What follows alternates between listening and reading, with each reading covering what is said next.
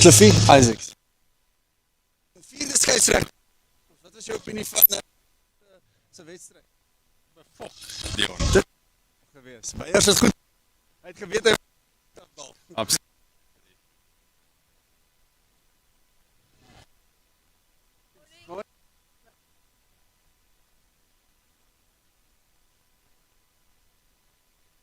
Competition to spend the day with.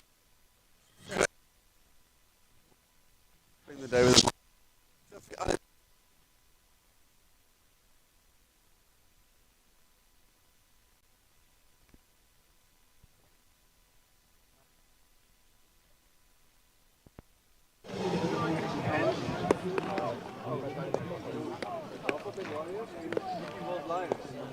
Dafabet just. Yep. It's on the board. It's on the board. Yeah, it's Dafabet Warriors, but it has to be Dafabet St. George's too. Yeah, so which way am I facing? This way. The toss, yes. Okay.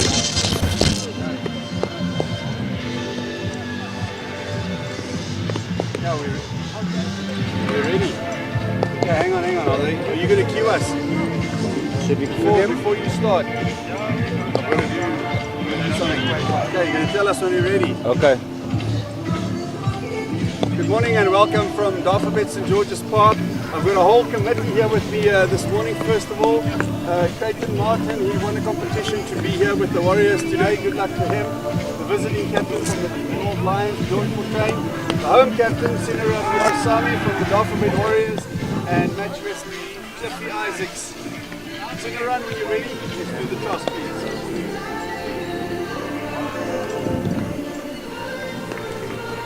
Heads is the call. And heads it is. Eventually we have A winner. the winner. George, what did you decide to do? Reason why? The last couple of years,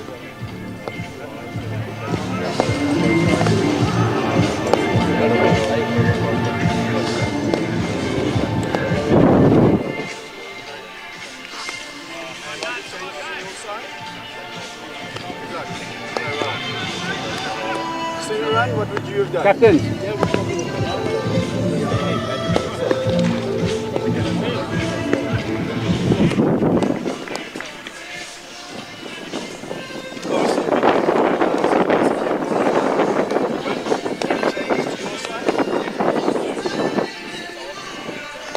Well, good luck and all the best. So the news from the middle, the DP World Lions have won the toss and they've decided to have a bat.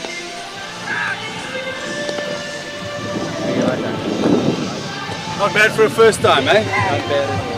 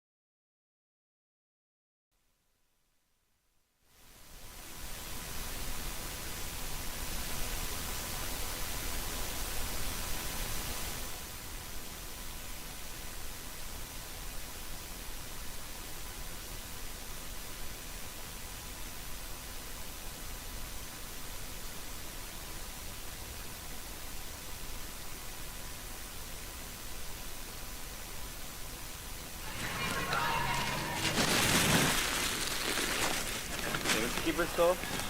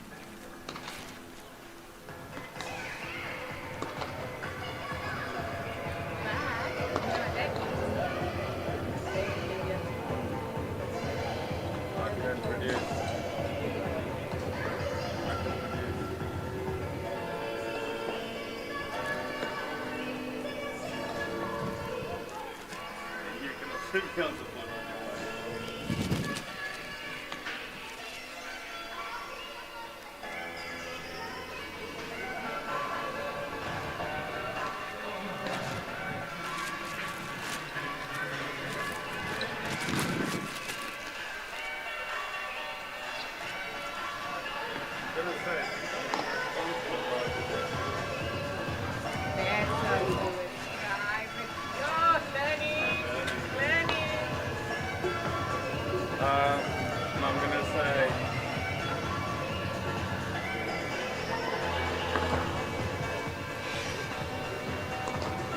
very much better here. Yeah, I think. Ja, Think dan. een bietjie lekker meer spasie. Ja. Doen hele in kom lekker freely beweeg. Die view is beter en so. Ek dink so ja.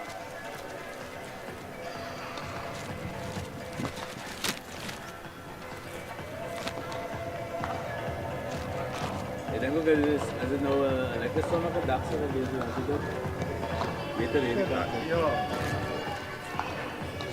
Maar dit is veel maklik die bal vanaf speel. Ja, yes, dat is 'n goeie klap.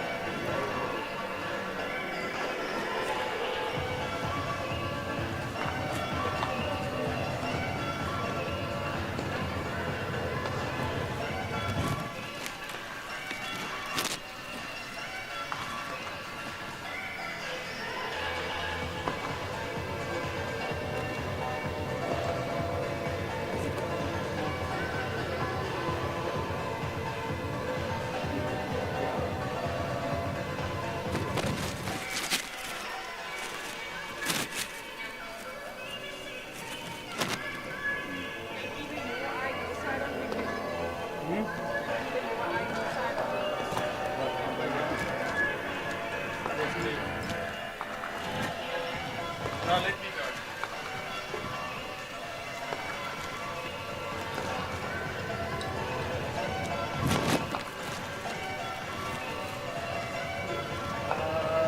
Micah, come in, Micah, come in. Are you guys sorted or you struggling?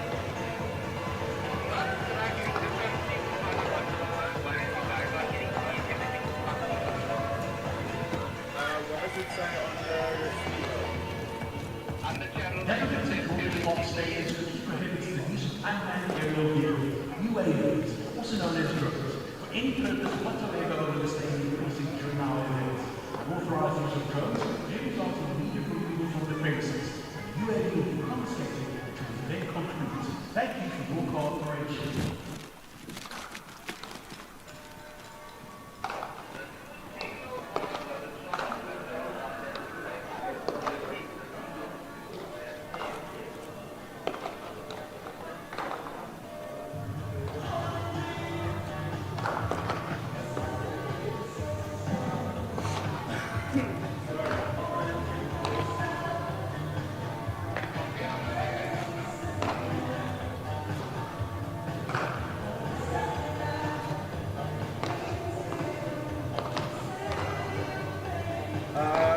Micah, just double check the levels for me if the level of the camera is correct. And we measured that by looking at the fence on the opposite side of the ground and check if that's level with the fence on the opposite side of the ground.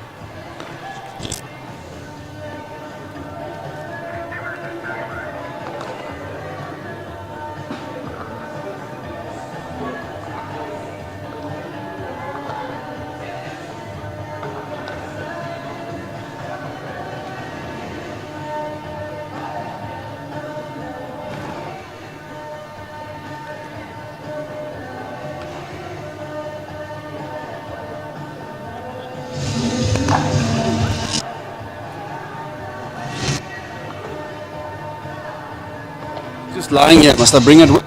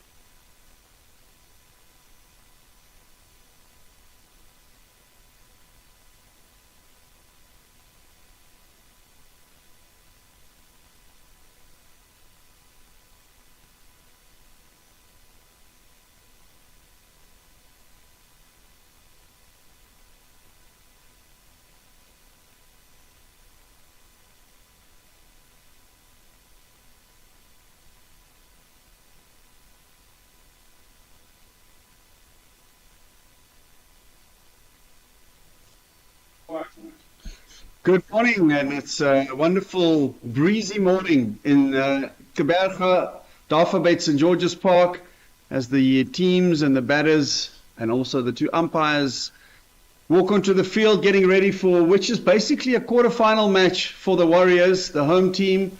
They know they have to win either way to make sure or give themselves a bit of a chance to get into the playoff positions.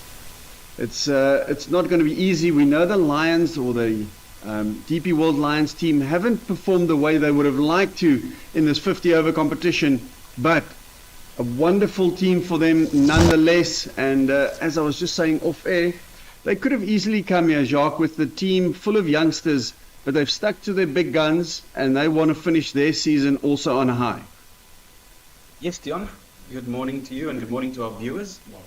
Clearly the Lions are here to play some cricket this afternoon or this morning. A crunch match for the Warriors, as you mentioned. A must-win game for them. Given some of the permutations, some of the other permutations, they've got to win this match. And yes, we're looking forward to a day of some really, really good cricket. Bayer Swanepoel has got the ball in hand. He was exceptional on Wednesday night. He's got to do the same again here. He runs into Maqwetu and first ball goes for 4. That was sweetly timed, Dion. Beautifully hit through the covers down to the extra cover boundary. That's the kind of surface where you want to bowl slightly fuller. This was the end of the match on Wednesday night. The Warriors had to win, as is the case today.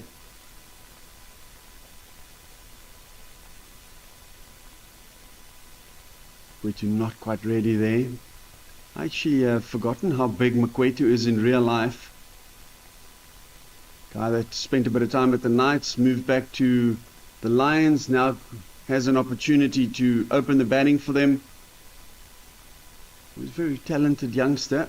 It's nice to see him getting a bit of an extended run in this team.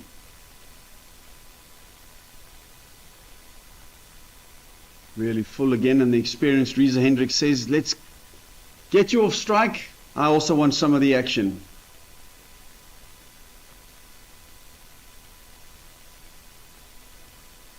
It's nice to see a guy like Reza here. You know, he's become a wonderful performer for South African cricket.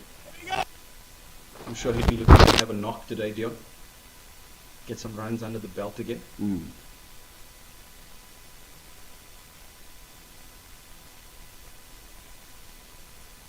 Just a little bit too full, I think, for his liking at the moment. What was impressive on Wednesday night was the control of length that he had, the length that hit the top of the off stump. As I said, this one for me at the moment, just a little bit too full. Still finding his feet, I'm sure. The thing is, though, you can't give a team like the Lions a flying start, especially in a must-win match like this one. That's the length. All of a sudden, a little bit into uncertainty from the batter. After the matchup against the Titans recently, Dion, I'm sure the Warriors are well aware of the fact that you cannot give these teams from up north a flying start. You were out there earlier today, Dion.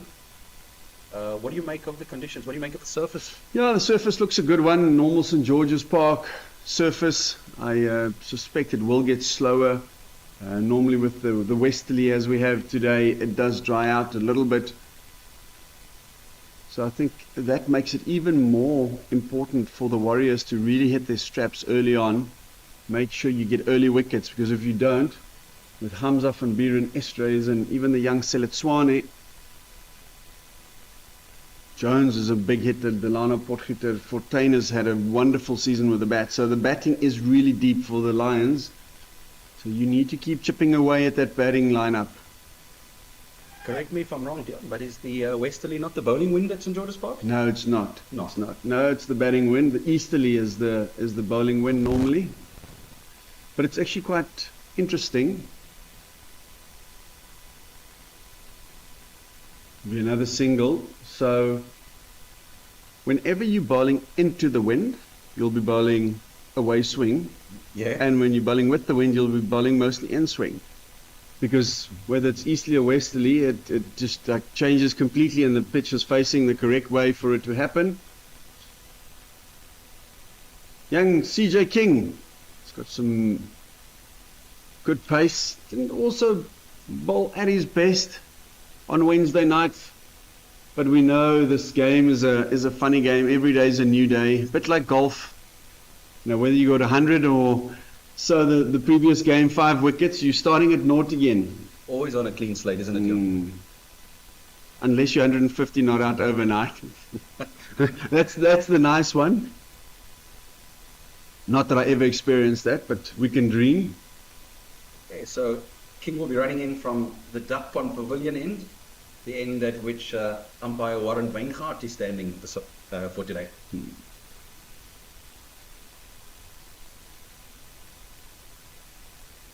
Similar field, just the one slip, fairly wide.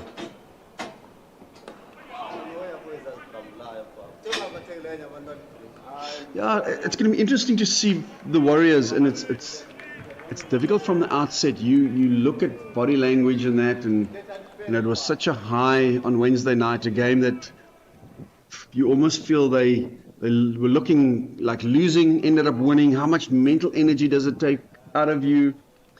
Can you get yourself up again for this match?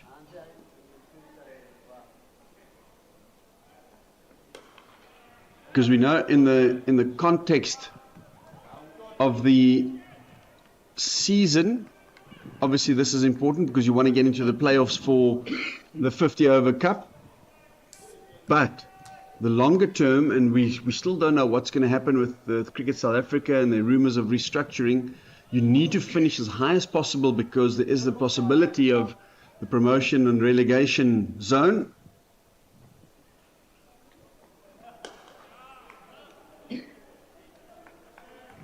In previous encounters, Dion, at St. George's, where CJ King has bowled, particularly from this end, he does tend to have a little bit more success with a slightly fuller length. It's quite a weird one today in a way with the westerly. You're running slightly downhill into the breeze.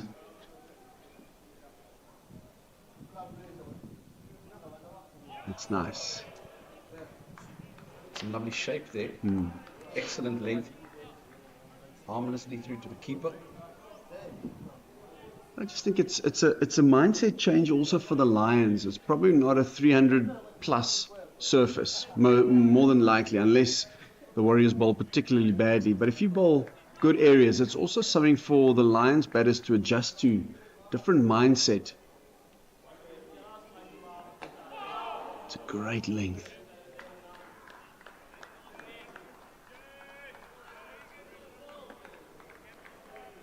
What would be par on this surface today, Jon? What would the Warriors back themselves to chase down? Anything under 200. I think once you get to, as we saw on Wednesday night, and there's not a big difference in stats with day games, day-night games, but anything over 220, 230, 240, then you have to bat really well.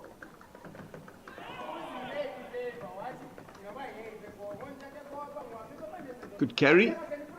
End of over number 2, 9 without loss.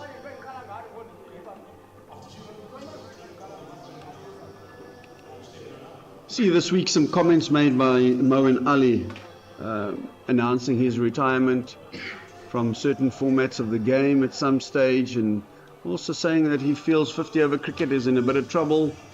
It's maybe a bit boring, whatever the case may be. You know, you're playing with 2 new balls. I don't know, we'll have to find out. You know, obviously the proliferation of T20 leagues around the world is going to put 50 over cricket under pressure. So does it still have a role in cricket? Dion, I think for the purists, the answer would be a yes. However, you look at your scheduling, you look at how much T20 cricket is happening in the world at the moment. There seems to have been a shift, I think a very clear shift towards T20 cricket and the longer format of the game. And obviously that's where the money lies. It would be interesting to see what happens. Yeah, it is. You know, obviously having played all three formats and now watching quite a bit. It's probably not the most exciting format. Well, definitely not the most exciting format. It can be at times, but for me, it still has a role to play. I think it'll be really hard if you go from 5-day cricket to just T20 cricket. This is sort of the bridge in between, because there's still some batting skills that you need as a batter in 50-over cricket, which, as this is going to go for lucky 4 runs, which you probably don't have in T20 cricket. Scoreboard says 4-1 Dylan Mkwetu as he Chinese cuts that ball down to the final leg boundary. See, that's the difference also. Playing at the Wanderers, the ball's coming on slightly quicker. This time, playing slightly away from the body. And you can well imagine the batters from up north, in fact, any batter for that matter, without ball coming onto bat.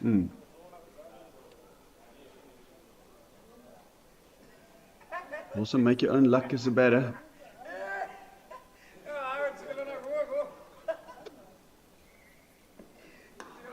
Now, this is just a wonderful example of what I've just said in the previous over. A few days ago, 4 for 9 in 9 overs by Swanepoel. Now he's bowled 10 balls, he's gone for 12 runs. And he hasn't bowled badly. No. First ball was slightly full, Yeah. good shot, but otherwise, as you say, it hasn't been like it's been terrible bowling. Yeah.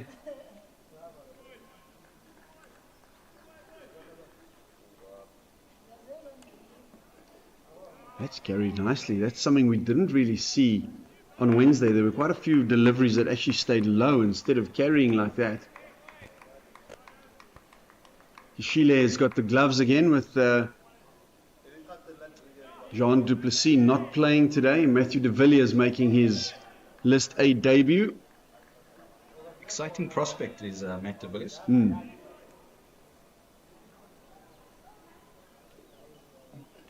That's in the air. Alfie Matoa will not be able to cut that one off.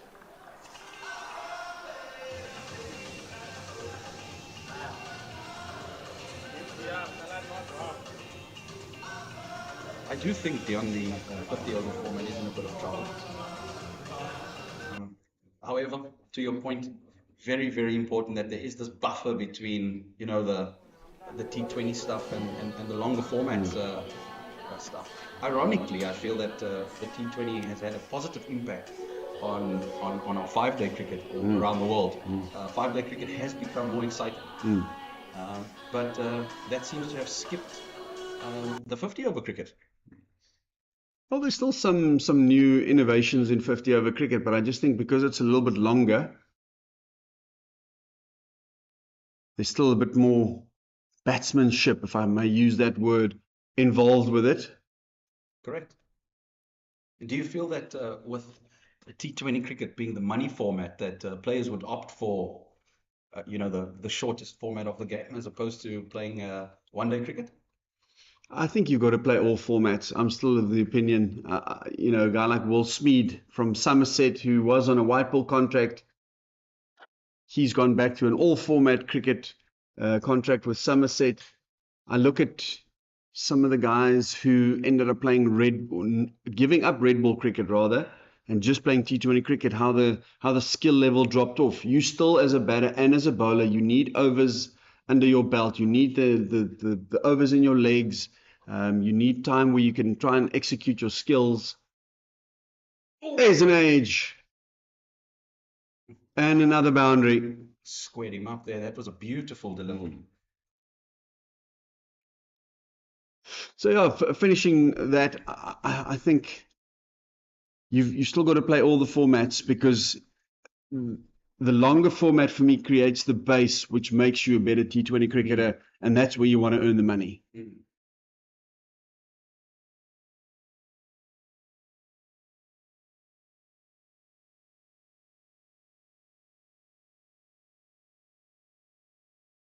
Oh, what a shot. That is Reza Hendricks at his best. Clears the boundary for a maximum. Doesn't look like he was in complete control of that shot, but the caliber of player that he is, he knew there was no fielder out there, and it was just about getting the hands through the ball. He knew straight away. He knew. With the wind, that is one heck of a shot.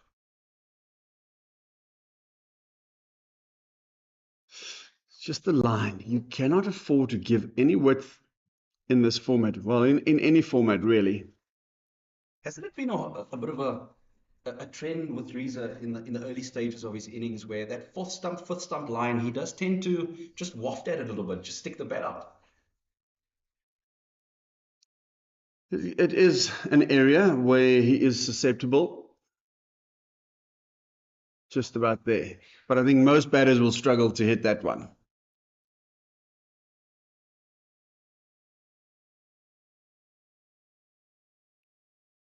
Good finish to the over, but what a start. 7 runs and over for the Lions. They'll be more than happy. The Warriors will be a little bit worried. They need wickets. They need a couple of wickets to get back into this match. And the Lions have gone about their business relatively quietly. That run rate sitting at 7 at the moment. Although, Dion, the Warriors have not bowled badly. There have been 1 or 2 sketchy shots that have resulted in boundaries. So this is something I was actually going to try and speak about on Wednesday, but I couldn't quite remember exactly where the clay comes from. But I know, if I'm not mistaken, most of the clay. So as we're looking at the image now, the pitches on the right-hand side all get the Gqeberha net bully. Yeah. And I know the ones to the left had some of the bully from Centurion. And I know A.D. Carter was going to change them at some stage. And it's aerial but safe. Where the ones with the Centurion bully, definitely the scores were higher. So maybe this is one of those surfaces. As I say, I'm not 100% sure whether it has changed or not. But that clay content does make a difference.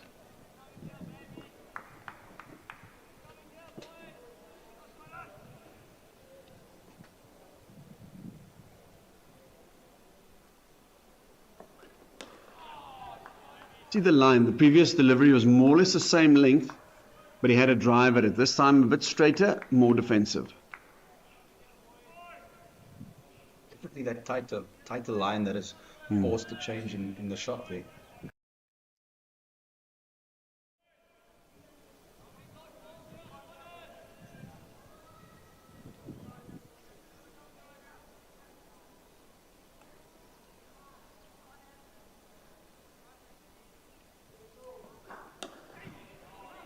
Walking down the surface to him. He's trying to make a little bit more pace on the ball. Swanepoel up to the task there with his length being superb.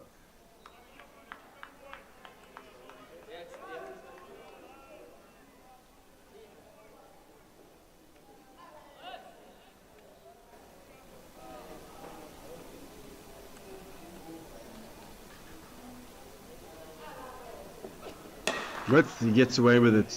Stayed slightly low.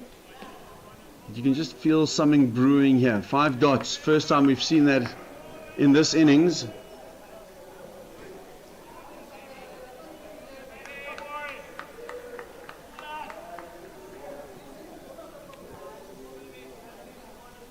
Be interesting to see how Swanepoel will close this over off.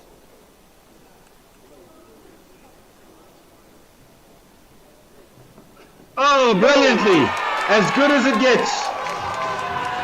Top of middle stump. Look at that celebration, Dio. Something was brewing.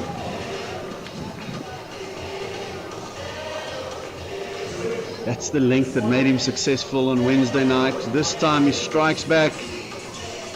Just had a feeling something was going to give. And you were saying, how is he going to finish the over? And this is emphatic.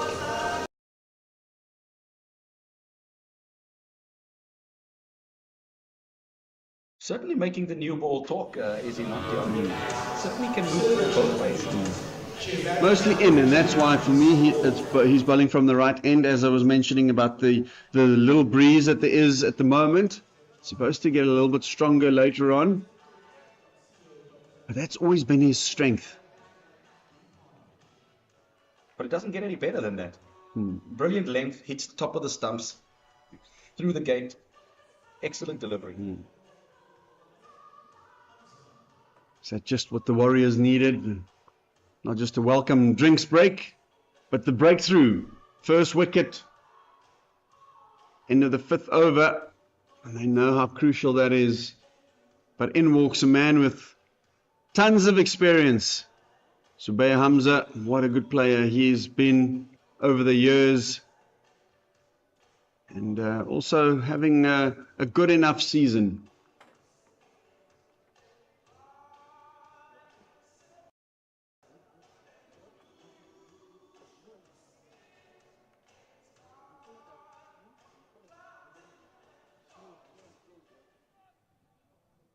It's time for Jackie to say goodbye for now, and welcome to Anis for the first time. Good morning, everyone. See, you've brought your laptop with. Give us all the stats. Well, it seems like it is a bit of a toss-up between bat and ball this morning. But that ball from Swanepoel was an absolute beauty, just coming in and doing just enough to beat the defense of Mkwetu. Oh, Beaten again. CJ King's just found the perfect line on this wicket at the moment. sometimes it's just too good, and the batter can't hit it. But you've got to be patient there. Just sit in, and if you do that often enough, some stage you'll get your reward. Definitely. That's the chat earlier on about the importance or the decline of one day, well, 50 over cricket.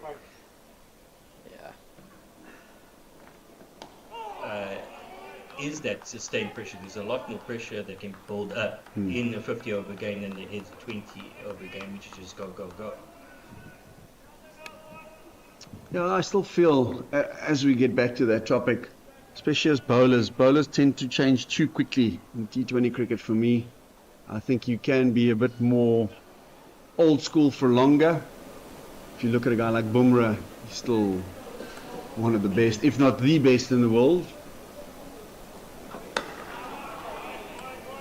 Yeah, in T20 cricket, a bowler only gets 4 overs. He doesn't have, they don't really have enough time to set a batsman up.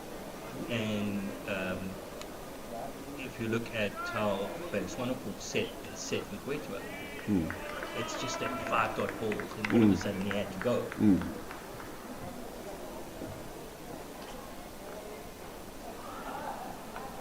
Is there an edge? We won't get to it, Breetske, anyway. It's safe there. But that's also the discernment on the batters as well. Whereas before T20 cricket, 5 dot balls is nothing. But now 5 dot balls batters feel like they have to go and they have to score runs. Oh, that's aerial, but well fielded. Just reaching for it. Good over, only the 1 run, and I was going to say it's important to follow up a good over from Gqeberha Swanepoel with another one. CJ King has done just that. Successful bowlers attacking each other up and down very well.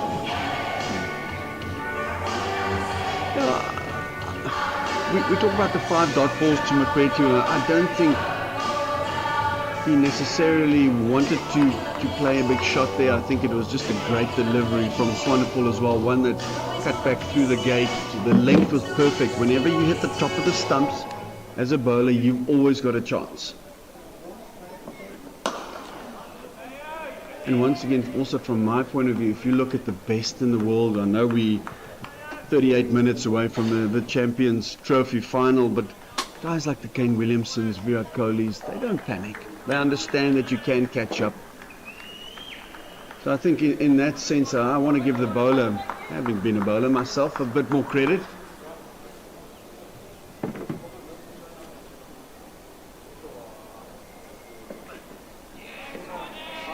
Yeah, but if you look at Swanepoel, 4 overs for 16 runs. you see that stat in a T20 and you think, "Ah, that's amazing." Yeah. But he was going for 8 after 2. So very well, he's brought it back very, very well. Which is what you expect from your senior bowler.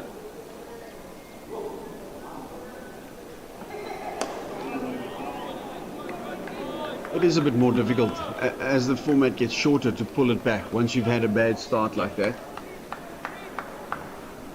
I mean, He is allowed to bowl more than 2 overs in a row. And I think that's where he got into his rhythm, where in T20 he had to be on it. probably saw 7 and 8 or 9 overs in a row from bowlers on Wednesday night. Beautiful. That one is coming away from using numbers. See, bowling is not really rocket science. If you landed more or less in that area, one comes in, one goes away, you've always got a chance. The odd good bouncer. The track to use advantage.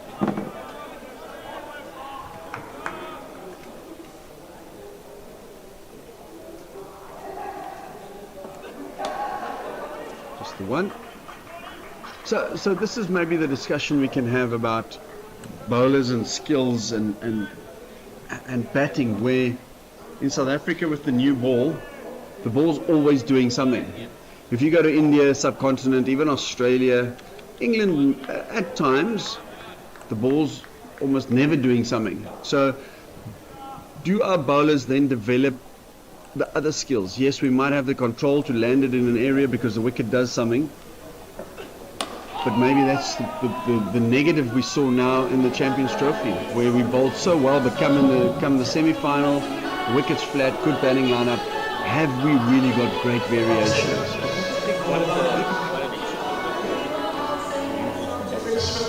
So where in the past you would get mighty wickets with one side, right side. Now you ball on both sides. It's not doing anything. It's not doing anything in the air. You're in big trouble. So also worth taking if the ball isn't doing anything, it becomes a very bad batsman orientated game. Just got a scratch on that one. Just continuing in with the angle of that one. You know, you talk about the 2 new balls. It is a batter's game. Don't ever forget that. And I agree. There's so many, call it us older players and good ones, not me, that say just have one ball again, because that reverse swing was such a crucial aspect. Oh, that's unbelievable. Has he got something on it? It says the umpire. Oh, what a delivery. This is almost unplayable. That one moved the other way. Just a hint. Just a touch off the wicket. Once again, the lengths are absolutely spot on, as is the line. You see Reza just trying to force himself forward because he knows he's getting stuck on the crease. Looking across, trying to cover up stuff. Interesting stat, just showing how the wicket is batted for the Reza wickets as an average of 34 in the 138 grand. The majority of them coming in one innings, scoring a century. So not easy to bat here in Port Elizabeth for away teams.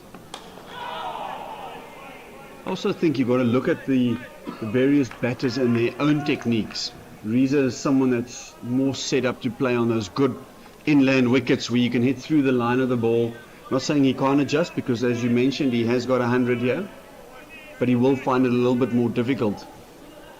So the ball travels on the high field. We've seen even in the international game on tracks along the coast. JJ, come in. Where the scores have not been as high as under high clock, the ball not coming onto the back. Yes, yes. You don't have to follow the ball like from fielder to fielder to fielder. You're going to tire yourself out, so it's rather keep it simple.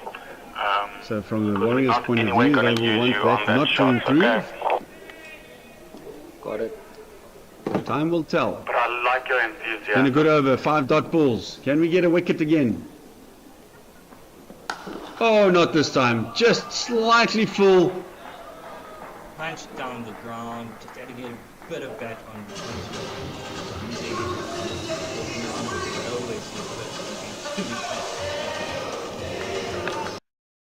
from a while ago.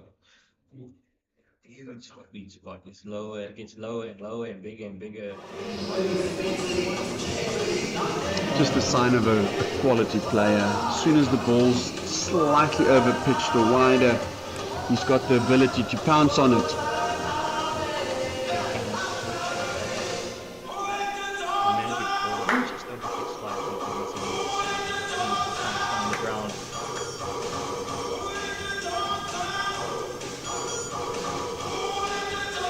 The start is now in a bit of a better one for the Warriors, where it was an absolute flyer after 4 overs. The next 4 overs have only gone for 6 runs.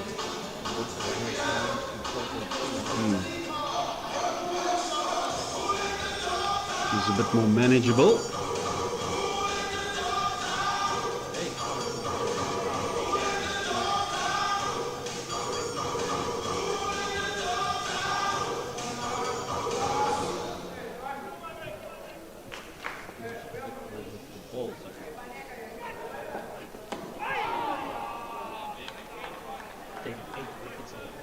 Average of 18.75.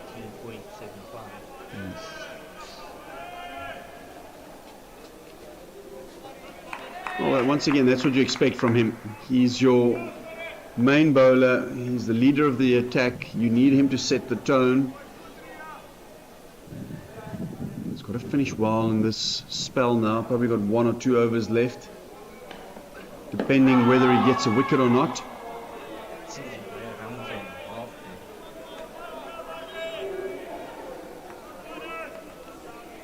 I do feel he's also more effective when he does bring the ball back at the right-hander.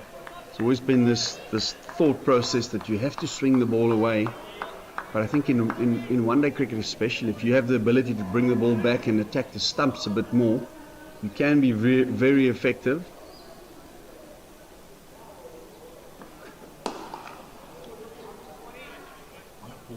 Bowling a very heavy ball. His stock delivery, which is coming into the right, according to players from Pakistan in the Champions Trophy. Craig Akram was saying that should be a stock delivery, and the one that takes it away should be a wicket ball, which is the complete inverse.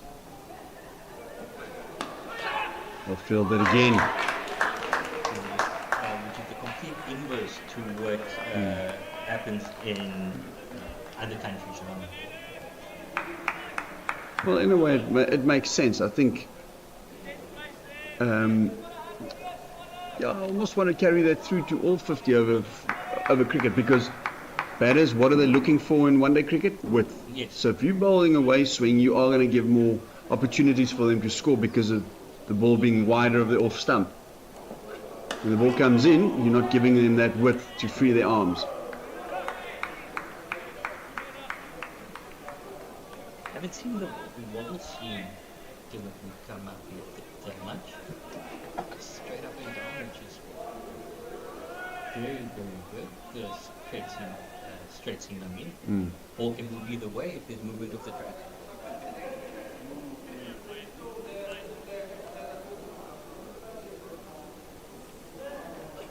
It's too short. He'll be livid with himself. It's been such a good over.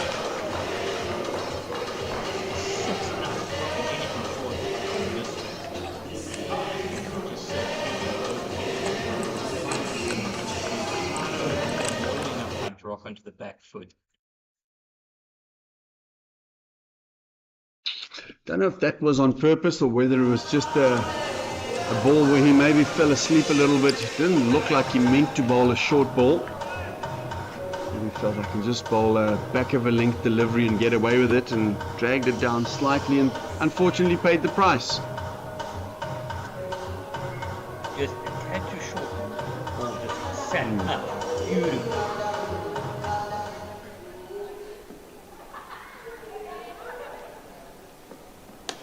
First ball of King's 5th over is another good one.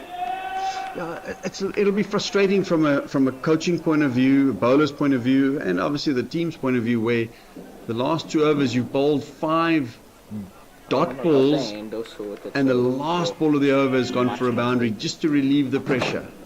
So imagine you take those 2 balls away, all of a sudden 9 overs you've gone for 30. Yeah.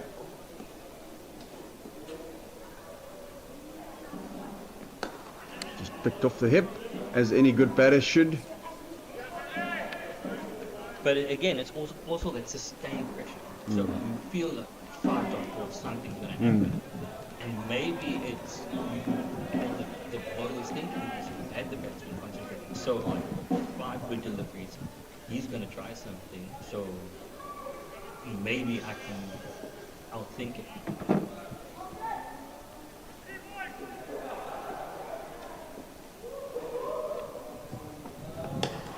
First delivery that King has bowled to Hamza. The other factor was Hamza was on 0 for 9 deliveries.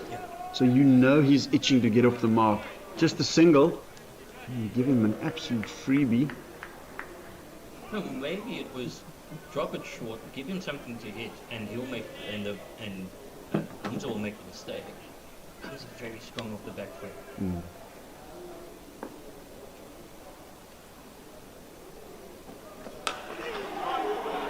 Great positions, but you can just feel something building here again. The Warriors, their disciplines have been better the last few overs. Besides that bound, he's been able to get it off the screen. Just off screen we see Alfie Matoa warming up, so expect him in the bowling attack pretty soon.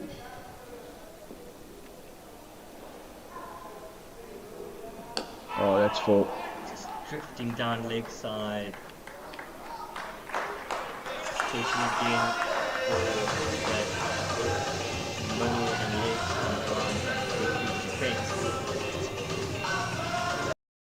Flick down to fine leg, and it runs away for 4. Yeah, that's unfortunately going to happen because you're trying not to give that width. Every now and then you will stray a little bit too straight. Oh, that's a slog. Not a pretty shot from Hamza. Just as we were talking about something happening, where Hamza goes to place, as they would say, an agricultural. Very much so. End of the power play, 45 for 1. The DP World Lions. I think it's a pretty even contest at the moment. After this,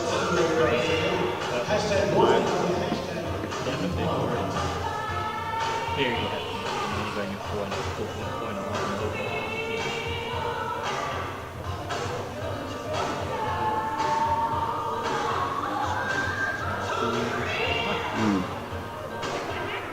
I think you can give him at least one more. You need a breakthrough. You need one of these 2. He has been threatening, and I think he is also more effective when the ball is newer. I also don't like double bowling changes. You're probably going to have that in any case, but also you've built a little bit of pressure, and you don't want to give it away now. It's so important for the new bowler, whoever comes into the bowling attack, to try and maintain that pressure. It becomes like a reset.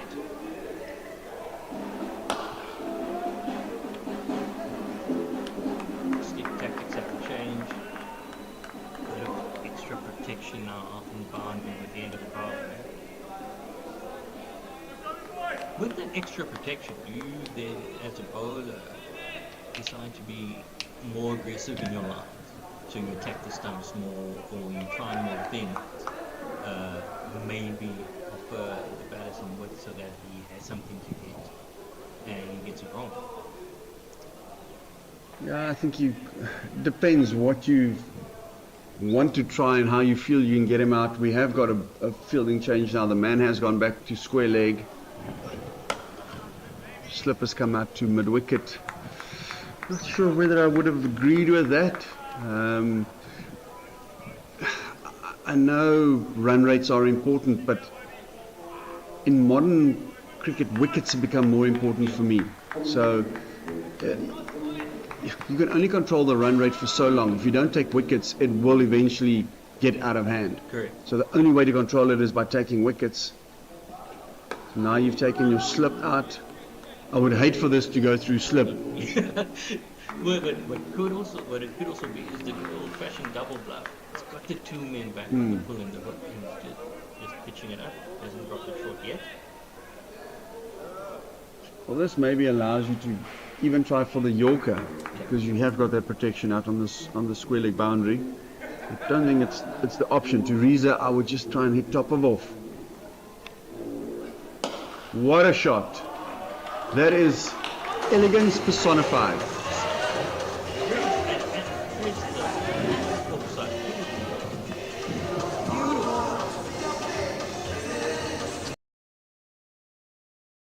See Reza Hendricks just rocking just leaning into it. See, now in my mind, that's what I also look like when I hit a cover drive. Only in my mind, though. Brought another field change with the man going out on the sweeper boundary. Offside, another frustrating over. 5 dots and a boundary. Just setting him up so nicely for 5 deliveries and just letting it go. That shot probably perfect place. So I don't think that I just want to feel that if that was a great shot. But it does get a bit frustrating. Captain that he's got the sustained pressure and it just falls away.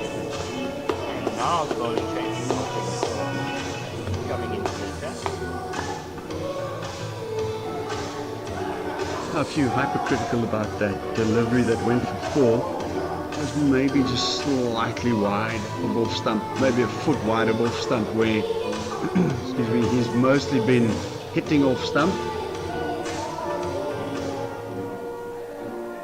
This is such an important phase. Every phase in a game is important, but so important for Alfie Matoa to come in now, hit his lengths. It's the kind of surface where he should be effective. Just a little bit slower, tends to hit good lengths. Just and straight off the mark, finding a very good length, as you were saying. Just touch, well, maybe that's the stuck line.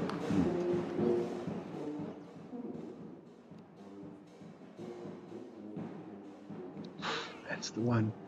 He still has the slip in, so nobody out on the leg side boundary protecting him, so you expect him to bowl maybe a bit more fourth stump line. Keeping it there consistently. This one coming back in to Gqeberha Hamza, previous delivery, just held its line slightly. Infamous St. George's band, making sure that Hamza's feet are moving. He's trying to dance down the wicket. Alfred Matoa is going to look at this. That's been trying to charge him down. Never happy as a bowler if you are bowling pace. Seeing a batter dance down the wicket to you. They are so synonymous with St. George's Park. It's a great start. Now there's no pace now. It sounds stupid because it's not like there isn't pace, but if you understand in cricket, it's just sort of sits in the wicket a little bit and the timing is slightly off. For me, and I'm not sure it will happen, but it might even be a good idea for the keeper, Kashile, to come into the stumps. Yep.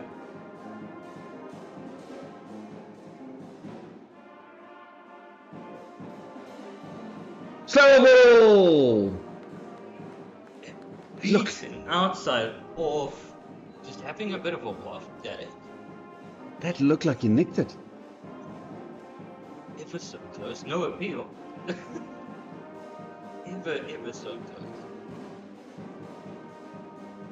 So it just looked like it after the bat it went away. Yeah. Anyway, 5 dots. Can he finish strong?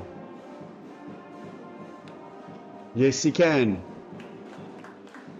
Giving a little bit of width, but as you were saying, John, the ball just sticking in the pitch, just messing with his timing, and Gqeberha just punches it into middle.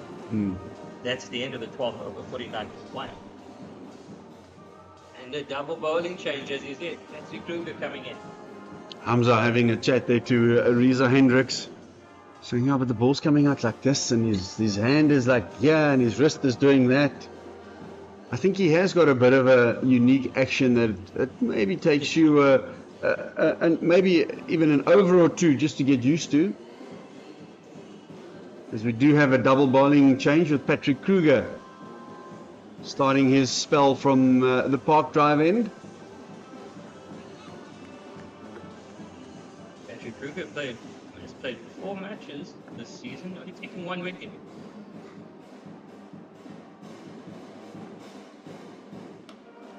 Would have been nice if I could have just gone, make that 2 now. Yeah. But again, the much like Bates, wonderful Patrick Kruger bowls a very heavy ball, digging in to the track. A bit more pace than Alfred Matoa.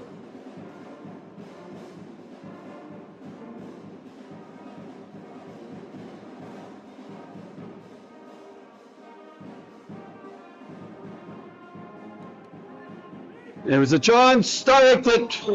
Direct hit would have been interesting. He does hit Hamza as well. Need a bit of strive. Rub it. No, don't rub it. You never want to show weakness as a batter. Well, if you can't bowl them out, throw them out. I think this has hit him on the inside of the knee. It's going to be quite painful. Yeah, Gqeberha is just going to have a bit of a sit, I think. And the umpires walked to him and he said to him, no, I'll be okay. But I'm afraid if this was a direct hit, as they normally are, it would have been the end of Hamza. Very, very tight. We're just looking at the setup. Reza Hendricks was batting a touch out of the crease.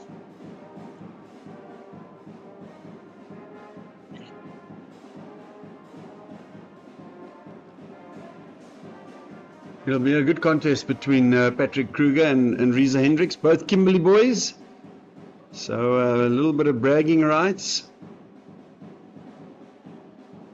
We see Gqeberha starts off inside space, but his trigger movement pulls him out.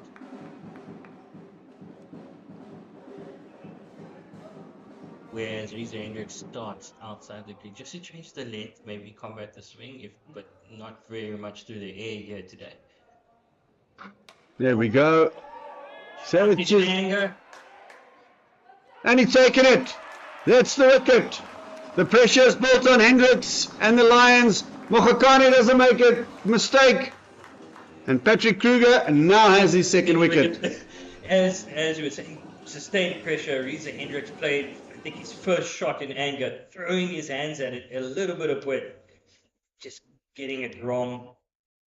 Straight up, and Mokhakane doesn't make the mistake, as he said, taking a good catch. As soon as he hit it, you could see the body language from Reza Hendricks, thinking, what have I done? It was probably the right idea to try and put pressure on the bowler, but the execution wasn't there. As he hit it, his head dropped. He was hitting against the wind. So it just held up slightly and spilled around. Just for 2 seconds.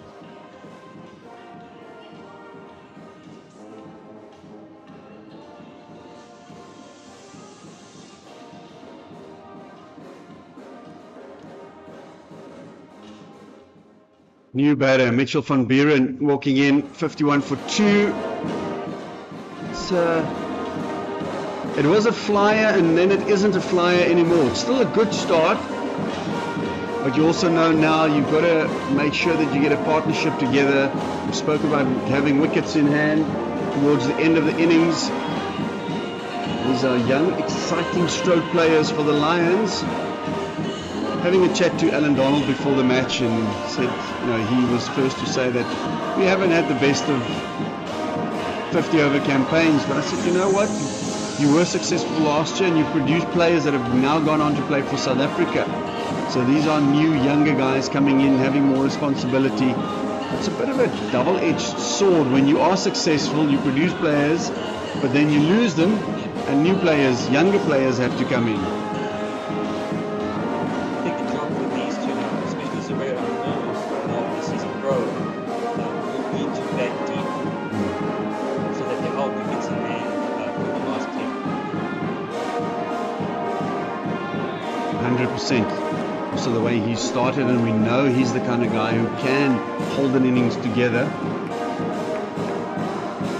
But once again, it's finding that balance of still batting at a decent enough strike rate to not put too much pressure, especially on the, they've got a bit of experience, the next couple of batters, but you still feel as a batter they're relatively young. You don't want to put too much pressure on them. That's why the middle overs were so important. Very busy at the crease. The middle overs are so important. We should not put it around. But like you said, you can't keep just have that deep depth. On that note, after 13 overs, 51 for 2, time for me to say goodbye and to make some room for John. Thank you, Dion. Good to be back with you, Anis. Welcome back. It's good to be back. Band has joined us as well. Such a vibe. It's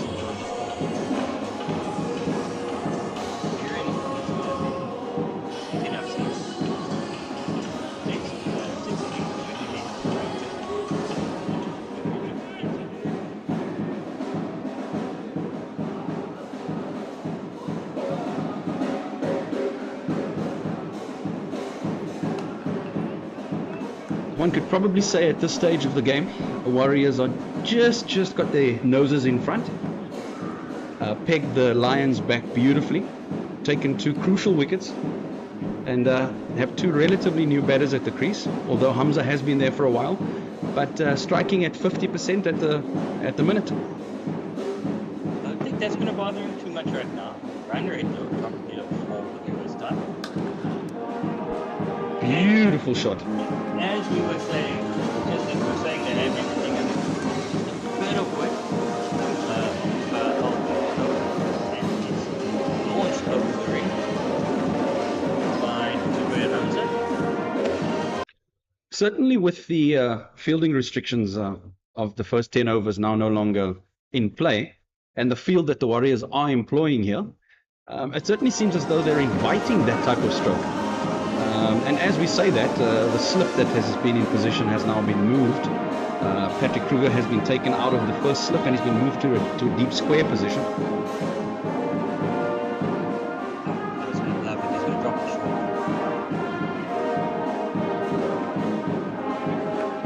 Just outside off. One short, but outside off. Gqeberha having a wafted it. And pulled it wide. And as is the nature of the surface, it really just set up. Said, hit me. Tennis ball bounce. Yeah, it's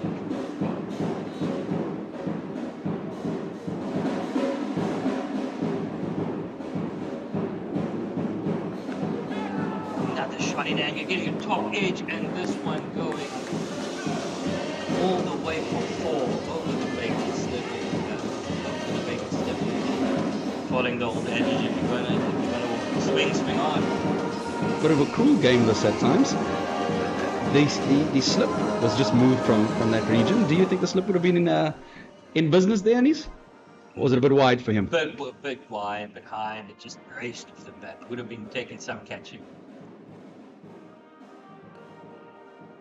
So I just worked away off the legs. Comfortable single. I think with the experience that Hamza has, he would know that playing on a surface like this, partnerships are going to be crucial. You've got to get yourself set on a surface like this, and once set, you can up the run rate. As we were just saying, at the start of this over, Gqeberha was batting at 50%.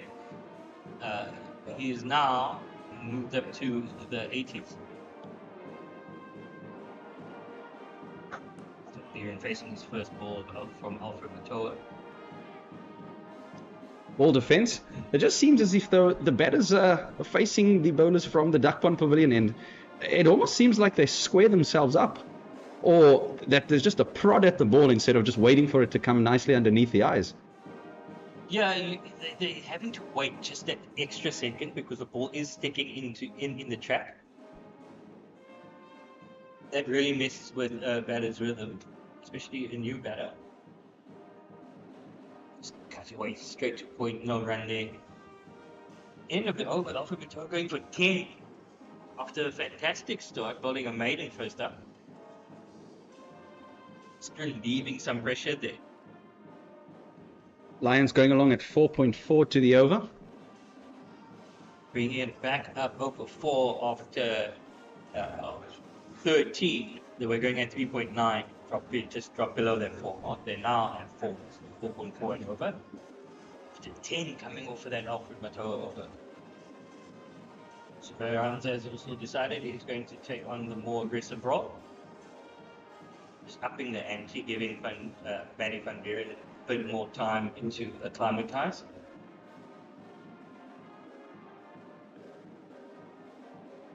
Again, good line, short of a length. Very tidy out there.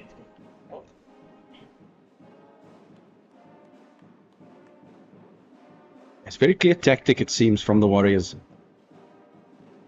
Hitting the top of the stumps, tight lines to the Lions batters, cramp them up, and so far so good. Kruger hoping to capitalize on a good start.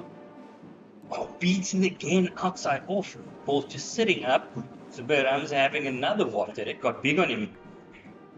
If anything, Anis, just that tennis ball bounce that we've seen that is just actually beaten the batter on that occasion. It seemed like he also had all the time in the world. It was just the bounce. It just sat up on him a little bit. Took him by it seems like it took him by surprise.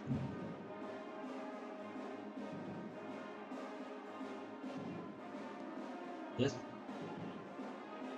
Bit of confusion, and now there's overthrows. But it was a good ball. Bit of a fumble in the field. It was a very good ball then by a signal. Get the single. So Hamza just cutting off there. Perhaps a bit overzealous from the fielder as well. Yeah. Certainly seemed as if the Hamza was safe and would make his ground nonetheless.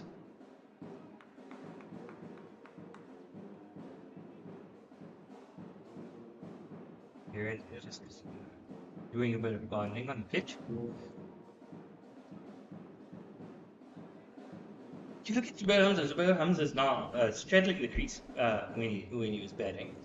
He was a bit further up facing Swanepoel. Good defense from Van Buren.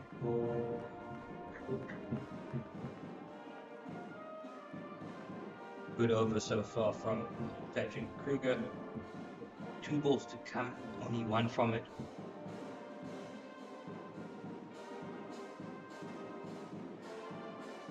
Buren still to get off the mark. Nervous North. Never nice for a batter to still be on to be on a 0. Ball defense though. Taking it in stride, reading the match situation well. Nanis, it looks like we've seen this movie play out in front of our eyes a few times today already. Yeah. A little bit of pressure by the bowler, a couple of dot balls, Last ball of the over, not much having come from the over or nothing at all. And now we wait to see what happens on the last ball. There's a fielding change as the very, very square long on comes into mid-on position. Mid-off, sorry. Van Buren up to the task. All defense not falling into that trap. That brings to an end the 15th over. Lions, DP World Lions, 62 for 2. This partnership now worth 11 runs. Very good over from Patrick Kruger. And the contest between the Van Buren and Kruger there was trying to see who would break first. Sustained pressure. Van Buren, after 7 balls, is still on 0. You're a very busy player at the crease. I do love a busy batsman. Yeah. Do love a busy batter, Anis.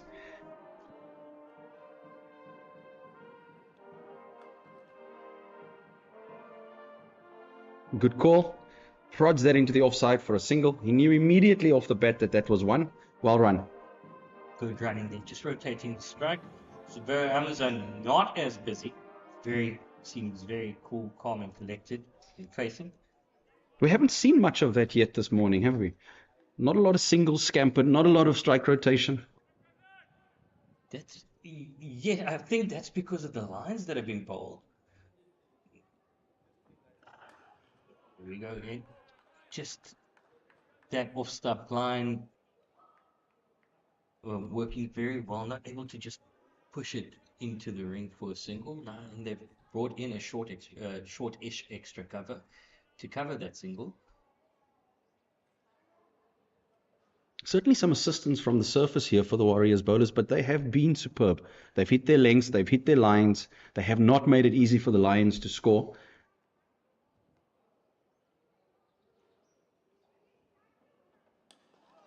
Straight to that man.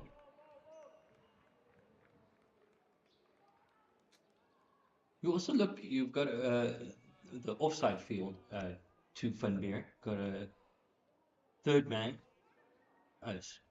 Galley, point, the man at short extra cover and a middle off. Just protecting that single. So that could be a reason why we haven't seen so much of strike rotation. Dancing down the wicket, trying to work it to the leg side where there is a lot of open real estate. The lines have also been so tight that it is very, very tough to run the ball even down to third man. For that sort of standard 50 over cricket single. And of course, with ball not coming onto bat, it does become a little bit more difficult.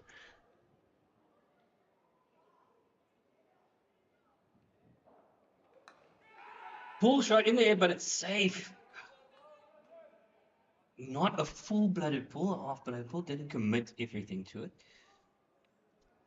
So in the end, a good shot, good temperament shown by Van Buren. He's off the mark after 11 balls. He had to check that shot a little bit. Just to make sure he didn't complete the shot before the ball had passed him. Yeah, exactly. The tennis ball bounced again, just sticking in the pitch. Batters having to check their timing.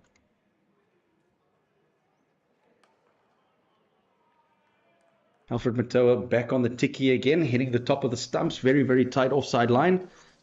Fantastic comeback over from him. Only 2 from it. The relief shot, as you were saying, to third man, they haven't been offered that much width. And as we were saying earlier, the flashing outside, or trying to get to that third man. They're not guiding it down, they're flashing at it. Because it is a relief shot now with the slip out. Kruger going to continue.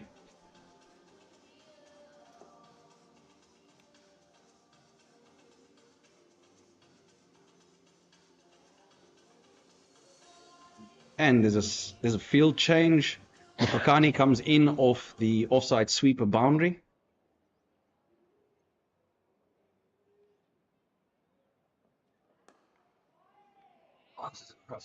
Dances across is Stumps a bit wider from Patrick Kruger. Now, if he had stood still, Van Buren, it might have been easier for him to do that guide to third man, but he danced across, trying to work it to the leg side. But Kruger just followed him, keeping it outside, outside his off stump, not taking the bait.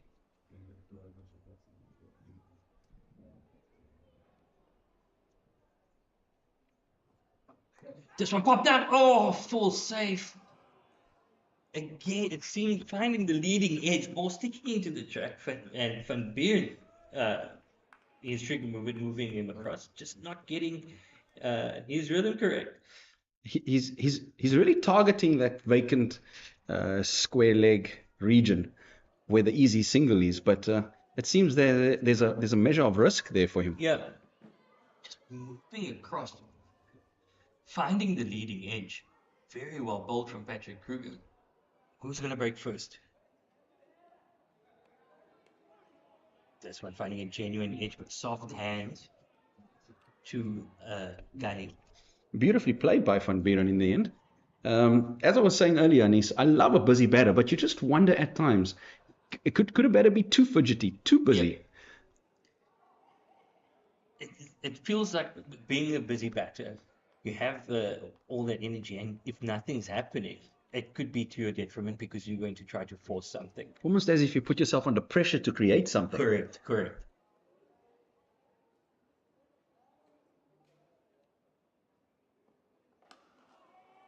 Good defense there.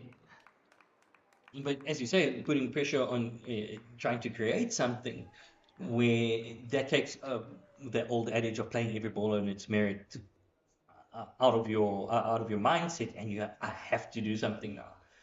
But that was a solid defense from Van Buren. I think he's realized now. Fourth ball of the over. Maybe just giving his mind a bit of a reset now. Again, solid defense. Beautifully bowled from Patrick Kruger. Once again, 5 dot balls in the over. Oh, he's going to have a go, isn't he? You reckon? He's going to have a go. His defense has been good. His defense really has been solid. But as we mentioned, busy player. And we saw for the first 3 deliveries, he was really trying to make something work. Last ball of the over now. Oh, beautiful. Beautifully played, just off the back foot, punched through the covers. Absolute perfection. Told you he's going to have a go. Not a lot of movement there, just leant into that and got the hands through the contact. Beautiful cricket shot. He looks so good when he's just still at the crease. Beautiful, just a push, just a punch on a tricky surface. Beautiful cricket shot. As you were saying, he was still at the crease, not trying to force the issue, and he stayed still. Didn't move across as much as he was for the previous 5 deliveries, and just stood there and just let his hands go through the line. And a beautiful punch, amazing timing.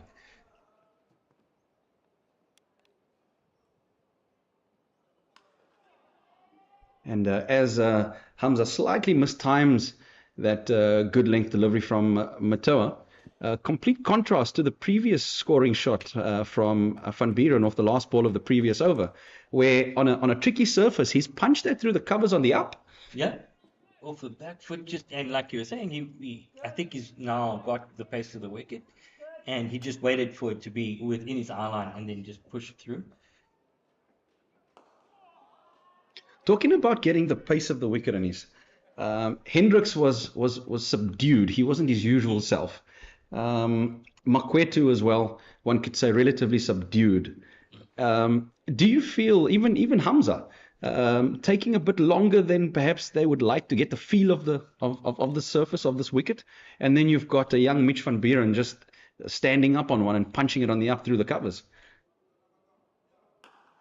As he pulls this one straight to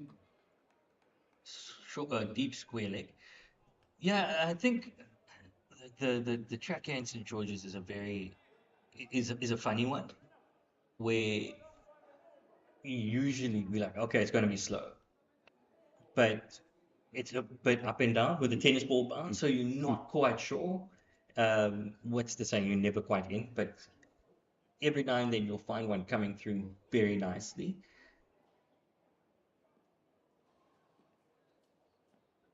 Van Buren works this off his legs down to a fine leg. They're taking the single. And what it does create, Anis, is it certainly does level the playing fields. It does create a contest, a good contest between bat and ball. And we should see this throughout the day. I think as well the type of bowler that is coming in, like Swanepoel and Kruger, bowl very heavy balls compared to Alfred Matoa and CJ King that skidded through. And I think though the Alfred Matoa and CJ King skidding it through is where the batters are finding it a bit harder to score because of the tennis ball-ish bounce. Every now and then one of these balls will come up and surprise you.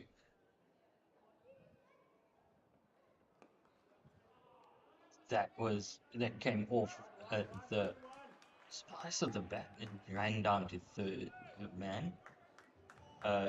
Came on a bit quicker, that one. Alfred Matoa putting in some effort. It's the end of the 18th, 71 for 2.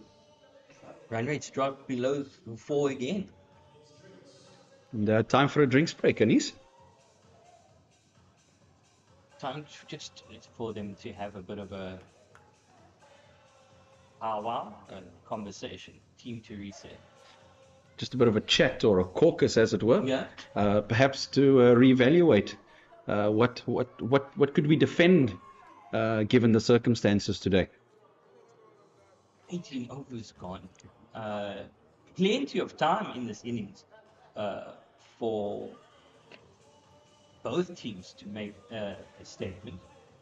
But St. George's Park has always not been the highest scoring ground.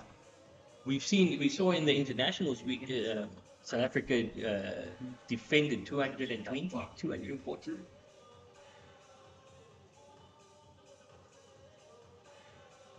So in the T20, in the SA20, that 160 in 20 overs is par. The story as it stands today, the DP World Lions won the toss and chose to bat first. After 18 overs, they are 71 for the loss of 2 wickets. Reza Hendricks, quite a subdued 25 from 39 from him.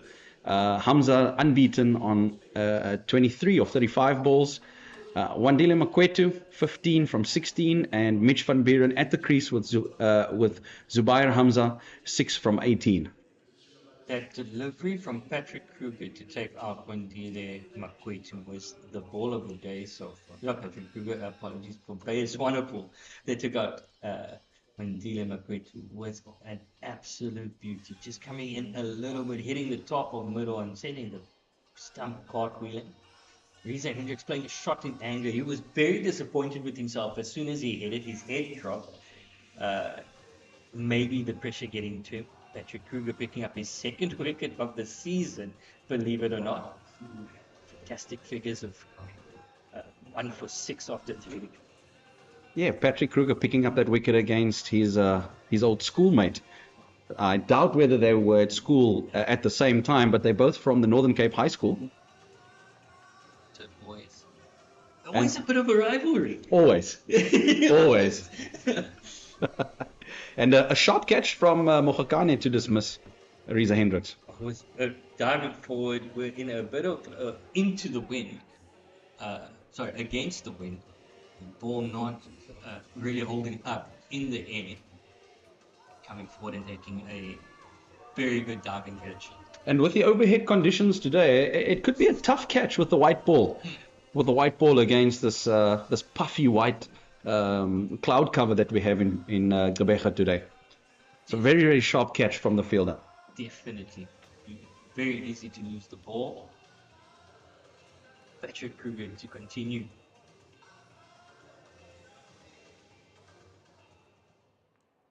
And a deep backward point. And at third man, offside. Oh, into the covers, a bit of a messy field, and they come through for the single. Gqeberha Hamza was on strike. Interesting tactics being employed here by the Warriors. Oh, it seemed as though that man on the sweeper boundary on the offside would come in for Van Buren, but back he goes. And the field remains the same for both batters. Giving him that big gap. And he works this one to the leg side. Well cut off there on the boundary. And they come back for the second. Offering him a big gap between gully and cover with that sweeper out there. Maybe just giving him the option, and it's giving him a run scoring option if he dances across the wall. Just pushing it through there. With the lengths that the Warriors are looking to employ here, I think hitting through the offside is always going to be a bit risky. It would require the batters to actually hit the ball on the up, on a surface where the ball does hold up. And who knows, perhaps you're bringing that cover catcher or the cover fielder in front of square into play. Yes, as you said, playing the ball on the up with Patrick Kruger bowling a very good length, and his lines have been perfect as well. Just outside, off, top off stump, but as you're saying, always having to play on the up, maybe to get that gap. It's very enticing. Looks like that one just surprised Van Buren somewhat, but he's navigated it, he's handled it well. 2 balls remaining in this the 19th over. Lions going along at 4 runs and over. Again, a heavy ball, which sat up from a good length, and like you said, surprised Van Buren. But he was all over it, covered it well.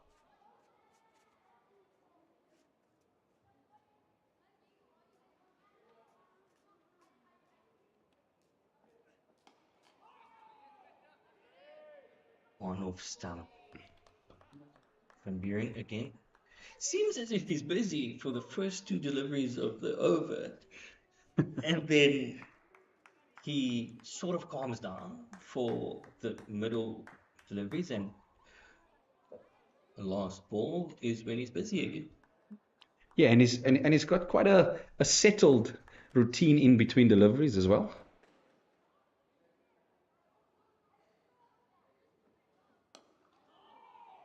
So a player that seems to understand himself, understand that he needs to switch on, switch off, needs to settle himself, even in between deliveries. Gets himself in that bubble. Yeah. As we saw with the last delivery, again, he's on the wall. Big trigger movement. But as you said, between deliveries, he's got a set not as bad. I think the worst I've seen was Neil McKenzie. The superstition between balls, and now a very fidgety player now, and he's amazing. Is Steve Smith has to touch everything between deliveries just to get himself in that bubble. So the strike rate that Van Buren is going at the moment, he's got 8 runs from 23 balls. And I think as a fidgety batter, that is definitely in the forefront of your mind. Yes, yes.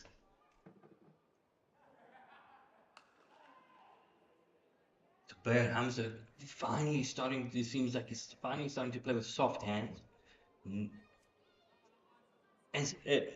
interesting, if you look at how the same length, when Patrick Kruger was bowling, Patrick Kruger hit the same length as Alfred Mantoa against Van Buren, and the ball sat up and surprised him. And we look at the one that Gqeberha Hamza just pushed through very nicely, didn't come up as much, just stayed a bit low. Protection there on the deep square boundary. Alfred Mantoa just straying onto the pads and working nicely by Van Buren. It certainly seems as if even though the run rate hasn't been great for the Lions over the last few overs, there does seem to be a semblance of fluency settling into their game, looking to rotate the strike. Bernham's batting deep in his crease. Slow one from Mantoa, well read. Pushed it to middle. That's very interesting from the Gqeberha being that deep in his crease. And as Dion was saying earlier, maybe Gqeberha should come up to the wicket. Certainly not a lot of movement in the air or off the surface from Matoa. Perhaps it's to try and ride that little bit of extra bounce that might be in the surface. That one dropped short. You'll have to re-bowl that one, as umpire Weingaard calls that a wide. Awesome. Well navigated by Gqeberha, but a surprise ball from Alfred Matoa, dropping it short.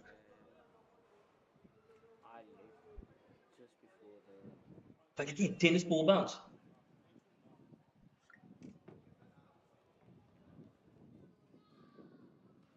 Dances down the wicket and just munches this one through to Kyle corner. Doesn't get all of it, but gets enough on it. Beats the fielder to that wide-ish long on boundary.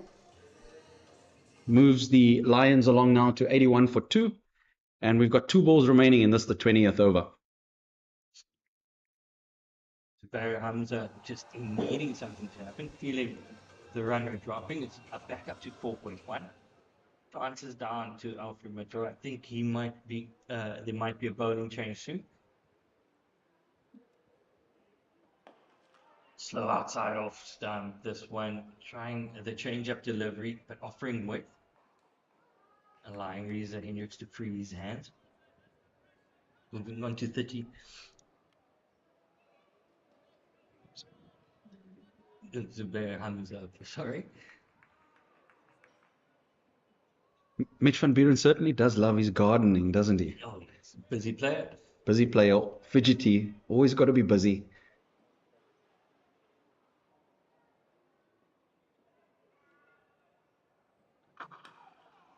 It's a great sound off the bat, but to a wideish mid wicket for no run. 82 for 2 after 20.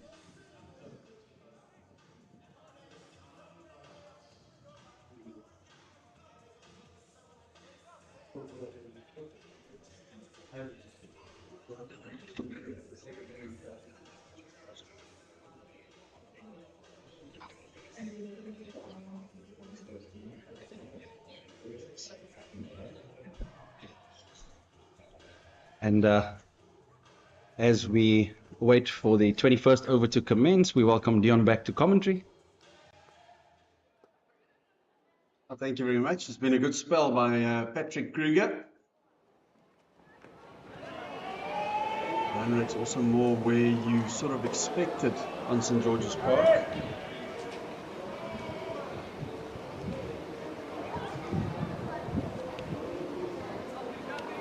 Absolutely, Dion. Looks like that delivery has caused Hamza just a little bit of discomfort. Hitting the balls with a hit on the knee earlier, and now this one. Never pleasant when the ball misses all the padding that you've got.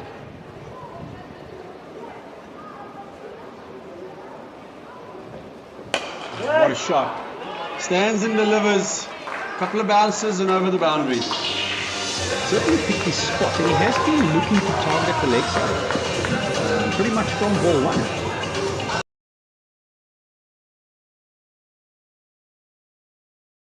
And as we mentioned earlier, Dion, it certainly is a surface. Certainly is a surface where partnerships are so important, and there's a bit of a partnership brewing here now. They've had to work very, very hard for their 36 runs.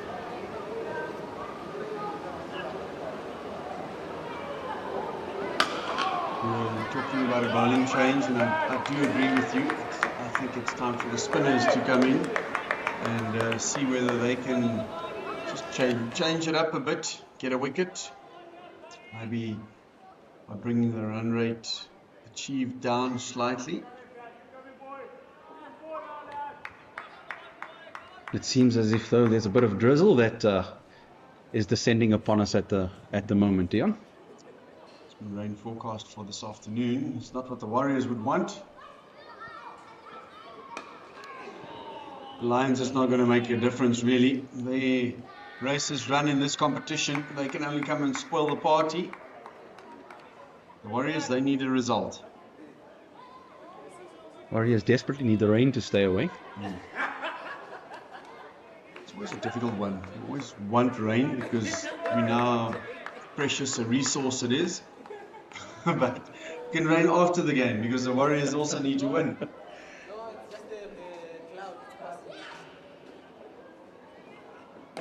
Let's just flick that nonchalantly. Will he get more than one? Yes, they will. Become a good over now. Exciting player, this Mitch van Buren.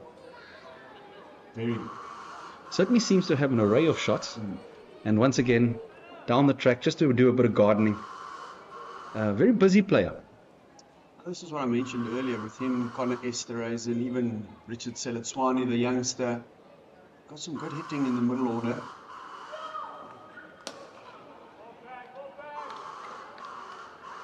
End of over 21, 89 for 2. Interesting contrast in energies, if I can put it that way, between the two batters. You've got Mitch van Buren, who's a very busy, fidgety sort of player, and then you've got Hamza, who's just very subdued, very quiet. Will do a bit of gardening every now and then, but pretty much just goes about his business quite quietly. Isn't that great to have different personalities and different people in your team? That's what makes a team at the end of the day, is having these different characters in it.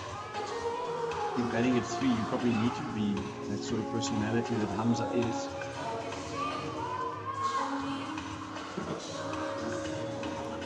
Do you have a bowling change? Jason Robenheimer coming into the bowling attack. Was a little bit expensive on Wednesday night. Came back towards the end and got 2 wickets in an over and changed the course of the match.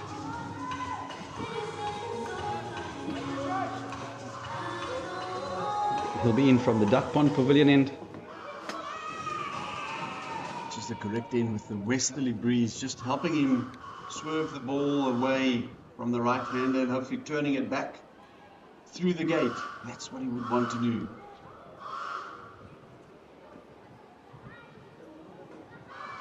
If you bowl that length, deftly played by Zube Hamza. Great start. Not for the bowler, but for the batter. Beautiful, beautiful shot down to that vacant third man boundary. I think many batters would be looking to cut that through down towards the deep point boundary. But Hamza, being as experienced as he is, knows that there's a fielder out there.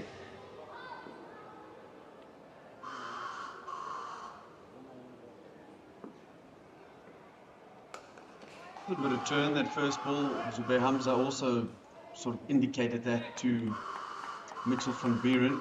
I'm still surprised that Robenheimer doesn't bowl around the wicket more often, especially to the right-handed batters.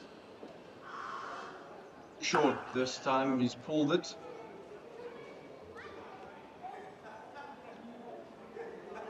That man down on the cow corner boundary has been busy today. A good catch earlier. Excellent catch. Got rid of Reza Hendricks, which was a massive wicket for the Warriors. We need another one now.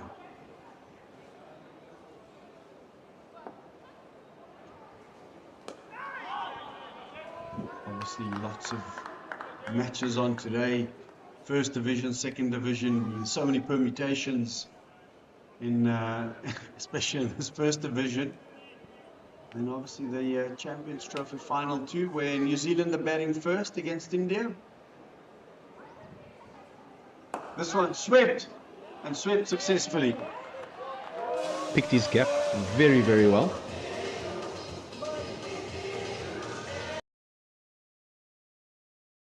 Made sure, in order to pick that gap, that he was inside the line to dissect the two fielders on the boundary on the leg side.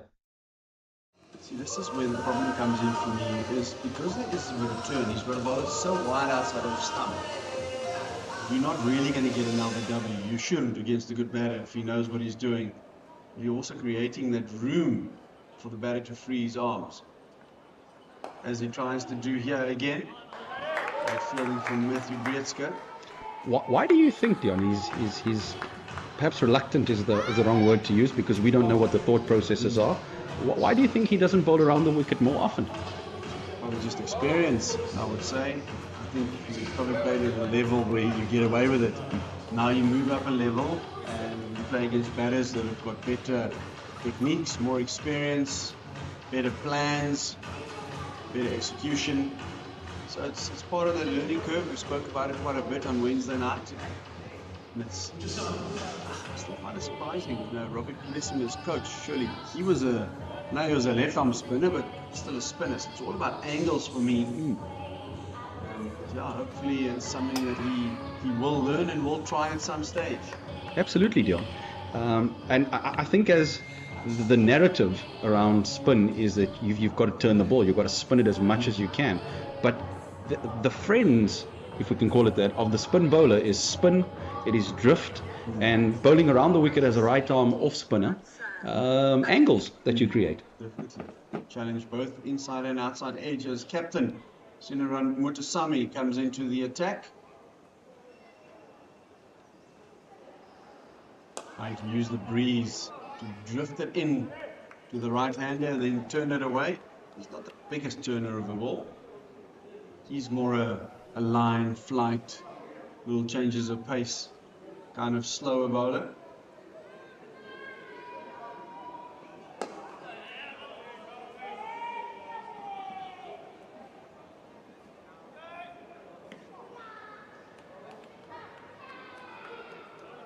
Run rate creeping up ever so slightly. Obviously what you expect when there's a partnership, which is now 48.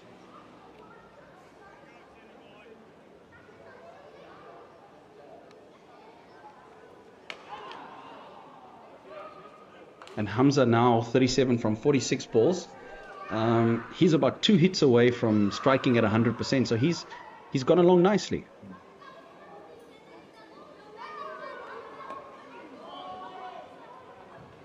If you think he was on naught for the first 9 deliveries, he only got off the mark with his 10th delivery that he faced.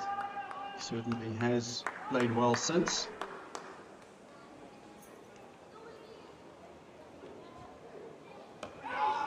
He's trying to upset the length of the bowler here.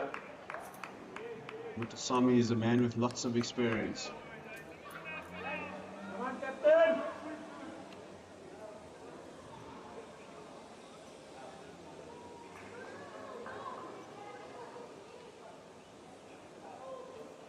This one picked up. Long boundary, but it clears it easily.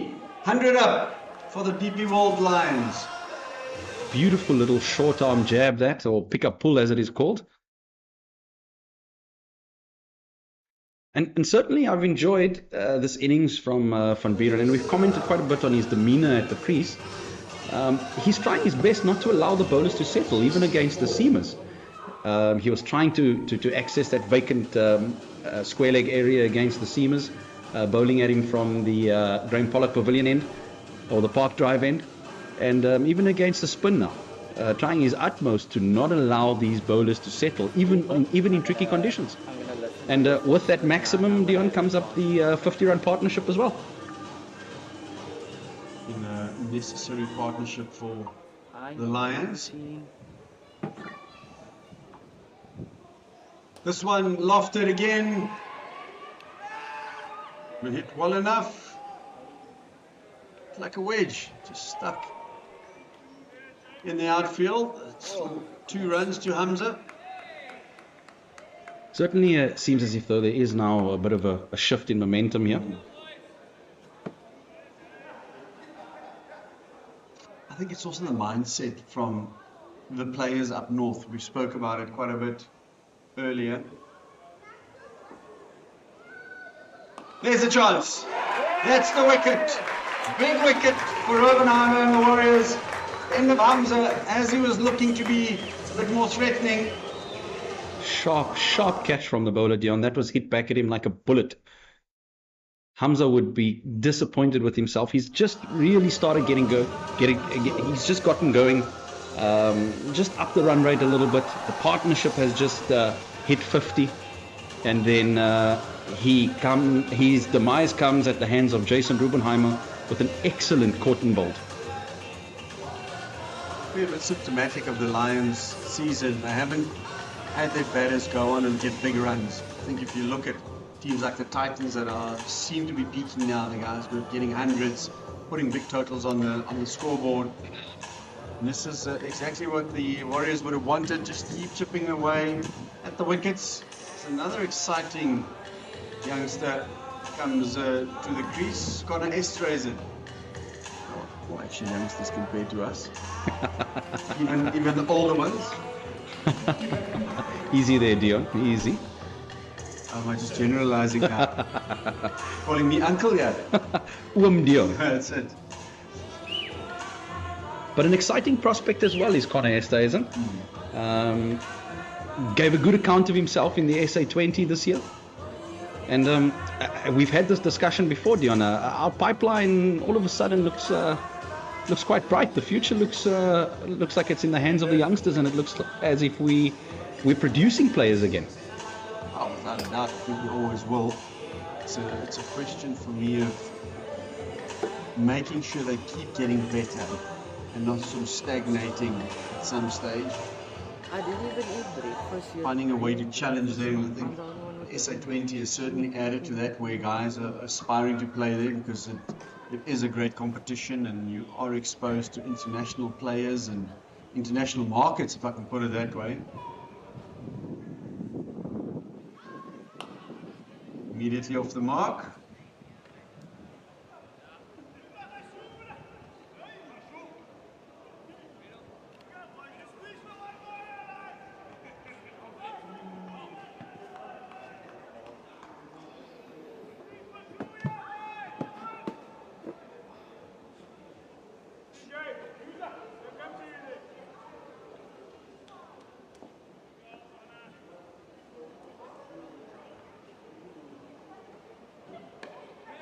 Oh, there's a cheeky single here. Direct hit would have been close.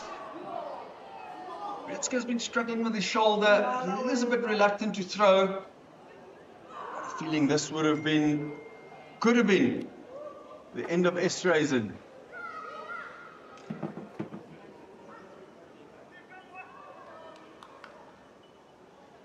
Match has certainly come alive in the last few overs.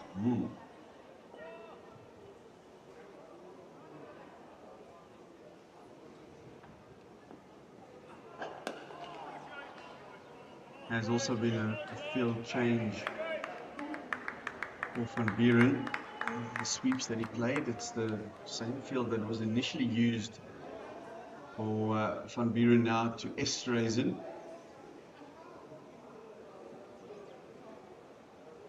Nice flight. That's the one, the classic delivery, looking for the ball to go between bat and pad. Successful over for Oppenheimer, 1 for 13 in his first two. A player who works very, very, very hard on his craft and his skill, Dion. There isn't a day that goes by that Rubenheimer is not bowling. Whether it be to batters, whether it be target bowling, he's always working on his craft. Just want to mention the youngster standing in the background there with the white shirt.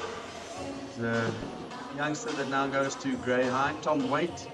His grandfather is Johnny Waite, who played for South Africa. And I remember his grandfather and Sido Lynn having a sports shop called Alec Palmer in central Johannesburg, where I used to buy my kit as a youngster. So it's amazing now for him to also be playing cricket, also keep a batter like his grandfather was. Also some sad news the last week or so. Ron Draper was the oldest living Test cricketer. He passed away a week or so ago, had his memorial service on Thursday. Lived till 99, just missed his last 100 unfortunately. Good innings. Very good innings. It's the old adage, you know, you always feel disappointed not getting the 100. There's an appeal, no success. But if I told you you're going to get 99, you probably would have said, yes, I'll take it. Thank you very much. Where do I sign up?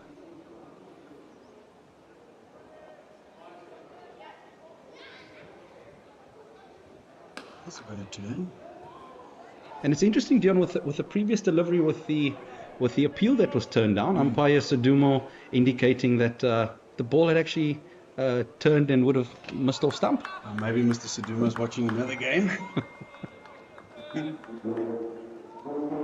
sure that's what the player must be thinking.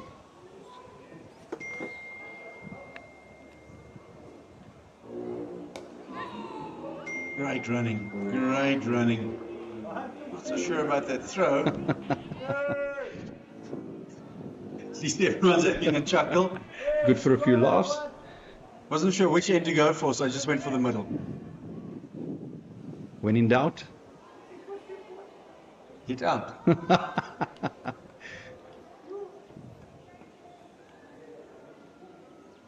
little bit slower, but the Lions just allowed him to work on the leg side.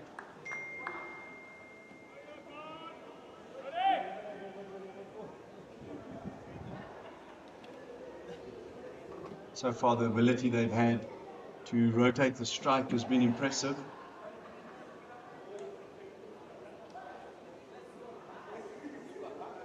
It's the sweep. Should spin away from the fielder, and he does well. What a great dive by Herman on the boundary. Some excellent work by the fielder down on the boundary there by Jordan Herman. It's almost as if the ball was always leaving him, spinning away from him. He's got some acreage to cover there, which he did well. End of over 24. 115, 25 now, sorry. 115 for 3. And one could say now that the DP World Lions are going along nicely. It has been a bit of a topsy-turvy affair. They started off quite well. First 10 overs going at 4.5 and over. They were pegged back by the Warriors for a few overs after that, and now they've gotten that run rate right back up there.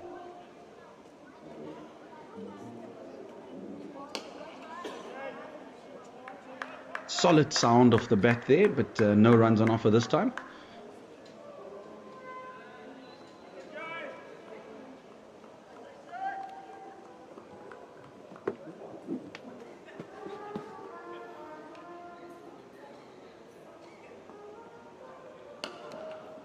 Just slow enough for the batters to be able to play comfortably off the back foot. And an interesting observation, Leon, and you'll guide me here. I recall India playing here last year in a T20, and I remember their spinners running in and bowling it quite quick and quite flat. On the same surface, if memory serves me correct, and I find that our turners, our spinners, still take the traditional approach of just lobbing it up there often. It's a difficult one. I think each surface has a pace that is ideal for it. I think if Robenheimer was to bowl quicker, I think the first ball of the over was the quicker one and didn't turn as much. So once again, it comes back to experience for me. Robenheimer, he's going to learn as he goes along what to do, what sort of surface, what sort of paces. That one's even slower, it doesn't pitch, but it will hit the boundary ropes.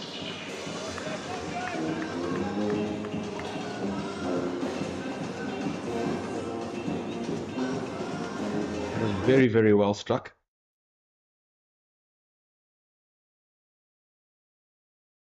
Nobody moved. It was a slow jog for the fielder to that long off boundary to collect that ball.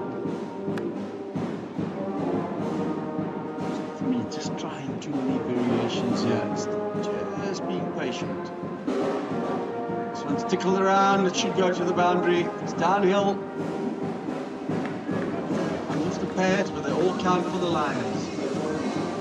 And it's an interesting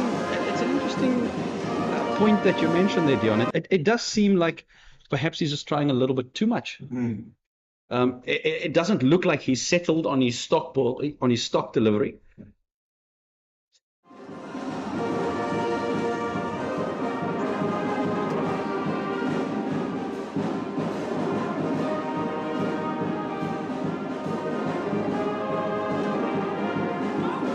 Another risky single, but they managed to get through.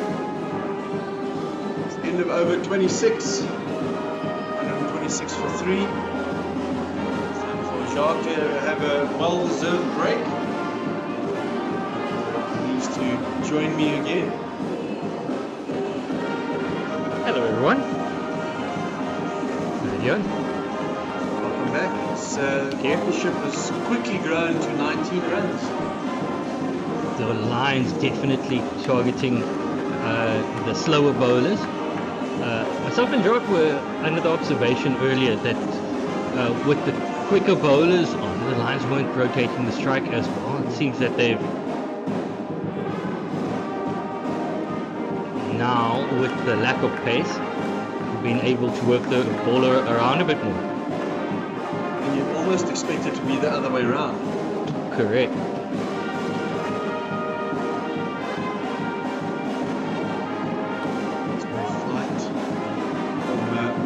As the band starts up, they've been a bit quiet. Maybe they feel they need a bit of inspiration here. The Warriors should need another wicket or two here.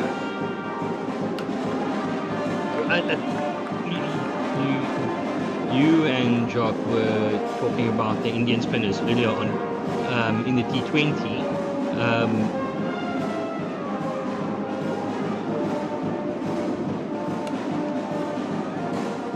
What we have seen with the proliferation of T20 cricket is that spinners in T20 cricket aren't looking for turn. They do bowl it flatter, they do bowl it quicker. And I think in regardless of match situation or track, that is the go-to. A bit of a fumble and they scamper through for a single.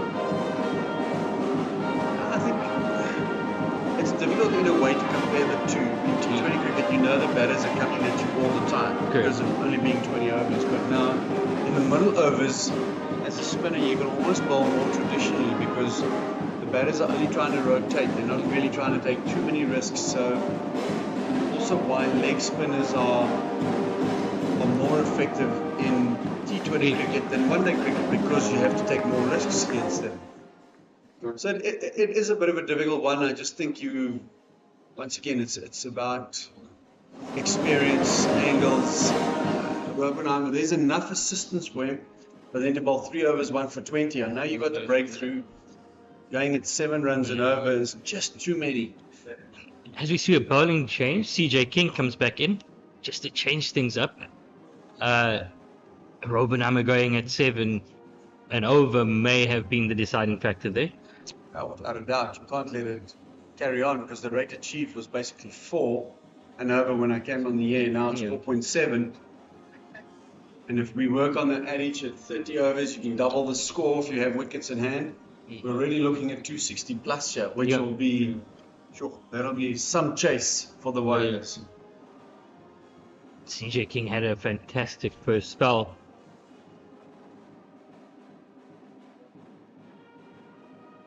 Pick up a wicket, but bowled some good balls. It's a good start. Bowler's not too optimistic. On the money straight away. Could it be that the Jharkhand end that Robinheimer is bowling from might not be the best end for a spinner? Do spinners have preferred ends at specific rounds? No, I don't think so. I think it's more to do with, once again, for me, he's not running around the wicket. I think there is enough turn. But because of it, he's just giving the batters too much room. Coming through for a second, and get through comfortably. Good running there.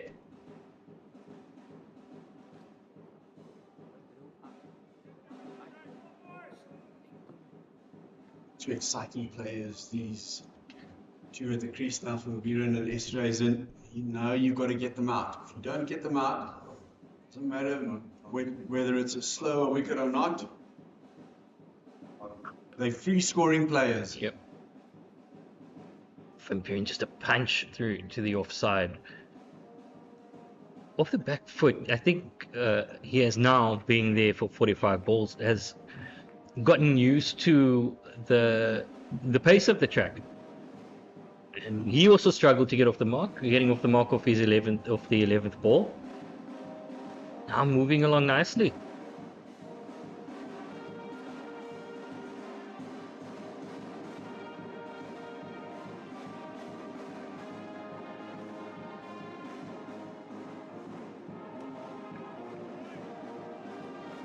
solid defense there. As the band is trying some new songs, this is the first time I've heard this one. Building on their repertoire. Yeah.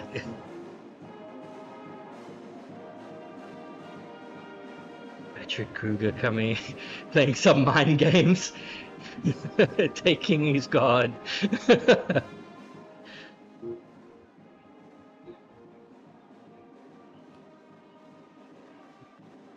That's unfortunately what you've got to do on this surface as a seamer. It's not the kind of surface where you run in and get 3, 4, 5 wickets quickly. Yeah. Just got to be patient. Hold your disciplines. Definitely, it's definitely a wicket where the bowlers are earning their money. Timing is beautiful. That to me does seem like it's a better surface than Wednesday. There was not a lot of timing like this on Wednesday. It does take a while to get the pace of the wicket, but once you do, as you're saying, the timing becomes a bit easier. Mutasam is staying on. So pace from one end, spin from the other. I think that can upset a batter's rhythm.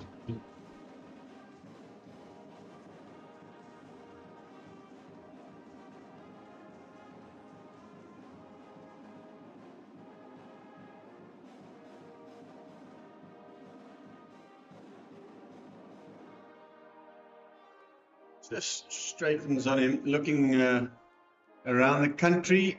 Obviously some important matches around. Western Province 110 for 4 after 27 overs against Boland. Boland have qualified. Knights 102 for 4 after 25 and a half overs against the Titans. That's quite an important match for us to follow. They had a bit of a recovery. They were 30 for 3 at one stage, and the Northwest Dragons 104 for 3 after 23 overs against the Hollywood Bets Dolphins. And those other two matches are the important ones. Province, their races run. Boland have qualified. And then the big one, New Zealand 65 for 1 after 8.2 overs against India. Lots of cricket on the go today. Warriors will have one eye on that Dragons-Dolphins game. Comfortably pushed down the ground.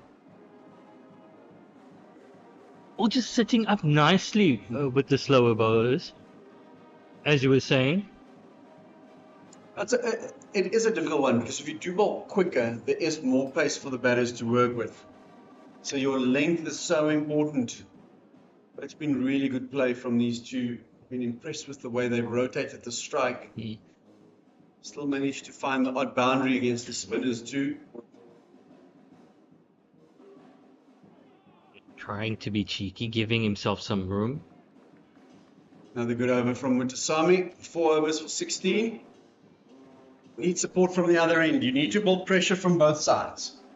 And that is when you will see things start to happen. Batters playing a shot in anger, maybe something loose.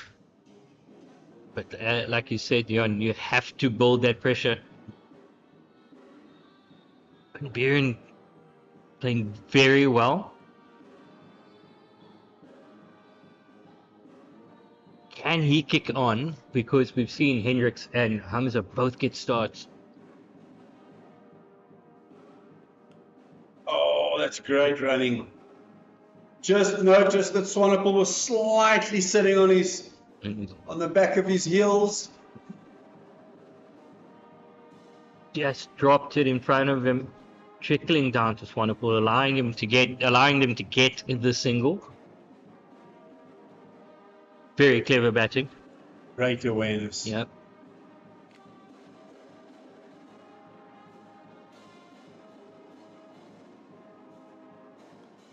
That was uppish.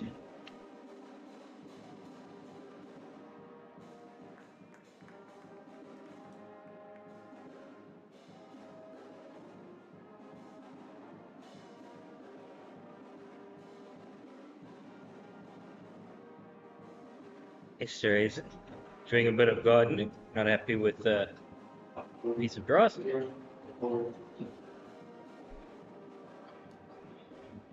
It's been on the money so far. It's been a good first half of the over, despite conceding the 2 singles. The one that was second out is one of who he might be a bit disappointed with, but very good lines, very good over.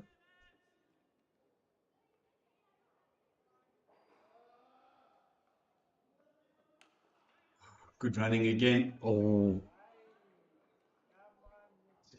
this is so good. It also helps when you are young and you are able to run fast.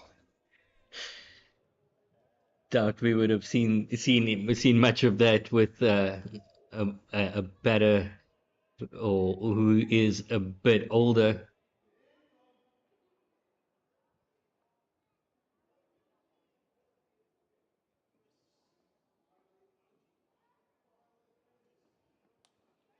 From a bowler's point of view, those singles are actually more annoying than when you go for a boundary, especially when you bowl the bad ball. You know, when you bowl the bad ball, you think, it deserves to go. But when you feel you bowl a good delivery and the batters are still getting singles, it's quite frustrating and also disheartening, because how are you going to build that pressure to get the wicket? Correct. Especially if they're just pushing you down the ground to mid-on or mid-off or someone in the circle. Bit more timing this time, and decided not to run.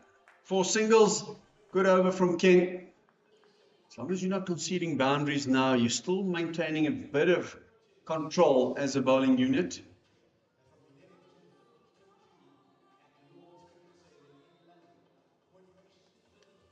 It feels like the atmosphere in the middle feels like, again, not with the building of pressure, but it feels like something is going to happen. It's palpable.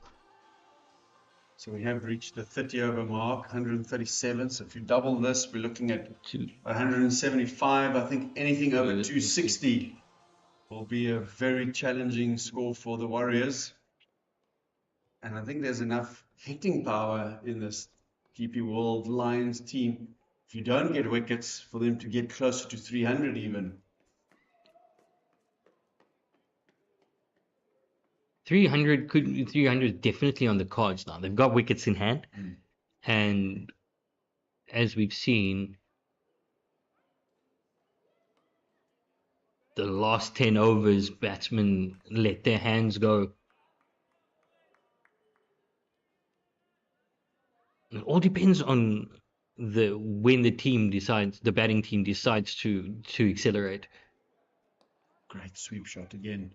Herman has to run a long way. Will he be able to cut it off again? Yes, he will. We'll come back for a third, though.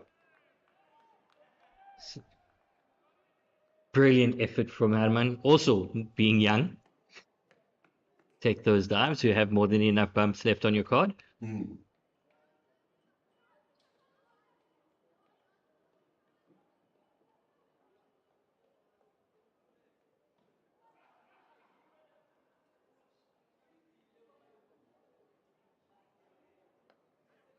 Such good batting. Total control. Easily worked into the gap on the leg side towards square leg.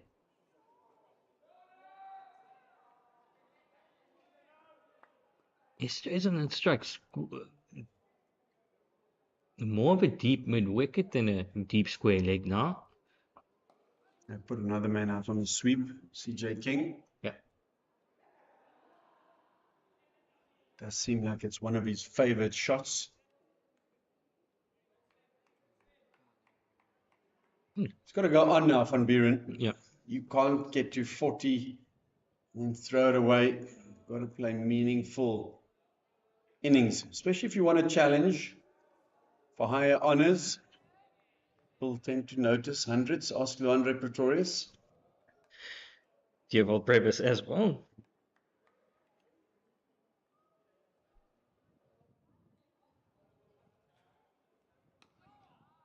There are times when 40s and 50s are good knocks, but I think as a top order batter, you need to take responsibility and also understand that this is my day, maybe. Yeah. I've got to go in, I've got to go big.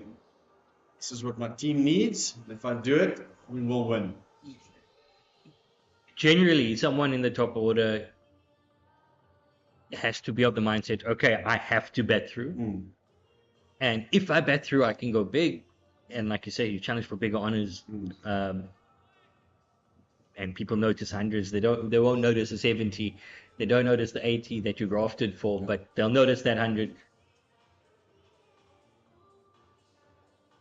I think it might be Mitch van Buren's day.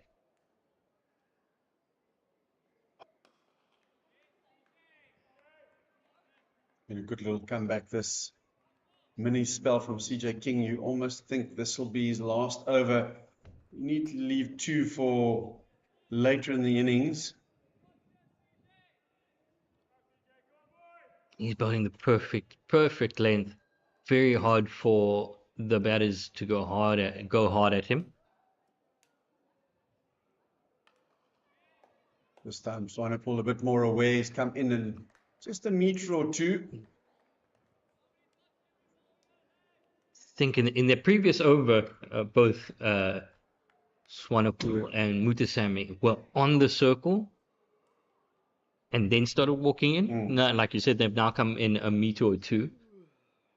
Just being more aggressive in their walking in. Brilliant. This is what's impressed me the most about this innings, and is the fact that it's been risk-free. Yeah. Compared to some of the shots the more experienced batters have played, these two have looked in complete control. And now comes the temptation from the fielding captain to maybe tell his fielders, okay, come a metre in, we need to stop those singles. And then it just gives the batters an opportunity to chip it over their head. Oh, he gets the half volley and puts it away. Fantastic shot, throwing his hands through it. Just no risk, really. Beautiful cricket shot, a normal cricket shot, and it looks amazing. Oh. The difference also, good batters, they just don't miss out when the ball's there to be hit.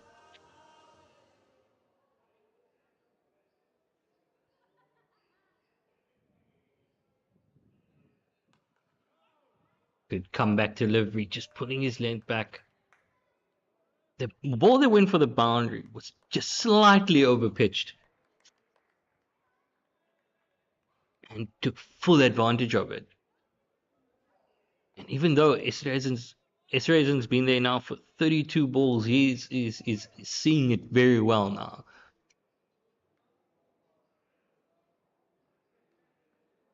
Another full one, but great fielding. End of the over, end of over 32. It's time for me to say goodbye and make room for Jacques. Fantastic stop there. Welcome back, Sharky. Thank you, Anis. And as I join, I see there's another partnership brewing. Oh, just you, the wickets man. I think every wicket's fallen while you were on, eh? A good omen, you say? Yes. Hopefully I can keep the rain away. Are we hoping for that? Yeah, Van Buren moving along nicely. 42 from 55, and Esterhuizen perhaps a bit more subdued than he would like, but certainly has gotten a start going. And a partnership. Both seeing you should be seeing it like beach balls now. Mutasamy continues, comes down the track. Beaten in front.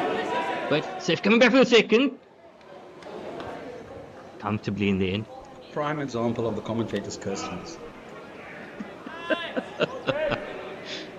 Perhaps he just fumbled at that beach ball a little bit. Just grabbed at it a smidge. Van Buren on strike. There's the guide down to third man that we were talking about earlier. The relief shot, but only finding the man in the circle.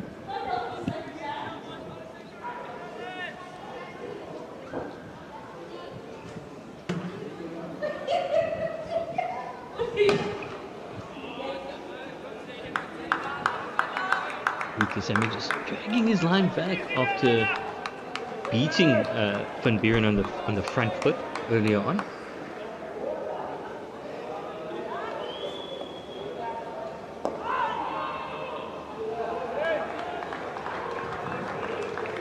Interesting to see the shortish Gqeberha and backward point very close. Perhaps just an indication of the fact that this pair has looked to rotate strike and looked to put a little bit of pressure on the fielders, which I felt that the batters at the top of the innings perhaps didn't push it.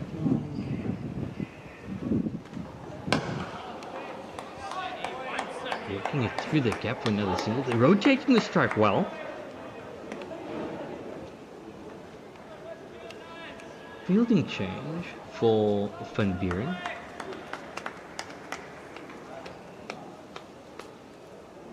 Taking the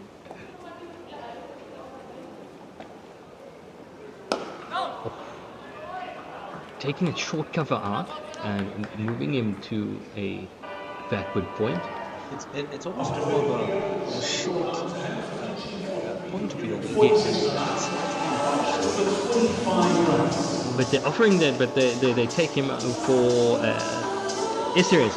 They took him out and moved him to a short cover. But these two are going on well. Partnership now 45. They've upped the rate 4.6. They actually, all of a sudden, although unlikely, all of a sudden it looks like 250 plus might well be on the cards here. Yeah, definitely. 3 overs to get to 35. We know the Lions do have a bit of firepower in that middle and lower middle order. And it's an interestingly poised matchup at the moment. The Lions have not really gotten out of first gear at all today. The Warriors have bowled well, yet one feels that the Lions are probably in the pound seats ever so slightly at the moment. Running change Alpha Matoa into the attack and just work to wideish long one for boundary. That's fantastic timing. That brings up Van Buren's 50, 61 ball.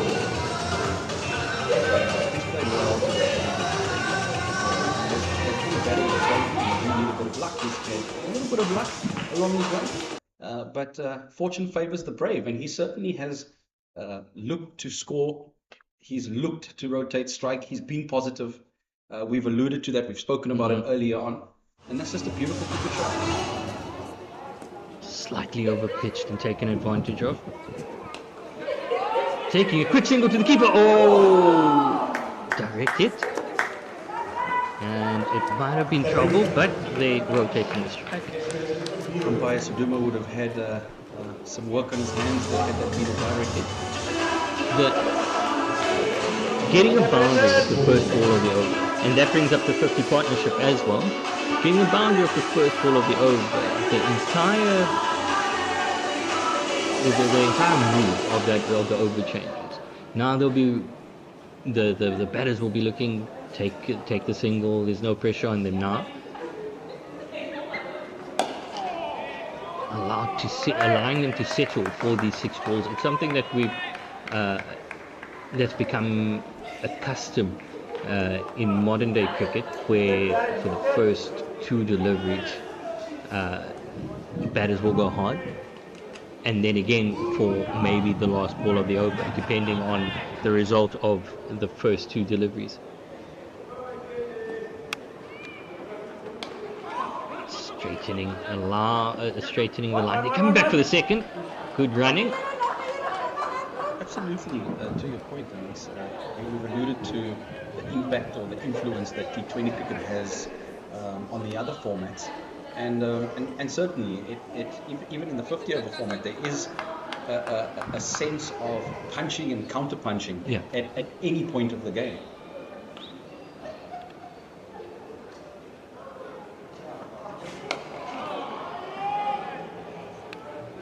Especially as a bowler, can you take that punch? Sure, you've been the batter's played a fantastic shot, has hit you for a boundary. Can you come back mentally from that for the rest of the over, or do you play into the batter's hands?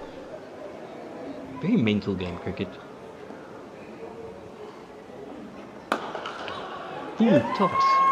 As the old English saying goes, cricket's not a game, it's not a contest between bat and ball, but rather a contest between the two ears. Correct. And it absolutely is a mental game. There is no two ways about it. In fact, by its very nature, the game of cricket is a sport of failure. Yeah. Dale Steyn, for example, ran in and bowled 18,500 test deliveries, took 420 odd wickets, and he was successful. I think it is 2.5% of the time. Yeah. So it really is a game of failure. Your best batters out there that are averaging 50 in 50 over cricket, 50 test match cricket, fail 2 out of every 3 times they bat. So it certainly is a game of dealing with failure, in fact, as opposed to dealing with success. Yeah. That run rate climbing steadily. 4.7 now. Oh, this is the sweep. There's an appeal. More in hope than anything else. Umpire Sudumo unfazed. I was telling him. Knowing him, he'd be saying in his head now, no, mate. Just and giving the signal was missing off. Oh, just a change, just moving along off a bit wider. Being long on in. Oh, a peach of a ball. Beating him outside off stump, as you see. Again, trying to go hard and make things happen. First 2 deliveries. Giving himself some room. Into Sammy not buying that, holding his nerve, holding the line. Straight to the fielder. Really good to see the hustle and the bustle once again. We've mentioned this a number of times today, but now specifically focusing on how Mitch van Beeren actually backs up at the non-strikers end. Yeah.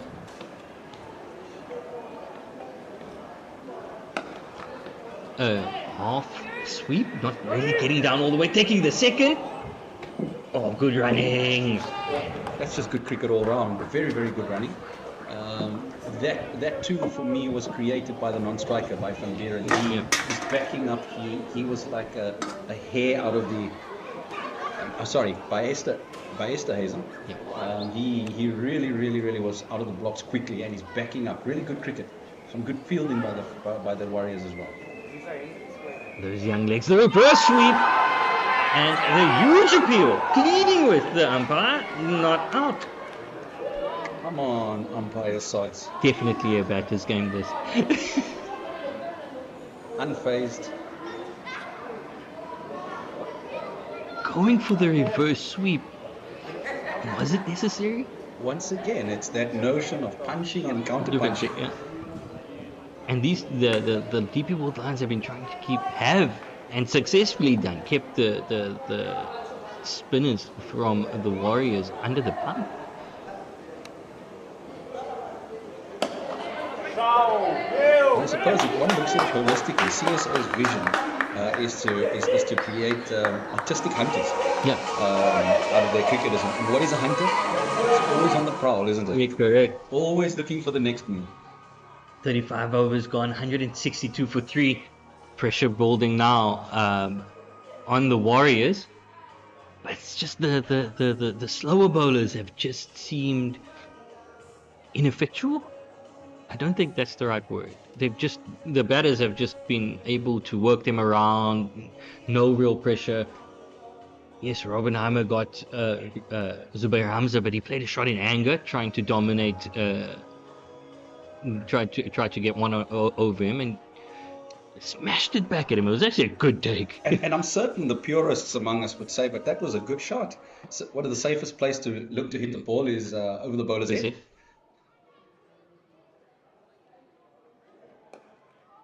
Easily worked. Are they going to push for 2? Yes, they are. A bit of a slip. Good running.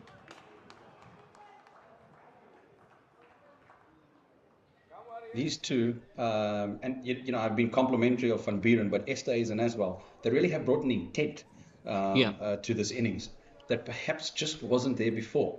Certainly the same surface doesn't seem to be playing any different to what it did. Perhaps the ball is just slightly softer, older. Is that an edge? He's gone! Caught behind. Oh my goodness. Van Buren has given it away. Fine tickle through to the keeper. And has that not been the story of the day for the Lions? Perhaps, as Dion alluded to earlier on, the story of their season. Yeah.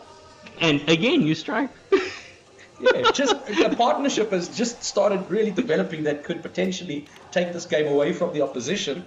And then a fairly innocuous delivery, for lack of a better way of describing it. And it's just a fine tickle through to the keeper. Any other day, that would just be put away, or it's a single down to the boundary riders on the leg side. Matoa just dropping it short. Van Buren getting a bit too far across and getting a fine tickle through to the keeper. He's going to be upset with himself. Very, very upset with himself. So he's given that one away. Like you said, story of the season for the Lions. He was set. He was set. He was set. And now in comes Seletswane, and he's got to start the process all over again. And we'll see a dip in the run rate now until he gets the feel of this wicket. But now it's going to be up to Esterhuizen to just guide him through. He's batting again at just over 50 per 100 deliveries, 50% strike rate. We have seen, though, as this match has progressed, that spending time at the crease, settling, understanding how the surface plays, is crucial to actually, putting runs on the board and also upping that strike rate. So I'm sure Esterhuizen will, with minimum risk, up the ante. Yeah. Once Seletswane has also settled in. Nothing worse than having two new batters at the crease on a surface where you've really got to graft for your runs. Correct. However, Seletswane doesn't have the luxury of what Reza Hendricks, Gqeberha, Hamza and Van Buren had. Because there are only 14 overs left in the innings. So he might not have enough time to play that knock, a 22 or 40, for instance.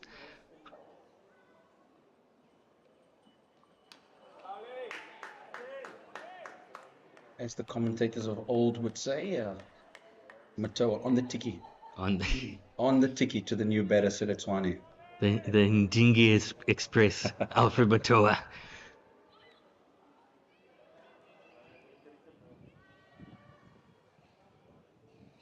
Just needs to stick to the process, line and length now to the new batter.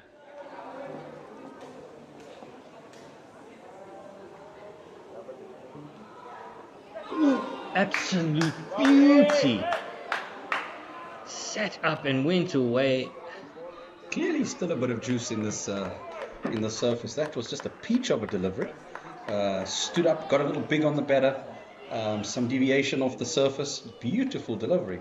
Toa getting that wicket, and now all of a sudden bending his back a bit more and getting the movement out of the track.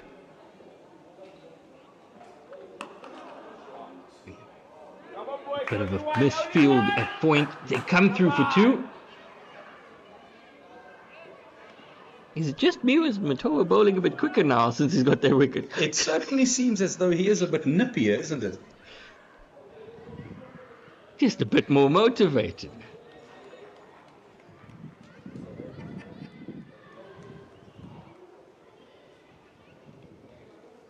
It's been a tough old season for the Warriors. I'm sure they do not want to be also Rands in this competition.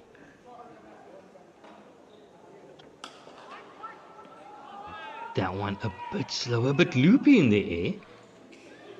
And push through to cover for no run. 166 for 4 after 36. How much would that wicket have hurt the momentum of the Lions now? Look, I mean, certainly it requires the batter who's in to assist the new batter with consolidating. Yeah. consolidating the innings. So it should take about 2 or 3 overs before they start ticking the scoreboard over again. And it doesn't seem as though the surface has changed much, so a tricky one to get into. Mutasami continuing. Esterhuizen rocking onto the back foot. What's going to be very important now is Silitswane feeding Esterhuizen as much strike as possible, since Esterhuizen's in and set.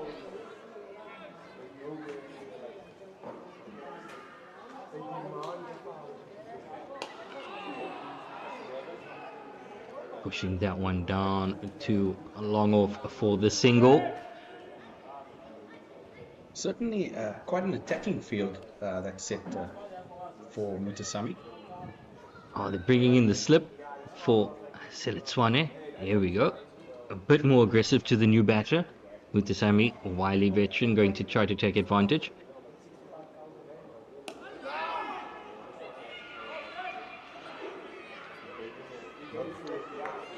The Warriors will obviously try and starve Connor Esterhuizen of strike here. Tight lines. Just trying to keep Silitswane quiet for maybe they can steal 2 or 3 overs. That one just dragged back and he's able to push it through to the sweeper on the point boundary.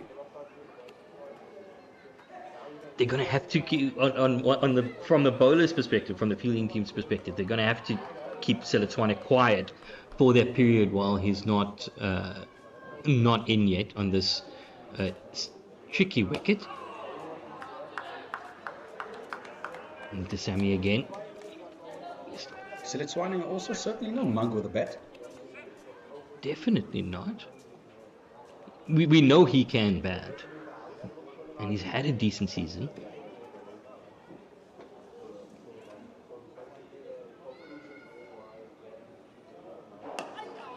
Oh, Silitswane just sticking his back leg out. Call that the Kepler vessels. Yeah, fielder would have felt he could have done better there. And that brings to an end the 37th over. The DP World Lions going along at 4.6 to the over. Sitting pretty at the moment, one could argue, at 170 for 4. Connor Esterhuizen on 24 from 43. And his partner at the moment, Silitswane, is on 4. And there you have a summary of where we are at present. We have Patrick Kruger opening things up with the wicket of Mkwetu, an absolute beauty, coming back a little bit, taking out middle stump. Base one apologies. Next to 4 was Reza Hendricks facing Patrick Kruger. Playing a shot in anger, trying to up the ante a bit. Will be very disappointed with himself. He was there for a while. 25 of 39. Fantastic catch by Mohakane. Then we had Zubair Hamza smashing one straight at Jason Robenheimer. He fell for 39 or 48. Again, going to be disappointed, being there for a while, in and set. And then the wicket that just fell, Mitch van Buren falling to Alfred Matoa, again letting himself down. He would feel set, being the set batter, seeing it as a beach ball, finally getting used to the pace of the wicket and getting it tickled down the leg side, playing the pull shot of a short ball. And as we look at the summary of what's happened in the first 37 overs of this matchup, certainly batters have gotten starts. They've gotten, well, are you ever really in on this track? But they certainly have gotten themselves set. They've gotten themselves in, and then lost wickets at crucial times. At times when you felt that the batter could now actually kick on. Van Buren was a perfect example of that. He looked untroubled. Probably the last 40 runs, if not more, of his 56 that he scored, and then gloved one through to the keeper that he would have backed himself to at least get a single off. So certainly a stop-start affair by the DP World Lions this morning. Well, like you said, a crucial point. Mitch van Buren falling in the 34th over, 35th over, just when the DP World Lions would have looked to accelerate or start the acceleration. Rather, now it might be pushed back to maybe the 40th, while Seletwane tries to find his feet on this tricky wicket. You've also got Potgieter and Jones coming in next, and we know that those are two individuals who can hit the long ball. Yeah. Now the question: if you Seletwane, do you go for it because you know you've got that big firepower in the tank still, or do you wait? Yes. Alfred Matoa comes in again. Oh, beautifully played with soft hands, and they come through for the single. As Dion was saying earlier, as a bowler, those type of singles really do get under your skin. The drop and run. Oh. I could imagine how it would infuriate a bowler, because you've just bowled a peach of a delivery. It's been a really good delivery, and still the batter is able to scamper through for a single. He's got it now. Alfred Matoa has now got to change his entire setup because he was trying to set up Seletwane. Balls in succession to a batter really is a bowler's bread and butter. That's one. It's a good, solid follow-up delivery from Matoa. To your question, Anis, Seletwane has really just got to, at this point, rotate the strike, get himself going. He's a very competent batter. And once set, he can back himself to perhaps up the ante a little bit. There's a lot of firepower coming in. Good fielding, good cricket all around, good batting and good fielding. Matoa just searching for something. Second ball in a row to Esterhuizen. We'll be hoping to get more. Maybe set him up with a surprise delivery. Got protection on the leg side boundary.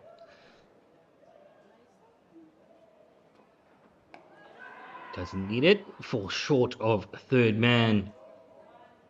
Bit of a top edge there. Bit of a top edge. Ball seems to have just sat up in the surface once again.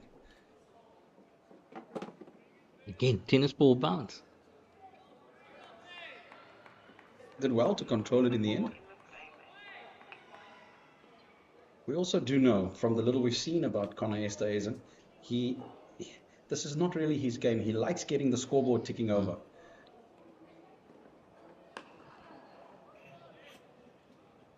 That was a good looking shot from Seletwane. Just on the back foot, pushing it through. Looked untroubled there. Connor Esterhuizen back on strike. Seletwane doing his job, just feeding him the strike for the time being, watching the game from the non-striker's end as a batter. Best seat in the house. Yeah.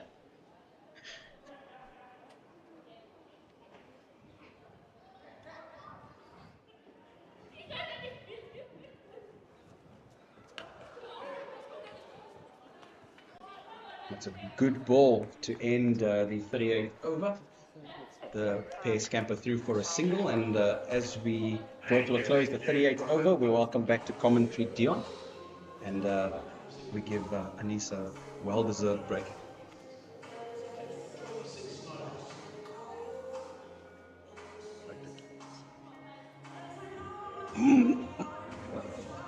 Welcome back, Dion. Thank you very much. 12 big overs here for both sides. The Lions are still in a good position. The Warriors, they need to somehow try and, from here, I feel if they restrict them under 250, they've done brilliantly. Does seem a better surface than Wednesday night. Certainly, Dion, and it's been interesting to see how the Lions have gone about their business. One could say they haven't at all gotten out of first gear here, and they certainly look to be in the pound seats at the moment, even although it be just by perhaps a whisker, one could say. Swanepoel back in the attack. I think the Warriors captain Mutusami realizing he needs a wicket or two here. Almost with a little warm-up delivery, getting a bonus wicket. The loosener. Best way to get loose is getting a wicket first ball. No amount of stretching can compare to it. Buying a wicket with a gentle loosener. Yeah, go for it. I'll do 2 overs for you. Oh, this time he's not going to get away with it. The bowler, short, wide, and slap for 4.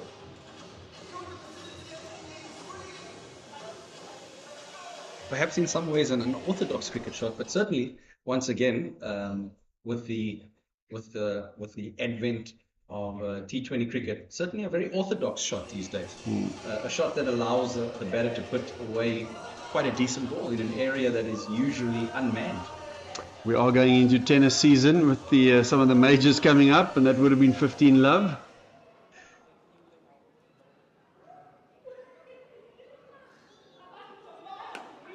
That's more where you expect Swanepoel to be. The first couple of deliveries were actually poor deliveries.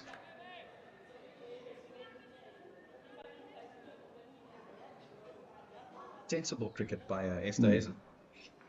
Yeah, Seletwani has looked good so far. Obviously another product of St. Stithians in Johannesburg. See, Gqeberha Parker, they were in the same team. He was his captain. Seletwani was captain. And obviously Gqeberha's already gone on to play for South Africa. Luandre Pretorius also in that team. Quite a good side at one stage. 3 or 4 SA under 19 players. And talk about Luandre. He's had a brilliant SA20. He's had a very good CSA One Day Cup. Gqeberha, we all know what he's done so far.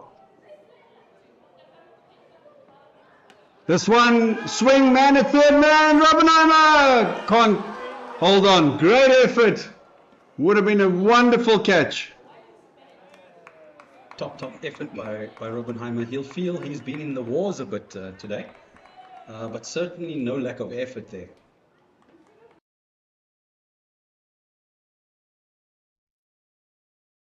As we see a replay of that chance that's gone a begging.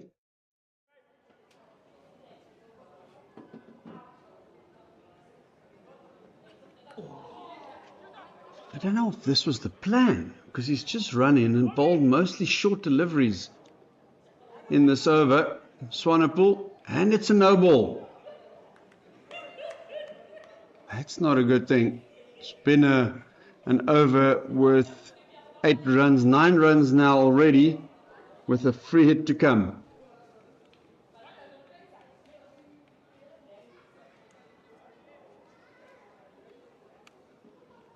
Now firmly on the bowler, firmly on Swanepoel. He's got to finish strong here. It's not an overstep no ball. It's because you only had 4 fielders in the ring. Man's come up into the fine leg position, and he's been smashed. That is going to annoy the bowler and the fielding team. Bowler will feel he's been unduly punished there through no fault of his own. And really, Dion, at this level, although it does happen, criminal, absolutely criminal to concede a no ball for fielding restrictions. But overs like this just change the momentum of games. All of a sudden, you're close to 200, 10 overs to go. Now you're thinking 300 even. Never mind 250. Absolutely, and we know what Potgieter can do. We know that Jones can hit a long ball. Fortuin himself, no mug with a bat. So certainly the potential for things to look very, very ominous here for the Warriors. They need a wicket, they need a breakthrough. What can Matoa do in aid of that? Micah doesn't know cricket that well. If you pick up it's a new bowler, go on him. Seletswane had a bit of a go at that wider one and was dropped at third man in the previous over. I'm not sure what the thinking is between the two batters, whether he's just going to bat, try and rotate, give Esterhuizen the strike, or whether Esterhuizen is the guy to try and take the match by the scruff of the neck. And certainly we see Esterhuizen's strike rate creeping up ever so slightly. So he certainly is coming into his flow at the moment.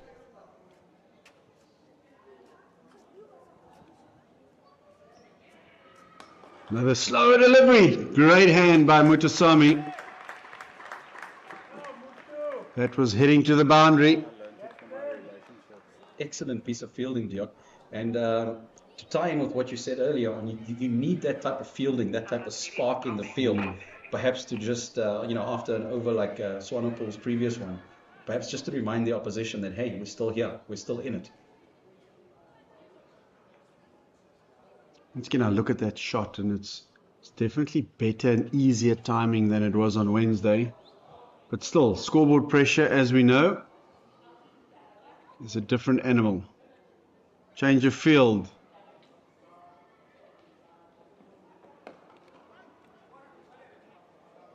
Fine legs come up, and we've had a deep mid wicket, call it cow corner, go out. I'm not sure whether Esterhuizen is yet at the stage where he's going to try and play those shots unless it's a free hit.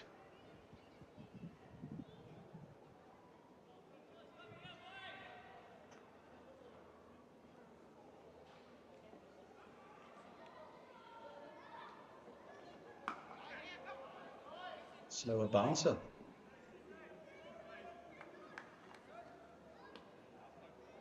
Become a weapon for bowlers in white ball cricket. Esterhuizen also just asking the square leg umpire, Mr. Sodomo, if that was one for the over. It certainly looked like it.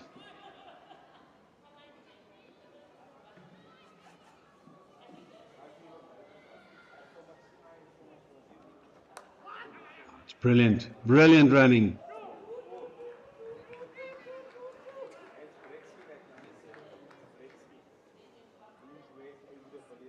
Excellent running. Matua into the last ball of his 9th over. He'll be looking to close this over off in a tidy manner.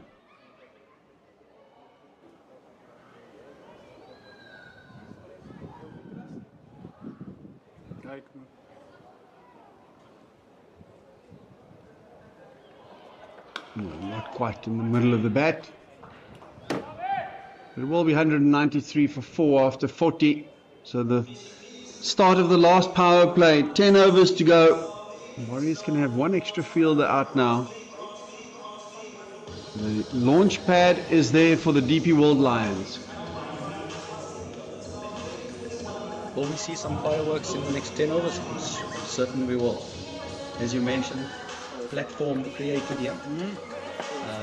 There's some batters who can come, who can express themselves. And mind you, Esterhuizen and Seletswane are no mugs with the bat. They certainly one set can express themselves here. Esterhuizen's strike rate is creeping up nicely. The run rate is sitting at 4.8. We're in for an exciting 60 balls to come. Esterhuizen bats towards the end of this innings. He's more than likely going to be near 100. And that should be then a great way for the Lions to get to that total of probably 280 plus. And you would feel, Dion, if they get to 280, even 250 plus, you would feel that they could defend that. Without a doubt, as we know, this surface gets slower as the day goes on. So even if you're used to batting on the surface, it still doesn't make it easier.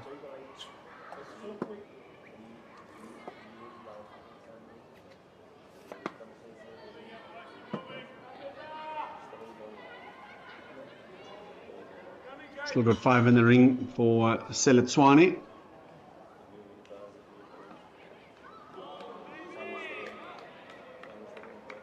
Another short delivery. Not Not sure what the plan is, if that is the plan. Certainly looks as if though that was intentional.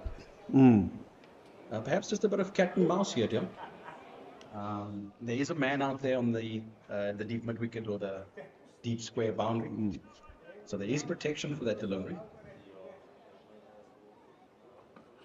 Oh my word, he's trying to hit that over park drive. I think we might have to go and fetch the kitchen sink there, then, Dion. So I guess that answers the question about how Seletswane is going to go about this. He smiles as big as the shot he's just played. He's not here for a holiday, he's here to score some runs. Exactly. And this partnership has moved along nicely now to 30. Once again, another partnership that is brewing.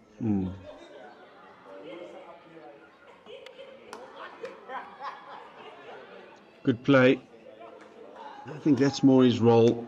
If he does get the odd boundary, it'll be a bonus. But for now, at least for the next 3 or 4 overs, unless the message from the dressing room is different, that you want a guy like Potgieter or Jones to come in next and maybe try and up the ante.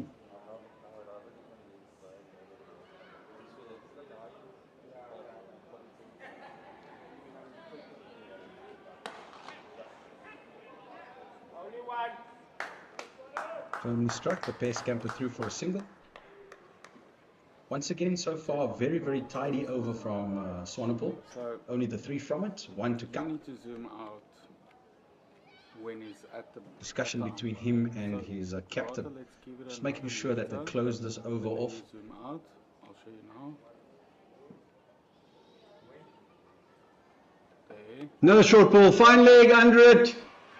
Will he get there? No, he won't. Goes all the way, brings up the 200 for the DP World Lions. Watches that ball. Alfred Matua had to watch helplessly as that ball sailed over his head. And to answer our question, and the question perhaps of some of the viewers, Dion, unfortunately he could not close the over off positively for the Warriors. But certainly the short ball seems to be a play here. Not certain if it is an attacking wicket-taking ploy, or if it is a ploy to just perhaps dry up some runs. When you zoom out. Interesting move this as well, with Matoa having 1 over left in his spell, but you bring Patrick Kruger back. He's very economical. I follow here. Also picked up a wicket, the wicket of Reza Hendricks. Perhaps the skipper just feels, Dion, that although Matoa bowled a decent last over, perhaps the batters have settled against him, and perhaps feel settled against him as well.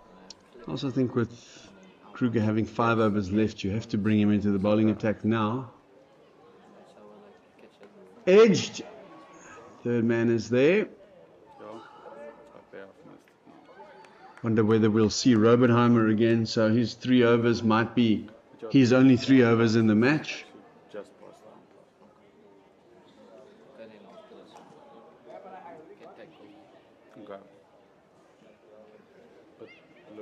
Lots of variations that Kruger has. A couple of slower balls. Probably try the odd Yorker here and there.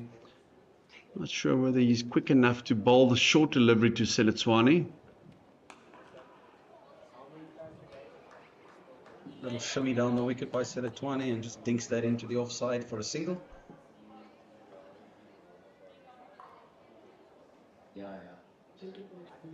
I like him batting at 6. I think that's what you do with your young batters that come in. Give them an opportunity to bat there. You sort of protect them for a while. And I'm sure he's good enough to eventually be your number 4 batter. Maybe even 3. The amount of runs he scored. I know he played for the SA emerging side as well a year or so ago, when they performed very well in the 2nd division of this one-day cup, when you had the likes of Luhandre Pretorius and the boys playing. Certainly only benefits to exposing our youngsters to this level of cricket at an earlier age. Bit of room, absolutely smashed over cover, all the way for 6. Effortless almost, made it look easy. Say something like 50 for Connor Estrazen. For only 60 deliveries. But like there, it was quite nice. So I could catch the umpire as well. So I could catch him signaling. I recall at some stage he was striking at 55%. He had 22 from 40 deliveries. And as mentioned earlier on, this is certainly conditions where you've got to play yourself in. That fuller length is easy enough to play on the surface. And Esterhuizen is now in a position where, in order to strike at 100%, he's two or three strokes away from that. Trust me, if he stays in for the next 8 overs, he will strike at a lot more than 100.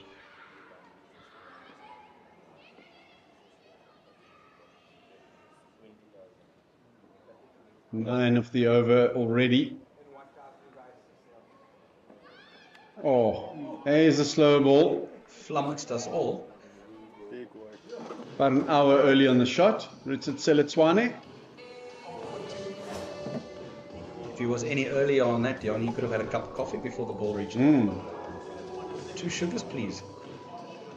Even Seletswane is now 17 of 20, so he's upped his strike rate too.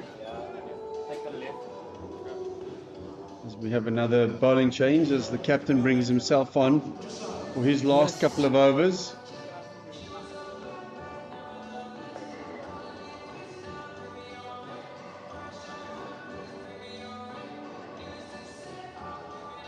So Mutasami's 8 overs have cost the Warriors 33 runs. He's bowled well. He'll be looking to continue in this vein. 42 overs bowled. The DP World Lions sitting pretty at 211 for 4.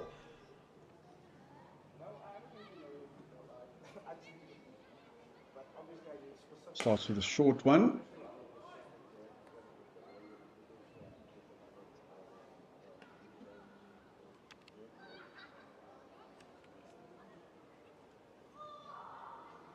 Much more defensive field now. Well, he is going to bring an extra fielder into the ring for Seletswane. He's going to tempt him to go over mid-on.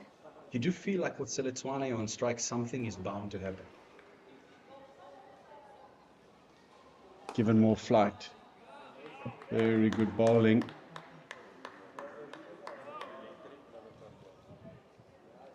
Says, well, go back again for me. Just mixing it up.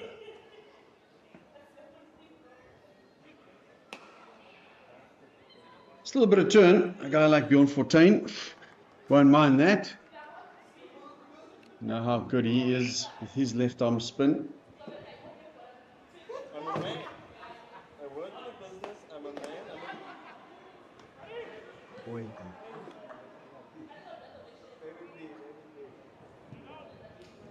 Misfield by the fielder.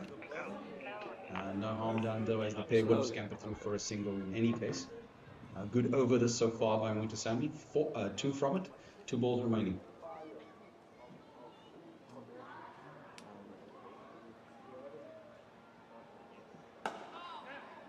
Just giving a bit more flight again. Trying not to be too predictable. 50 partnership, and what a good one for the Lions. Can they get a pair to kick on and maybe go to an 18, 90, even 100 run partnership?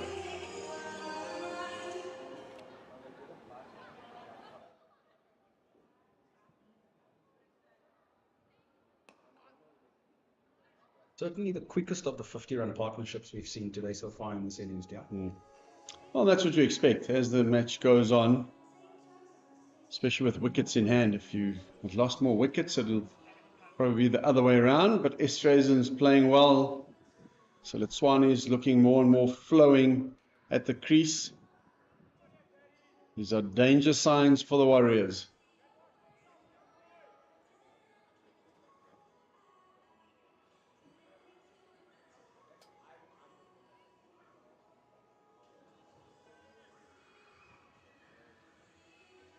Thankfully, the weather or the rain has stayed away thus far. It's only supposed to be here in another hour or two. Would be a pity. I do think, as we've mentioned quite a few times now, it seems to be a better surface. We've seen a few more boundaries, maximums. So we could potentially be in for a good match.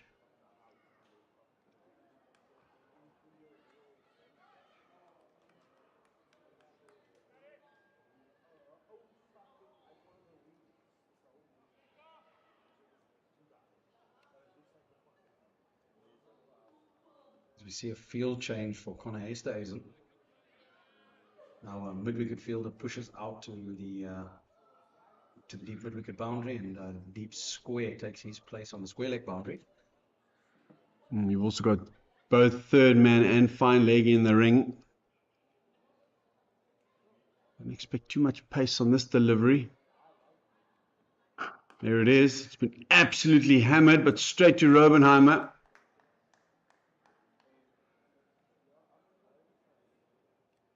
You still have to find the right length. If you change the pace, if you go that full, it sort of neutralizes it. You want to go a meter or so shorter, so the batter has to drag the ball.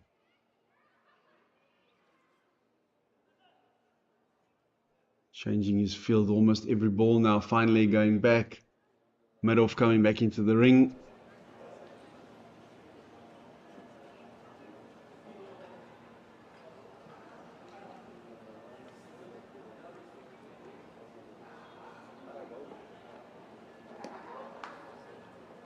He'll have to re-bowl that one as he pushes that quite far down the leg side. Umpire Wainwright signals wide. It's only the 9th extra. So the Warriors have been very disciplined in this innings. The over rate has also been exceptional.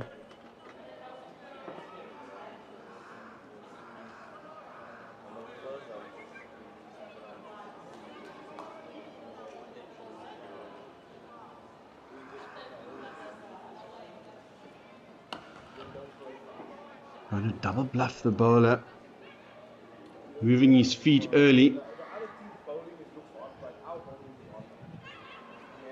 It's tough to bowl now. It's almost like a T20 match where you've got two set batters in, top order batters, with only a few overs to go. And you know that they'll be coming at you. They'll be looking to maximize off every ball that you bowl at them. So far, though, Kruger's been up to the challenge this over.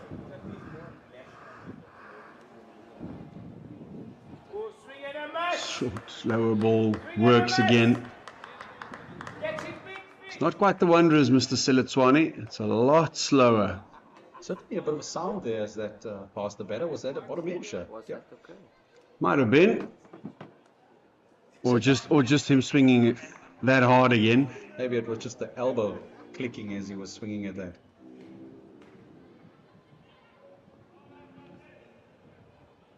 I wonder if he would have seen Kruger holding that ball across the seam.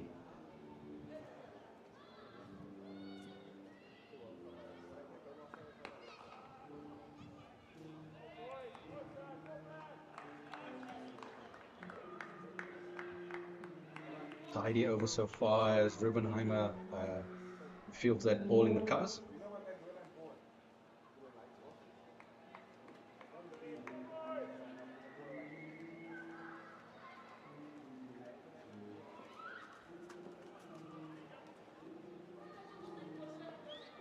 Another change in the field. We've probably seen about as many fielding changes as deliveries in this over, but it is the extra, the 7th delivery. And how often do we see this going for a boundary? Not this time. Khokani does well. He's quick off the mark.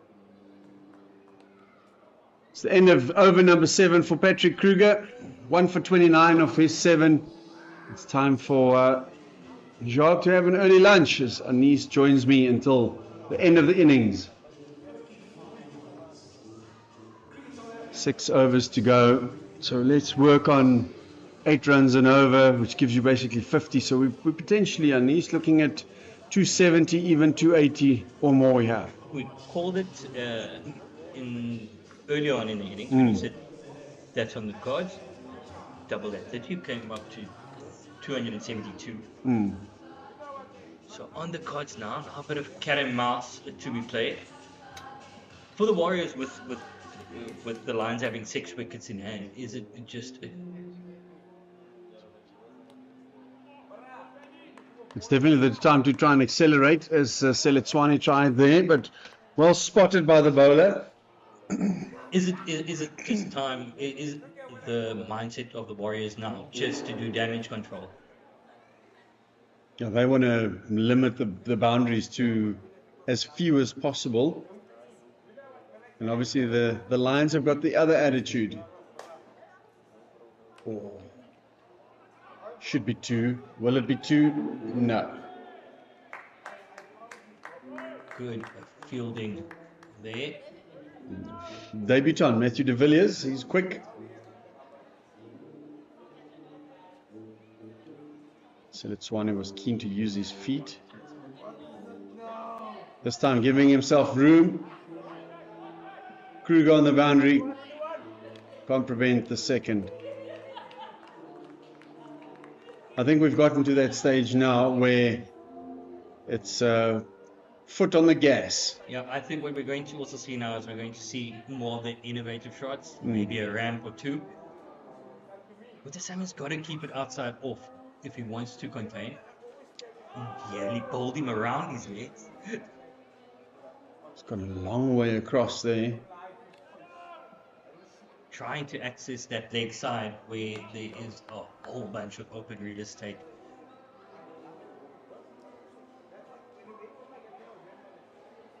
Just a slight pause there from the bowler. Very clever bowling there. Holding his line. Forcing Seletswane to hit to the offside where there is more protection. It'll be the end of Mutasami's spell. Well placed again for 2. 7 runs off his last over. No wickets, only conceding 44 runs. I think he would have maybe preferred a few more wickets. Would have helped his team, but nonetheless, a good start. In the grand scheme of things, the run rate that the DP World Lions are going at is fine, and he's coming at 4.4. He's happy with it. He should be happy with containing runs. But yeah, might be a bit disappointed in the wickets column. Partnership moving on to 62. 62 in no time. Now you've got 5 overs left. King has got 2, Swanepoel's got 2, and probably 1 here from Patrick Kruger. Those should be your overs to be bowled. Matoa will probably finish on 9. Obenheimer has only bowled the 3 overs. And then Kruger 8, so between them, they've bowled the 4th and 5th bowler spells. The band also just wakes up for the last onslaught. Patrick Kruger, very good death bowler as we've seen in T20 cricket. They chase that wide line. This one's aerial, it's hit well, but not well enough. Man under it. Wicket for Kruger. De Villiers takes a catch. 5th wicket for the Warriors. What a debut. What a debut. Taking the catch, saying that he may have lost it in the air and with the sky in the background. Kruger just dropping it slightly short. And out goes Seletswane. Good catch in the end by De Villiers. It's been a valuable knock from Seletswane. He might be disappointed. I think he played exactly the role that the Lions wanted from him. He's now allowing the batters after him in the form of Potgieter and Jones to come and play with a bit more freedom. Potgieter and Jones definitely coming in with a license, as they would like to say. So this one, yeah, doing his job, 25 from 32, feeding the strike to SA, who's been going along very well. Can he kick on?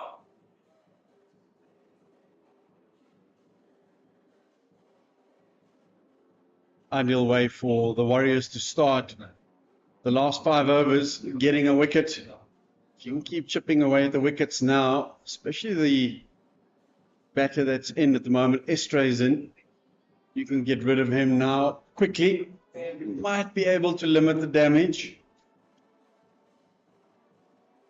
The advantage now, though, is you've got a left and right hand combination at the crease. That is always frustrating for the fielding side. That to be different. But that should prove it's been there for a while. He knows what he's doing. Just seeing the Villiers, the name on the board now. A certain other de Villiers is making a comeback in cricket today at Supersport Park.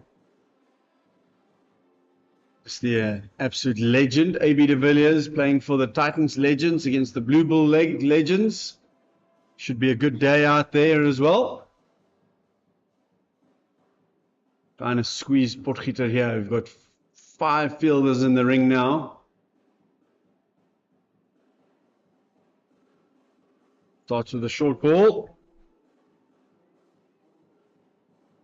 Potgieter comes back and does it easily. Very much the T20 mindset, as we were saying earlier. A slower ball bouncer coming into play there. But Potgieter, did very well to take care of that delivery.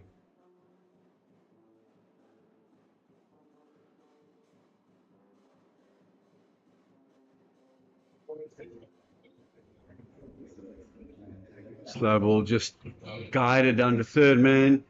Just an update on some of the other scores as well. Western Province bowled out for 182, where they were in a really good position at one stage.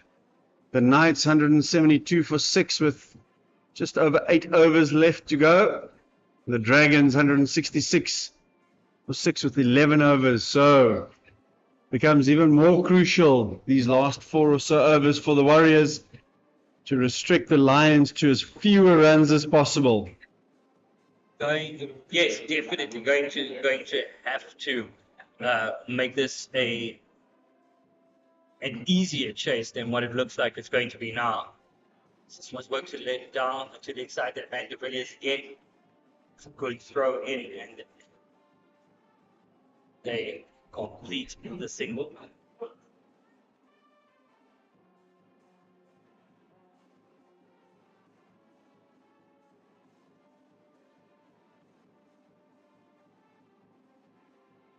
Completely different feel to St. George's when the band's playing.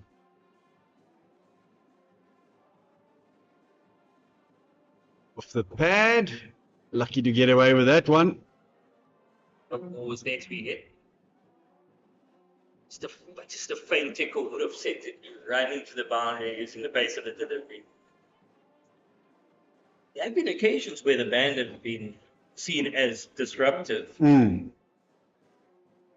That just motivates, especially when the Proteas are playing, I think that just motivates the Proteas more.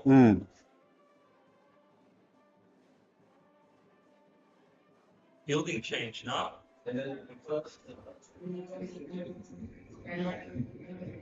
Well, he's certainly making sure that his teammates are getting their 10,000 steps in for the day. Nobody in the circle on the leg side. So this has to be straight.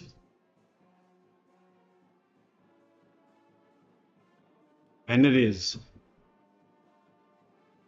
End of a successful over for Kruger. Now, are you tempted to bowl him another over or two, or do you go to your 2 opening bowlers for the last 4 overs available? We've seen Swanepoel.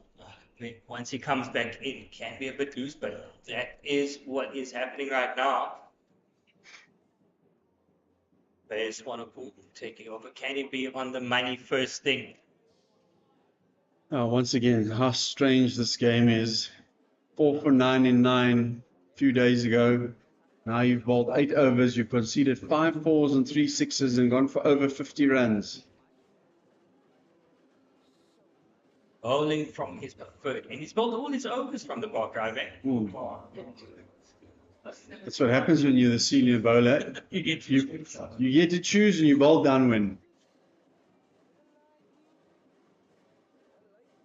Bit of a discussion as to who's going where and what field we're having. Got to make sure we get another fielder in the ring. We've only got 3. It's already conceded a no ball because he earlier only had 4 in the ring. We should have had 5.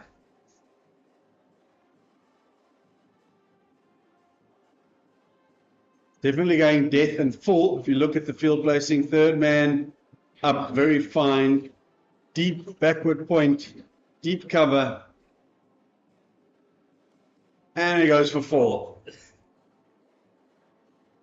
Dissected that gap between the 2 fielders on the boundary square of the wicket on the offside. That was hit so hard. It almost went straight to the fielder. That was basically outside the return crease. Just reaching forward and opening the face ever so slightly in the follow through.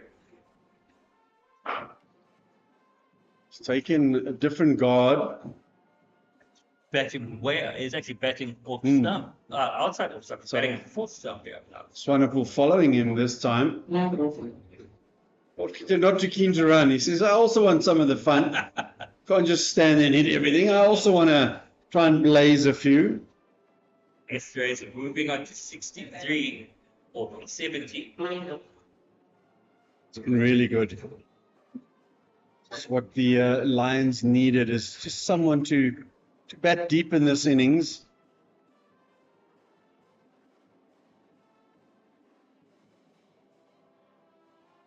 Okay, deep in his crease.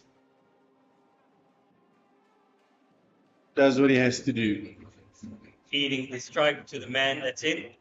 At worst, you've got to get a runner ball.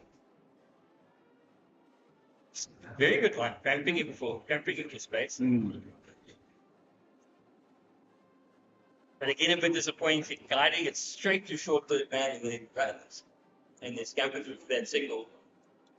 No, I don't think Estrazen will have the same thoughts. He's more thinking boundaries at the moment. Standing outside off again. This one, luckily for him, been mishit. Was just short.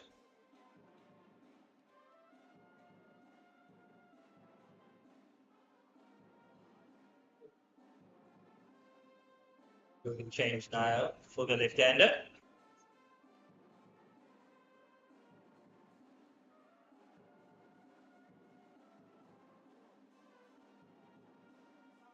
This one's aerial again. Mokakane through his hands. Short ball hasn't worked. Would have been a catch for the ages if he did take it. We would have seen replays of it for months to come.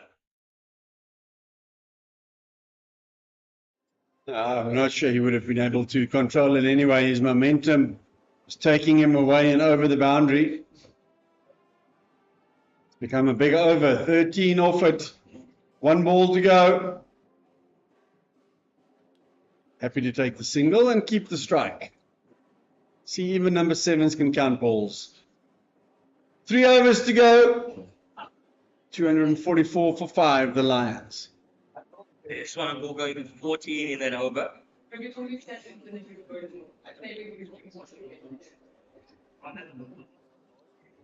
18 balls left.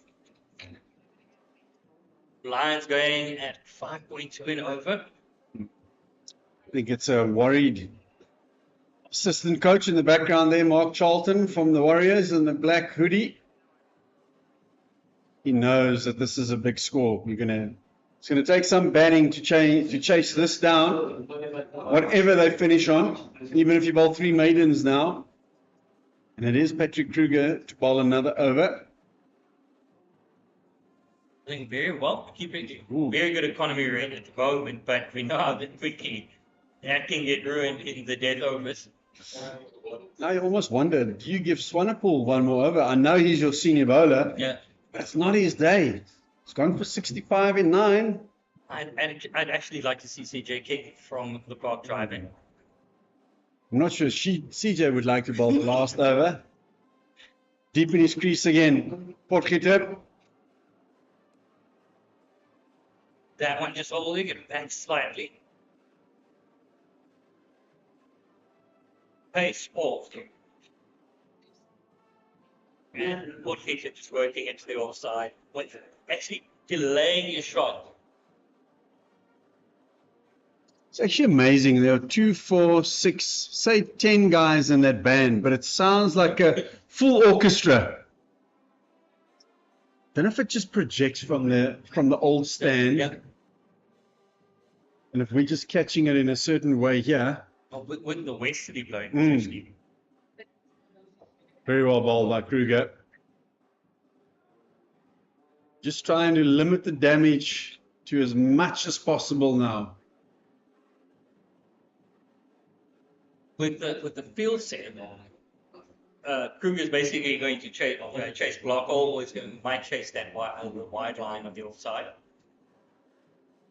But we've seen that as if they can get under it, the ball will travel. The Lions have also not really played any shots in anger. They've all just been cricket shots. When it's been short, they've taken it on. Not really tried anything out of the ordinary. I think the one shot in anger was Reza Hendricks. Yes.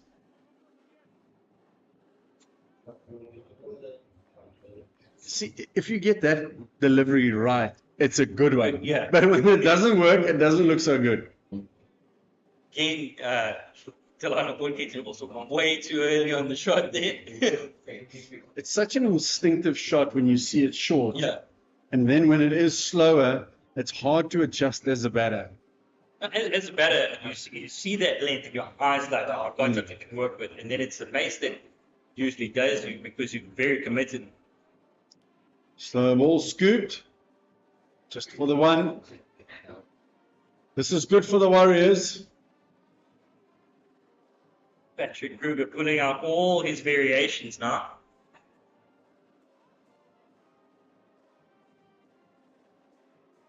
As many variations as the band has songs. Wait, more variation. Well, the band has more variations. Yeah. Putting around, going over, left hand, right hand combination does have that effect. Get away with another short ball into the body.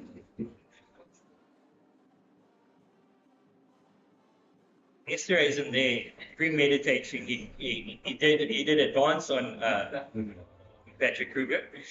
You also got to realize that he's making them hit into the westerly. Correct. By making the right-hand batter hitting to the leg side.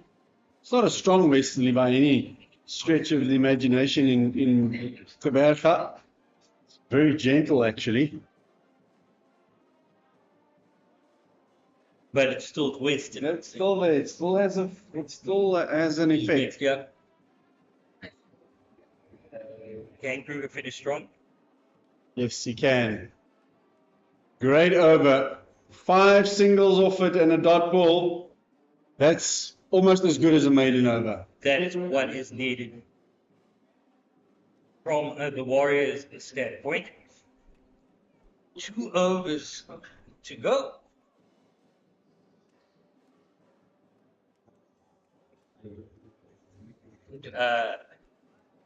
As we were saying, we were projecting a score of 270. Can the Lions get the 20 odd runs needed to get there? CJ King is going to be bowling the penultimate over from the park driving. his first over from that side.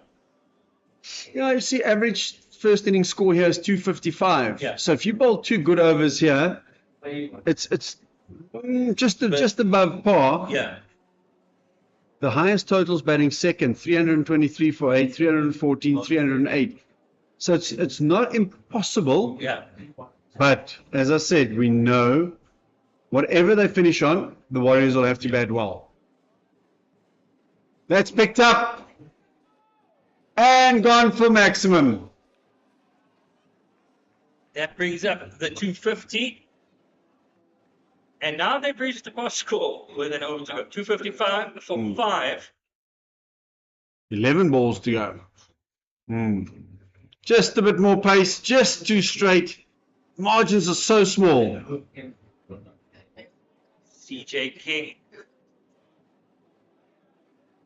Just getting his length wrong there. Yeah. Picked up again, man, under it, Kruger. Can't get there.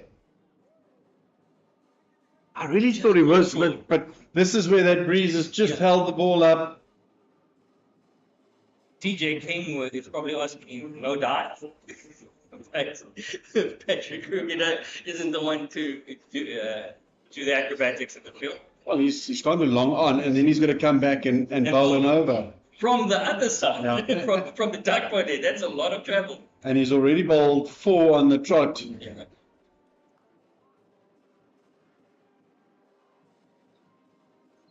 Okay. Gqeberha is coming into the circle now.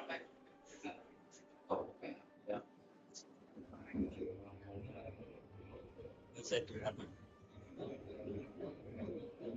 That's been hit well. Straight. 1 bounce. 4 more for Esterhazen. 7 off the first 3 deliveries of this over. Score moves on to 260. It's going to be a chase. Now you're going, oh, should Swanepoel have bowled this last over? As I said, I don't think anyone wanted to bowl this over. This is the difficult over. Smashed again. Not quite out of the middle of the bat. That one was cleared up. That was cleared up. I know it is well fielded. He's not thinking singles at the moment. Well, neither of them are. Potgieter 21 of 13. It's been a great cameo. Esther is 71 of 75.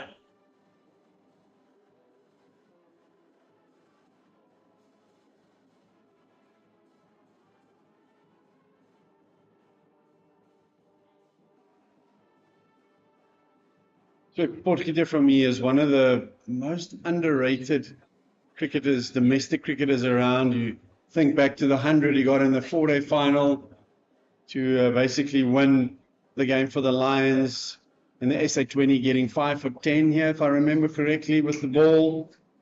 It's just one of those cricketers who's always in the game, always doing something, whether it's with the bat or ball or both. Last ball for King. Oh, and it's gone. It's massive. It might not come back. Doesn't need to come back. That is huge. Into the tennis court. Oh, that's gone. Once again, that word momentum. Yeah. It's 19 off the over. It's a tough learning curve as a young bowler, I'm afraid. When you got set batters in, as I mentioned, your margin for error is so small. He missed his length by a couple of meters. And unfortunately, the ball went over the boundary by more than a couple of meters. Alfred Matoa to bowl the last over. This is great. Oh, definitely. Series in a 77, Potgieter on 22. His partnership has moved on to 42 in brisk fashion. Just shows the formula at 30 overs to double it. Still, wickets in hand, it's still a good indicator. So 137, if I remember correctly. Yeah. So 274. So whatever happens in this over, we're more or less in that ballpark. Yeah, so that's so slow. I'm not sure they will knock the bails over if it hits the stumps. Delano put either batting outside leg to give himself some room. Alfred Matoa just pulling it back slightly and taking pace off. It's a difficult one because you know there's not going to be so much pace to work with, and you want to get towards the ball, but you almost wonder whether staying in your crease and playing him that he's bowling at that pace all the time might not be better. Another big swing. It's it again. Matoa doesn't understand how that delivery missed off stump. It nearly kissed it, but as you said, go pace on it, we might not have knocked the bails off. I know we've had quite a few runs scored, but something I want to highlight here, which we almost never, well, not almost, we never ever see, is this over rate from the Warriors. Less than 3.5 hours, they're going to bowl these overs in, where South Africa have taken 4.5 hours at times to bowl 50 overs. So very good from the Warriors. Another slow ball. Should be 2 and is. And at least the one thing the bowlers have to look forward to is a big lunch. Yeah, a longer lunch. But that's actually interesting because only 12 overs, 13 overs of spin, and they managed to get the over rate up. And we've seen more overs of spin with the Proteas bowl. Yeah. Haven't been lots of wides, only 10 extras. Oh, well done, Alfie. It's been good. Held his nerve. Esterhazy pulling the Gqeberha. This is almost Anil Kumble-like, just a little bit longer run up. Yeah. It's about the same pace. Also just turns it slightly. Okay. Change up being the leg cutter. Mid-off coming up, finally going back. Surely has to be shorter in length now. You are telling the batter what you're trying to do. 2 balls to go. That's been picked up. Into the breeze, Mohakani! Can't get there. Only be 2. Still a brilliant over. Absolutely fantastic. 1 ball to come. He's gone for 5 in this last over. A single would make it symmetrical. It would be absolutely perfect. Street cred out there. Why, if they get a single off this last ball, it would be 274, which would be exactly double of the 30. But he's not thinking singles. He's thinking 6. And he's got it. Absolutely massive to finish the innings with. 279 for 5. 280 will be what the Warriors will need to give themselves a chance to get into the playoff for this tournament. What an innings. Partnership finishes on 53, 29 balls. Esterhazy an 87 not out. Potgieter 22 not out. And we shall find out how good a toss this was for the Lions to have won earlier on this morning. As they say, with the toss and bat. Well, it's not been the modern trend. Yeah. But still, they did it well. It does look like a better surface. So the Lions winning the toss. Connor Esterhazy in top scoring, 87 not out. Van Buren 56. Hamza 39. Initially, no one really went on to get a big score. Patrick Kruger the most successful. Matoa went for 6 of his last bowl. Robenheimer expensive, and so was Swanepoel after a magnificent bowling display on Wednesday night. It's change of innings. We're going for a break, having lunch. And when we come back, the Warriors will need 280 at 5.6 runs and over to win this match.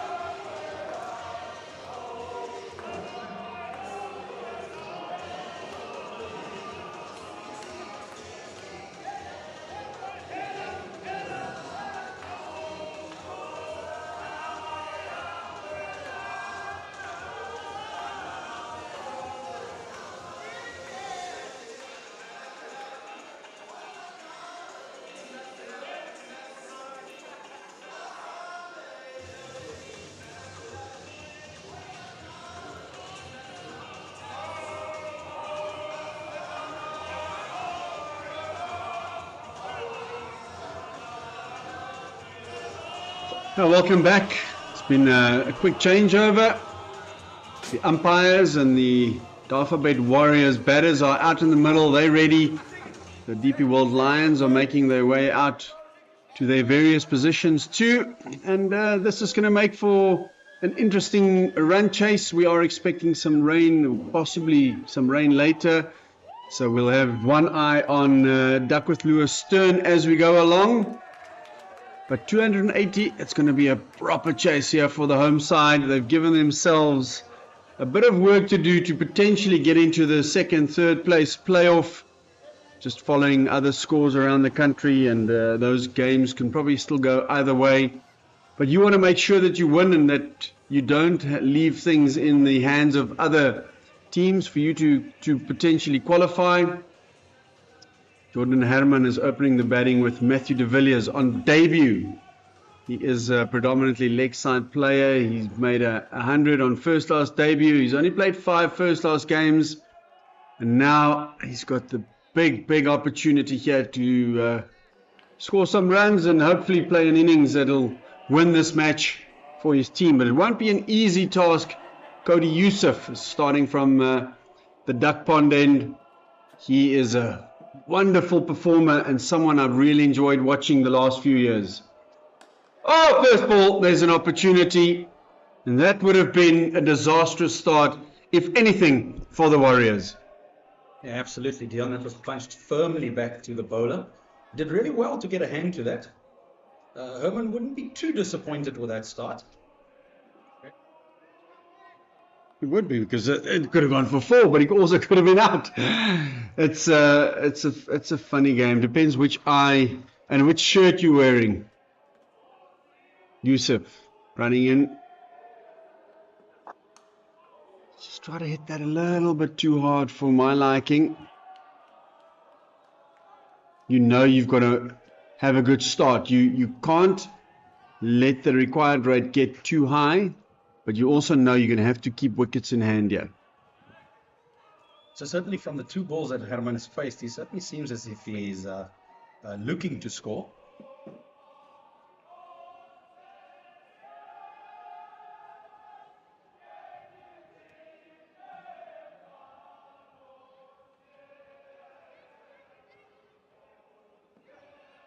Should be the first run, and it is.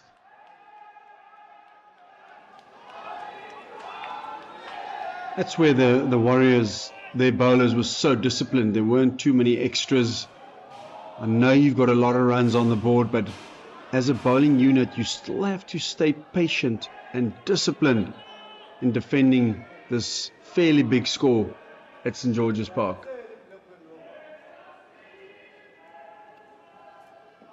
That's been hammered. First boundary. Beautiful shot by Herman. First runs off the bat for the Warriors. Comes handsomely courtesy of Jordan Herman. It's the one he sort of missed out on. First delivery slightly wider.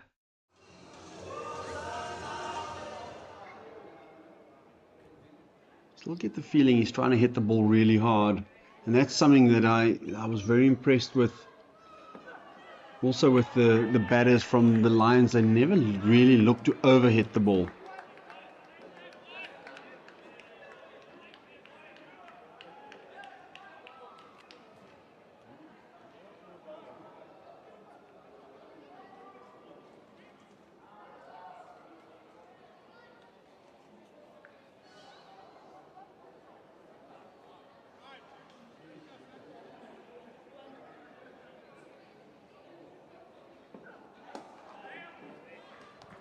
The advantage you have. Oh, it's a bad throw. Better throw might have been interesting. The advantage you have from the Lions perspective is you have a coach who is experienced in these conditions in the form of Russell Domingo, coached here for many years, knows what it's like to play here.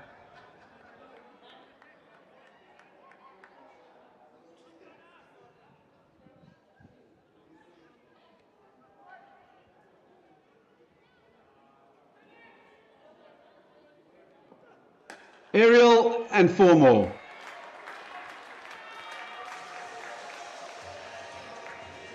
Cracking shot to bring to an end the first over. Warriors, although early days, still comfortably ahead of the required run rate. Just freed his hands through the contact point there, Joe. Given the width, given the length, and he's gleefully accepted. The first over really sets the tone. You think back to Bayer Swanepoel, the way he bowled that first over on Wednesday night compared to this. It's just given the Warriors a little bit of freedom.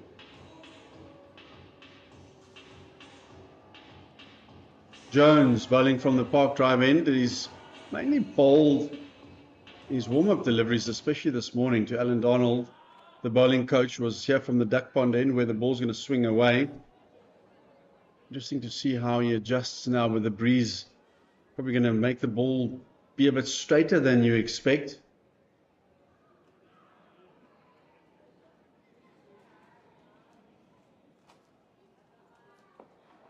It's coming sharply to de Villiers.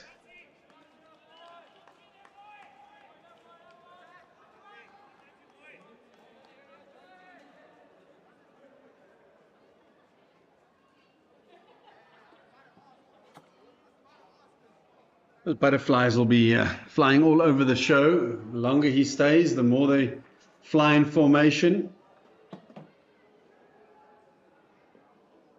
Another big end swinger. So he's obviously got the ability to swing the ball both ways. Perhaps trying to take a leaf out of Swanepoel's book here. Saw how effective the ball coming back in at the right-hander with the new ball was. Certainly has caused Matt de Villiers a bit of uncertainty, a bit of uncomfortable reactions from de Villiers. First runs for him in List A cricket. Won't be a boundary. But he'll definitely feel better about himself now. Every batter loves getting off the mark. The two most important runs of his List A career so far. Just settles the nerves a bit as well.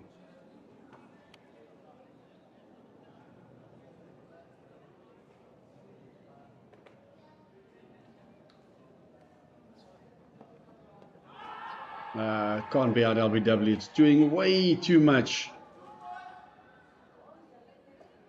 With it swinging so much, if you strike him in line, the odds are, unless he's right back on his stumps, that the ball's going to miss. The ball certainly is doing quite a bit in the air here. Jagging back off the surface as well, quite sharply to the right hand. Did I do too much?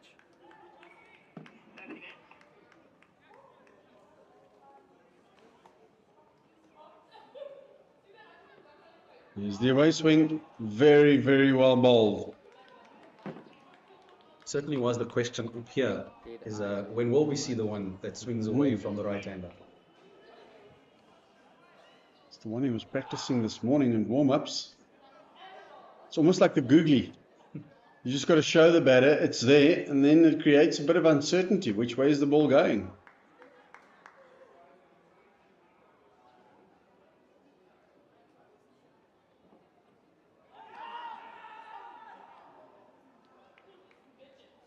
That's another thing about the, I don't want to generalize too much, but the inland teams aren't shy of an appeal.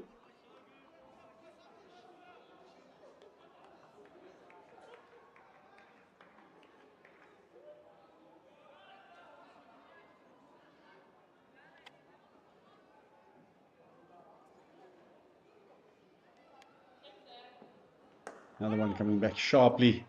Finishes the over well. 3 runs off the bat, 2 off the leg, and almost a similar start as what the Lions had. The Warriors batters do seem somewhat less troubled than the Lions batters did. Lions batters were quite tentative up front. Certainly Herman looking to play with intent. De Villiers also, having navigated his first 6 balls, was troubled with the first 2 deliveries, and then after that looked up to the task. Yusuf changing his angle. He's decided I can't give Herman that sort of room. He's looking for it. Come around the wicket, try and cramp him up. And it hasn't worked. It's just absolutely eased through the offside boundary to that vacant sweeper boundary. And it's almost as if there was a message sent out to him from UDR. Don't overhit the ball. He just eased himself into that. Didn't try and overhit it. And reward. I've always liked him since the first time I saw him play. Also, he loves batting. He loves the longer format of the game. To me, that's always a sign that this is the kind of batter you want in your team. 3 brothers, I wonder if they have a little internal competition between themselves, because they've all done very well. Just imagine how many windows have been cracked and broken in the backyard. I'm sure they've made some money now to pay for those windows. Yeah. It was worth it. As any parent would tell you, you want to see your kids succeed. Another cracking shot. Fielders have given it up. Second boundary in the over.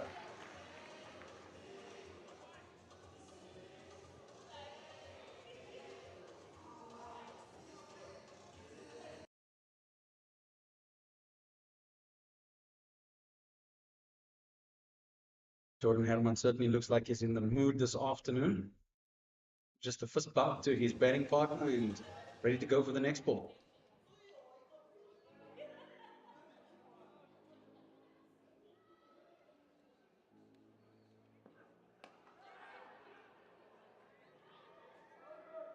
See, now that for me, as a coach, is almost the most important run.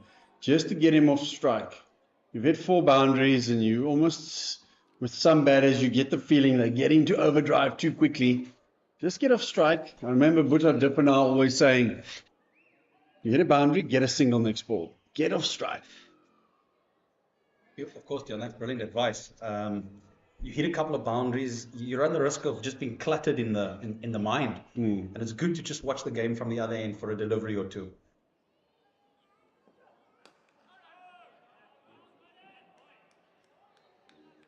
And once again, going back to the Lions innings, I've said it a few times now, but I was really impressed by the way they constructed the innings. There was a lot of good running. There was a lot of singles. There wasn't a lot of unnecessary hitting. Obviously, until the end, when you've got the license and you're supposed to do that. And can the Warriors do something similar with scoreboard pressure in mind? Great shot. 3rd boundary in the over and the first of de Villiers' career.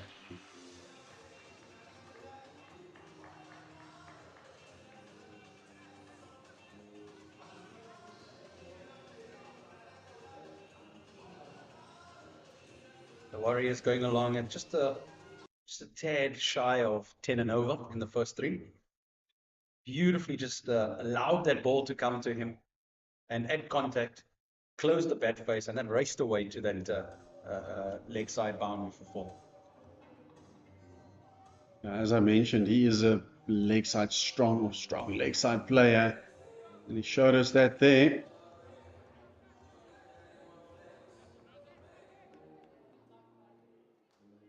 First time now for Jones to Herman.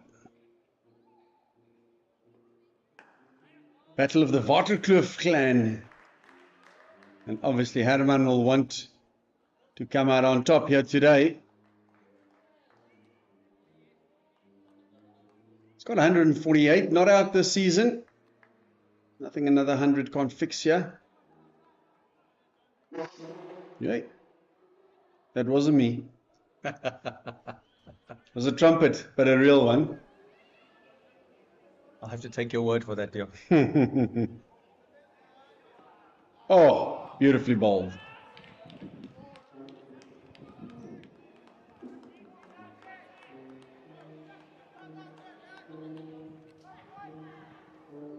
I've got a massive crowd in, but we do have a few kids, which is nice to see. It's always good for me when you have younger players here, whether they are just hunting autographs or whether they're playing in the background their own game or watching for a bit. The crowd lacks in numbers, Dion. They certainly make up for in spirit. Helped along by the band. I'm sure they'll be in full flow pretty soon after their lunch. I wonder if they look forward to it as much as we do, to have them here, the band. I would hope so, Dion. They've played a very important part in St. George's Park over the years. Great shot. Picked up from the hips. The boundaries are flowing. Herman as well, very, very strong at anything into sort of the legs and the hip area. He'll hit through that beautifully. Just a short arm jab and off it goes. Brilliant shot. Shows you it's a good wicket. So at the moment, stroke play is looking easy enough if you get the ball sort of in the wrong areas, where the timing was a lot more difficult on Wednesday's surface. But you're going to have to sustain this for a longer period of time. Change of field finally comes up. Deep square goes back.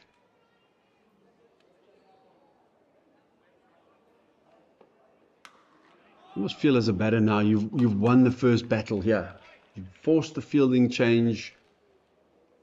You know the bowlers are under pressure.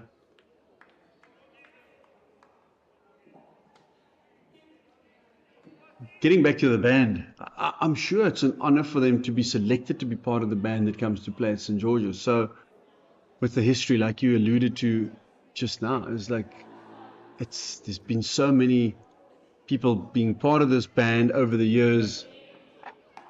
As we see another boundary, what a great start. You couldn't have asked for a better start for the Warriors than this.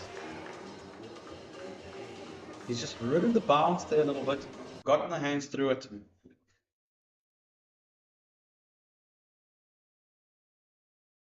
And Herman really scoring all around the ground at the moment. And that's the problem now for the captain, is you're leaking boundaries either side of the wicket. So you've got no one that's actually putting pressure on the batters. Herman has been given an absolute dream start here. It's forced the first bowling change already in the 5th over. With Delano Potgieter taking the ball. We know he'll swing it away. It's his natural shape. Is the right side for him to bowl from as well. We probably expect him to bowl good lengths here too. This is where he did pick up his 5'10" in the SA20.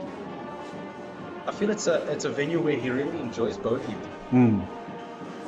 Are we seeing a different surface? Have we moved to Centurion, Dion, or is this deck just flattened out? As he starts with the leg side wide. As I actually need to ask AD, I know the pitches on the left hand side, this one and further left, at one stage had Centurion clay, and for me, if you remember a couple of years ago that there was a domestic T20 competition here as well, and the scores on the left hand side strips were 40-50 runs more. They even got over 200 a few times compared to the ones on the right, which have Gqeberha, net, bully or clay. And I said to him, well, you should go to those because I do think they're better. And he was like, no, we're all going to go back to Gqeberha, net, all of them. I don't know whether they've changed, but the surface certainly looks good.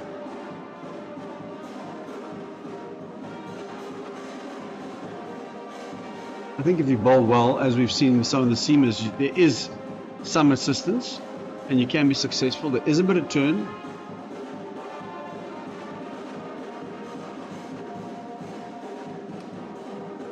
Just tucks this one away on the leg side again.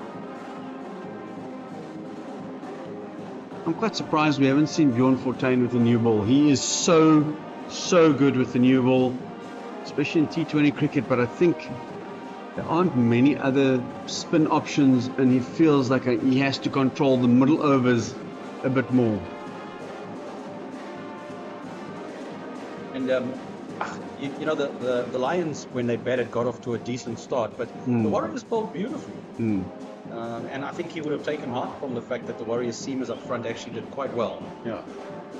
But to your point, probably not too many reliable spin options to dominate the middle overs for the Lions. Yeah, I've obviously got Peter in the side as well. But leg spin for me is more effective in 20 over cricket. Found the gap again. You've got a man out on the cover fence now. Come back for 2. Hamza picks it up. So you almost need the batters to take Naba Peter on, take risks. If they can just bat normally, it is a different game. And with this start, it's allowed them to actually just play normally from here.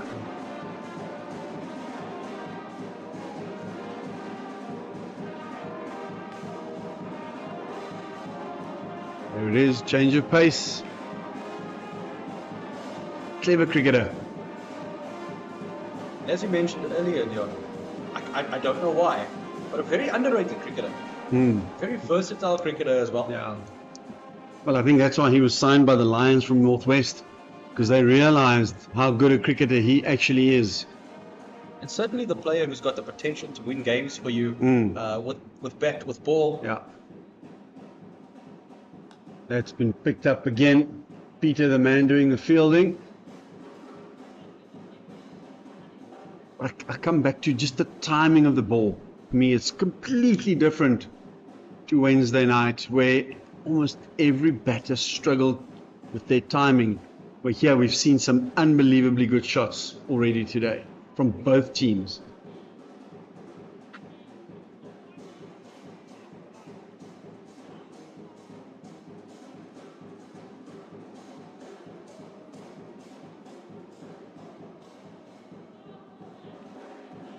Good batting. 44 after 5.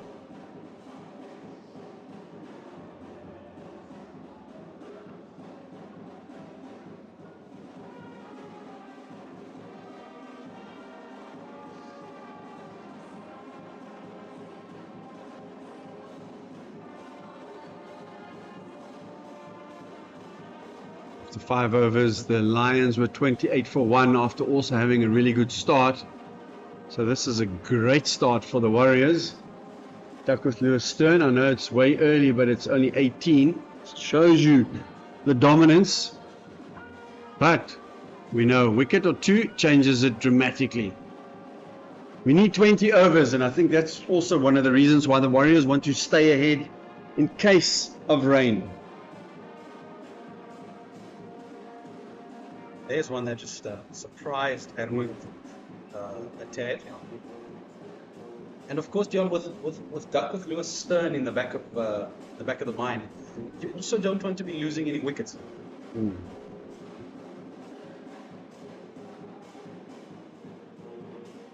No, it's great to have a run rate up around the 9 mark, but you want to be keeping wickets in hand because that drastically affects the DLS calculations.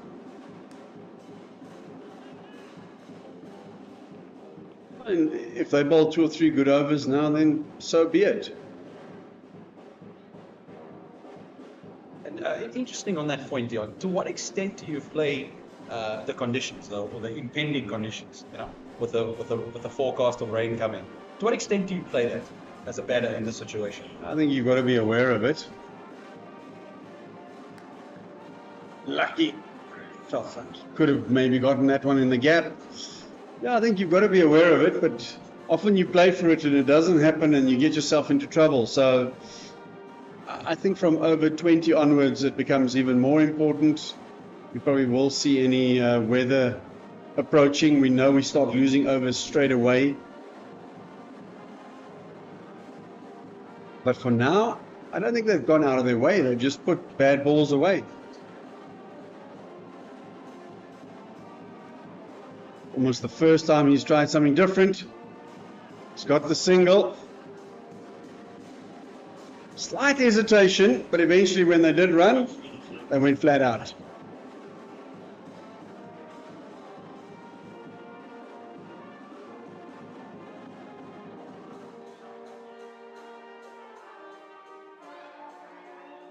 Good over so far from Evan Jones.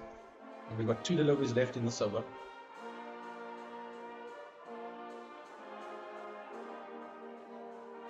Looking at that name, Evan Jones, it's got to be an English guy, but it's not. Only in Mzansi the other. Maybe if it was Irfan Jonas or something like that. But Evan Jones, it's a bit of an oxymoron.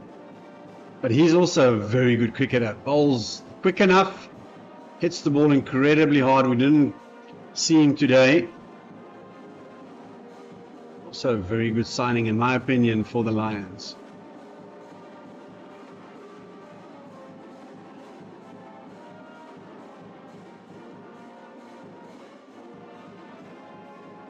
Oh, it's gone past the fielder.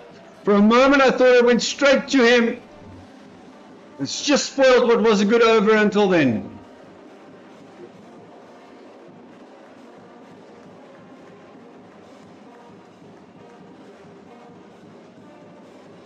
It's also the 50 up for the home team, the Dafabet Warriors. And as Jacques leaves us and Anis joins us, it's a bit of a fairy tale start. It's an amazing start. I think also a contributing factor is the Lions have been bowling, I don't know how to describe it other than the I-felt line in length. Yeah, we can't use rude words on television. I know it's on YouTube, but we're not supposed to swear. But yeah, if you were being a bit more harsh, I'm not sure it was the high-felt lengths. I just think it was bad line and lengths, either too full or too short, a little bit wide, and the Warriors batters have capitalized on it. Home conditions. And, we saw how Warriors bowlers were on the money straight away. Oh, he's flicked it. It's 4 more. The boundaries keep raining. The second one that's beaten short fine leg. Huh?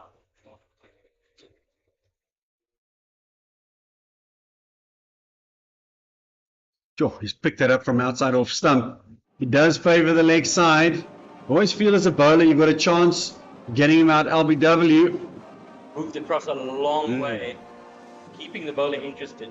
Delano put hitter, strapping young man. Balance has to be so good if you bat the way De Villiers does. Got a wide? Umpire saying no, not today. Might be a bit lenient. Might have been a bit lenient there. De Villiers did move well across. He did. Obviously, the ruling has changed over the last year or so, with the wide line shifting according to where the batter is.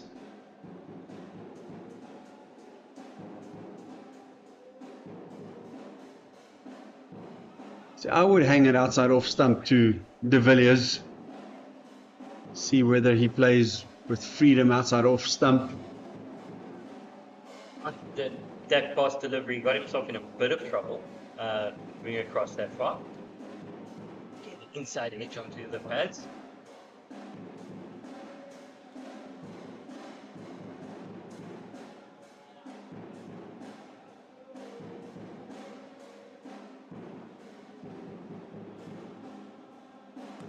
So strong there. I'm just looking at Captain Bjorn Fortuin at mid-off. I almost feel he hasn't got a choice but to bring himself on from the Park Drive end. He's got to try and stop the flow of runs, just change the pace, change the angle. He is more than capable of bowling in the power play because it opens the bowling in T20, so he's used to the pressure.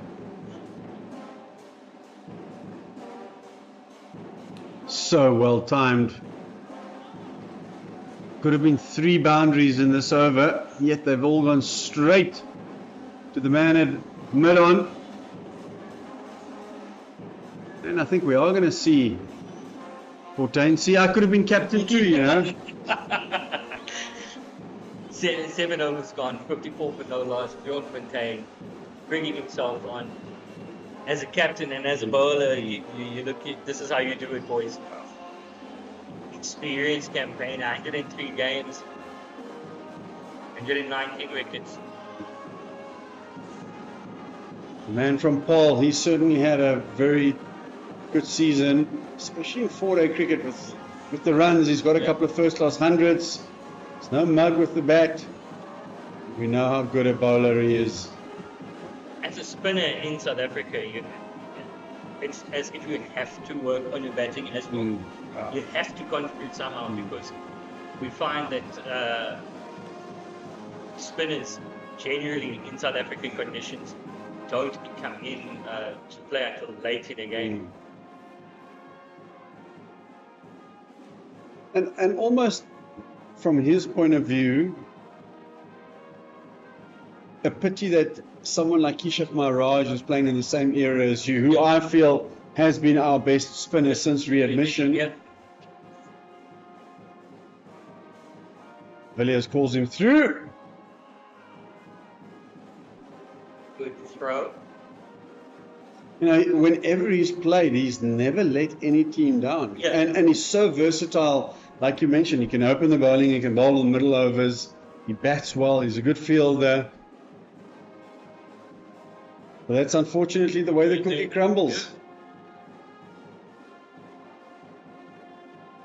But like you said, being in the same generation as Gqeberha Maharaj. And South Africa generally uses spinners differently.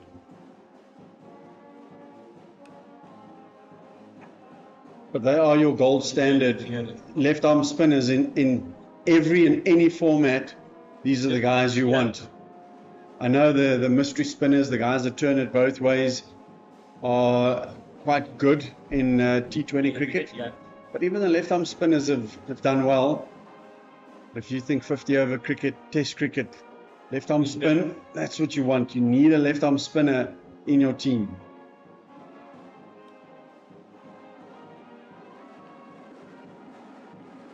And the way the Warriors play him today, for me, could go a long way as to deciding where this game goes. Correct. If you look at how the Lions played Mutasamy, and how they played Robinson, they really went after them. They went hard at them at the start.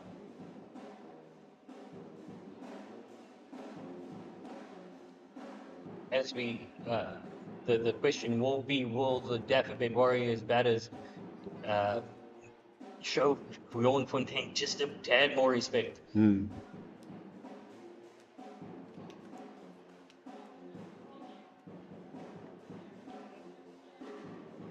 Jordan Harriman having quite the season, averaging 56 with the bat. Just talking about season, we've got to keep one eye on the rest of the matches. As we said before, Boland have already qualified, Province are out, so that game is actually irrelevant. Boland should finish top. They need 183 to win. They're 60 without loss already. The Knights managed to get 230 and the Titans 5 for 1. If you see who is out, it is Pretorius who's out for 4. When Sammy's still there with Brunt. So all to play for there also for both teams. And the other match is 246 for 7, which the Dragons ended up on. Where at one stage looked like they won't get there. So some batting to do for the Dolphins in Poch.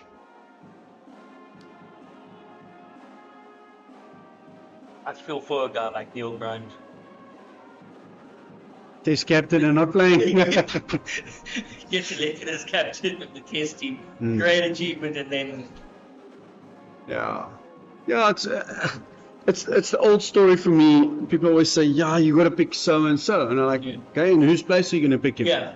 So don't tell me he's got to play. First say, hey, who do I need to leave out so he can play?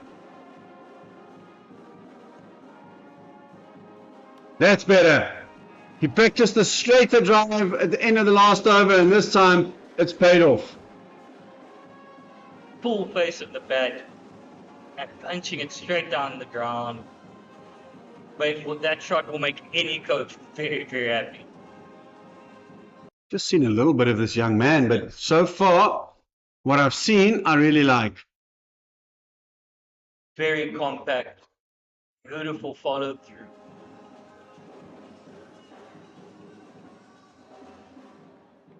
He's still young, he's learning the game.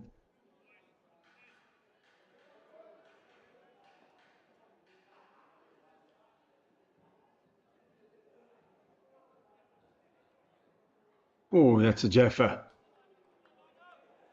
See, I wouldn't bowl any straighter to him than that, because he does get outside off stump. He's looking for you to bowl at his pads. He's happy to take that risk. So I always feel you can bowl fourth, fifth stump, even sixth stump to him. It's just about the bowler holding his nerve, like you said, keeping that line, be consistent.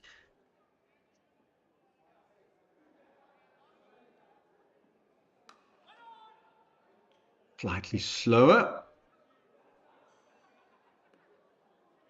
Still moving across. I'd love to see his wagon wheel. So he's a great example. I've chatted to a lot of my batters at school, and they all want to just score offside. And I said to them, if you really want to be successful at first class and international level, are you going to have to be predominantly offside or leg side as a batter, scoring wise? And they all initially say offside. And I'm like, are you sure? Because if you play offside, you're bringing slips, you're playing away from your eye line. So you actually have to be strong leg side. You look back and you think back, guys like, well, he's still playing now, Steve Smith, Labuschagne. I can call him Labuschagne because I know it's not Labuschagne. Steve Waugh back in the days, even Mark Waugh. The one exception for me has been Herschel Gibbs, who is an absolute freak. He also could score leg side, but he stayed a little bit more leg side of the ball and favoured the offside. Callis was leg side. You have to let the ball come to you and let it and play it under your eyes. Aerial, but safe. And I know it brings the possibility of LBW in play, but I think you've got more worries about nicking off than getting out LBW. Especially in the longer format of the game, where bowlers tend to swing the ball a bit more. And we have seen at pro tiers level, international level, a lot of our batters do have a problem on fourth and fifth stump where their hands go. And Jacques and I were discussing off air earlier on about the setup, whether a trigger movement is needed or how open your stance is.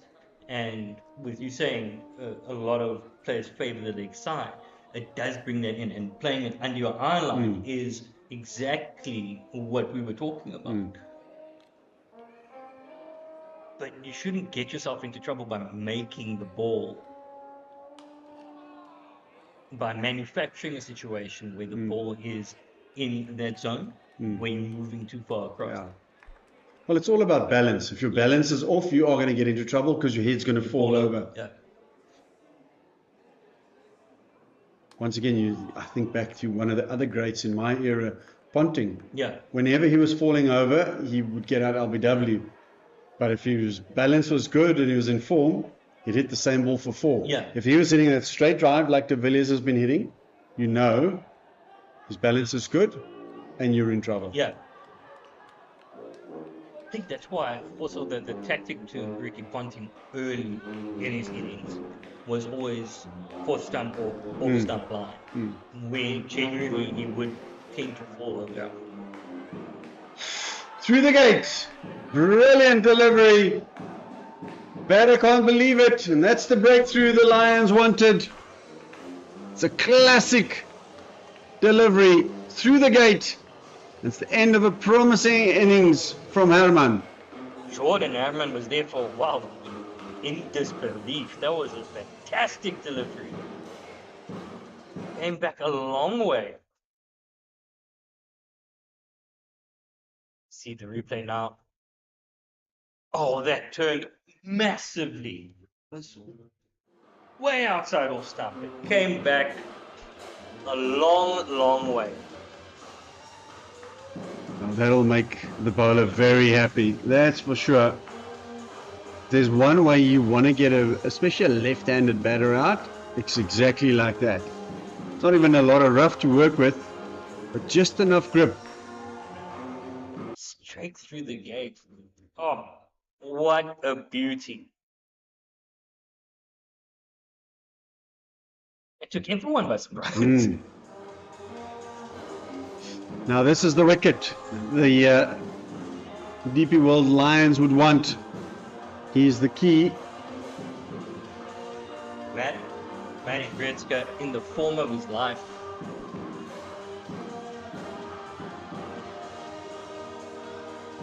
Got out to the left arm spinner on Wednesday night. Good delivery. They just turned, took the edge. I think he prefers starting against the seamers as well.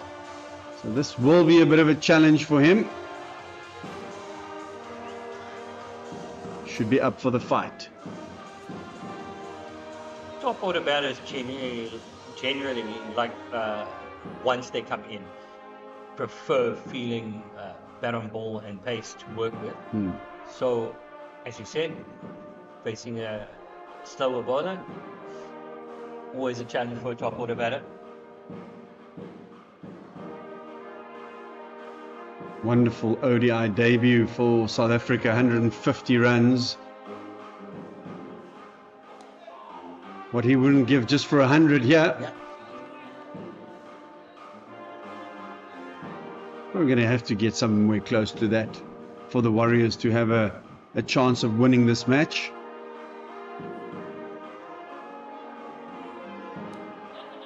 Off the mark. Obviously be jetting over to the UK soon to play some county cricket, which will be great for his development. And he is still developing. Yeah. Be even better for him because with his stint in playing county also coincides with World Test Championship. So getting acclimatized early. Yeah. It's the end of the power play. 65 for 1 after 10. No, you doubt whether he'll play, but at least at least you're there in case. You know, we've seen stranger things happen and opportunities come pretty quickly. All of a sudden you don't wish an injury on anyone, but if something happens and you might be playing and you've been scoring lots of runs, you never know. You get that call. Paul Harris tells the story. He was standing in one of the shops in his shorts and blackies, and he got the call, "We need you in Cape Town." Yeah, like now. We've sent the car for you, just get in the car. Yeah.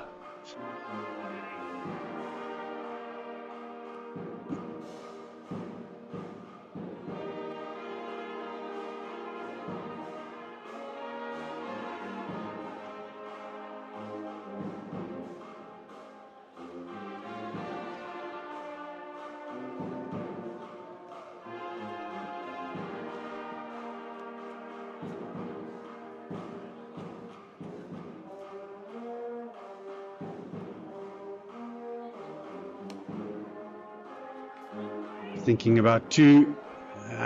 Besides against it, Yusuf has got a strong arm.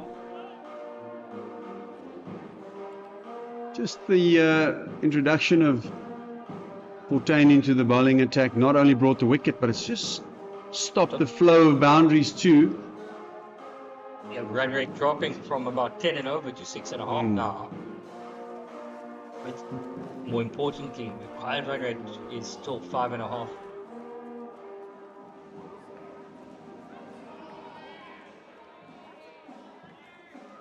Oh, there's still lots of batting. 213 runs still to get. Now, I think the Warriors will be looking to consolidate. They don't want to take it too deep, though, because anything can happen. First year of 20, yeah. You need partnerships. You're not going to chase this sort of score without probably at least 100-run partnership. You now had a 60-odd run partnership. You need to back it up ideally.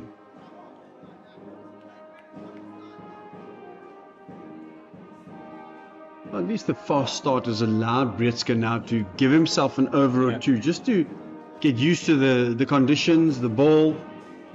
We're still 15 runs ahead of Duckworth Lewis. Stern par score. 9.2 overs to go, then we have a match, whatever happens.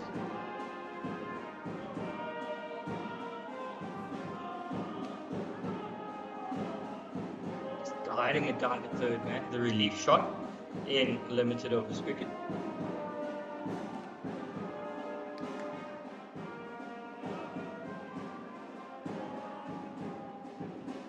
Gretzky happy at this moment in time just to watch from the non-strikers end.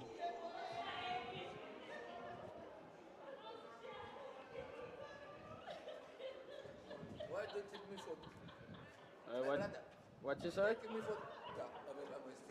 Oh, De Villiers, great again. Last ball of the over will spoil it for the bowler. Fantastic timing, just a punch down the ground.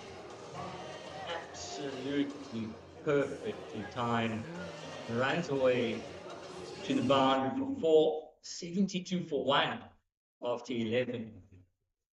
I was going, before this ball, I was going to ask, does De Villiers continue playing positively, or does he cut back just a tad now that the wicket's fallen and he's the senior partner? Yeah, I don't think he was playing positively or different to what he should. I think he's just batting. For me, these have been good cricket shots. His technique, his way of batting is to get outside off stump, look for the ball, the length that he can actually hit it through the leg side. Think back to the King, he had his birthday in the week as well, Viv Richards. Yeah. How many balls he hit from offside through the leg side because of the length. Yeah. So it's the same against spin. If you get close to the ball, it doesn't turn, you can play against it, or you got to get all the way back. So for me, De Villiers, they've just been good cricket shots.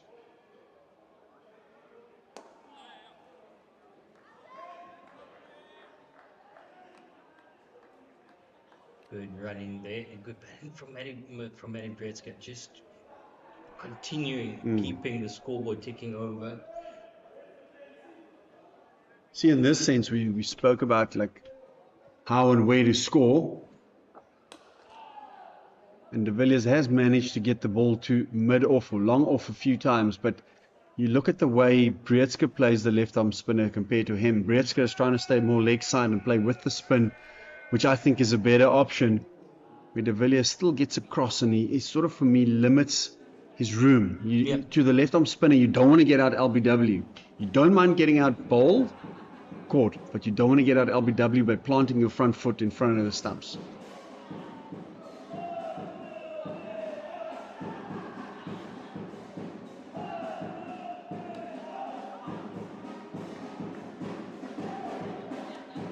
And just a bit straight on that one, trying to get that turning in. We saw him he got the ball that got a massive turn from outside the right-hander's legs. Change in field here. Cover coming in a bit closer, extra cover going deeper. Gretzky taking on Peter and winning easily. Good running there, positive running. It's always great to see from a batting team, especially during a chase.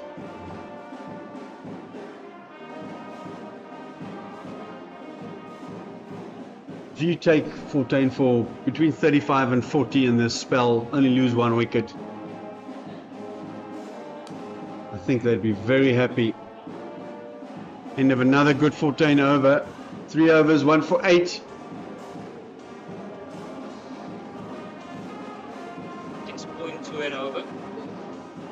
25 to win 228 balls. Well ahead of the DLS. We've got an interesting move here now. Peter is going to come into the bowling attack.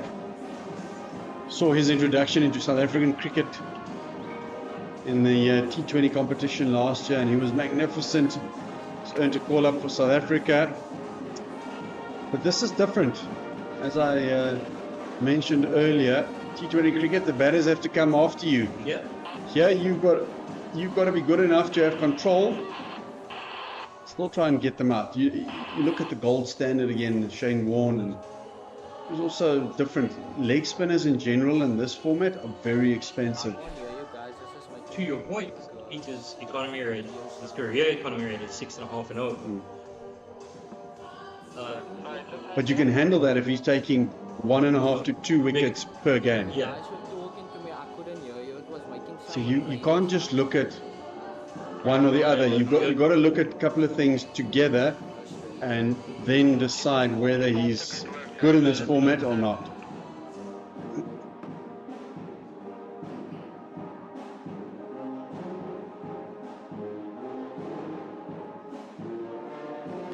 So for me, his role would rather be 3 or 4 for 60 than 1 for 40. But that's where the captain needs to say, okay, you need to go out, you need to get me a wicket. It might cost us a bit of runs, but go out, you our weapon. Let's go. Do what you have to do.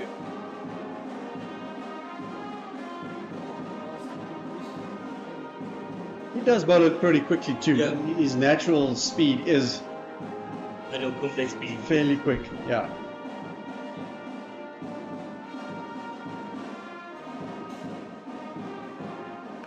Too short, given room, cut away for 4. We're just saying, your leg spinner, wrist spinner might go for a bit of run. I went just too short outside, cut away beautifully. Now this is great batting. The other thing I speak to young batters about is how many shots do you need to be able to play, scoring shots, scoring shots, whatever you want to call them, to be a successful batter. And they're all going, 6 or 7 or 8. I'm like, so obviously we're talking mostly time cricket. As the format gets shorter, you need a few more options, but time cricket, if you have 3 shots, if you can play it off the hip, cut and maybe drive or something like that, or pull, that's all you need. Look at guys limp. Always thought maybe, and with all due respect, a guy like Gary Kirsten is not on the eye as talented as Herschel Gibbs, but Graham Smith for that matter scored a lot of runs on the leg side, but it's the way he played. He knew, I hit it off my pads, I cut. It's not in my area, I leave it. That's the patience game of time, because you need to know the full damage. You need to know where your off stump is. Just leave everything that's not in your scoring zone, and you need to develop that where you're going to score. 70% of the time in 50 over cricket, it's exactly the same.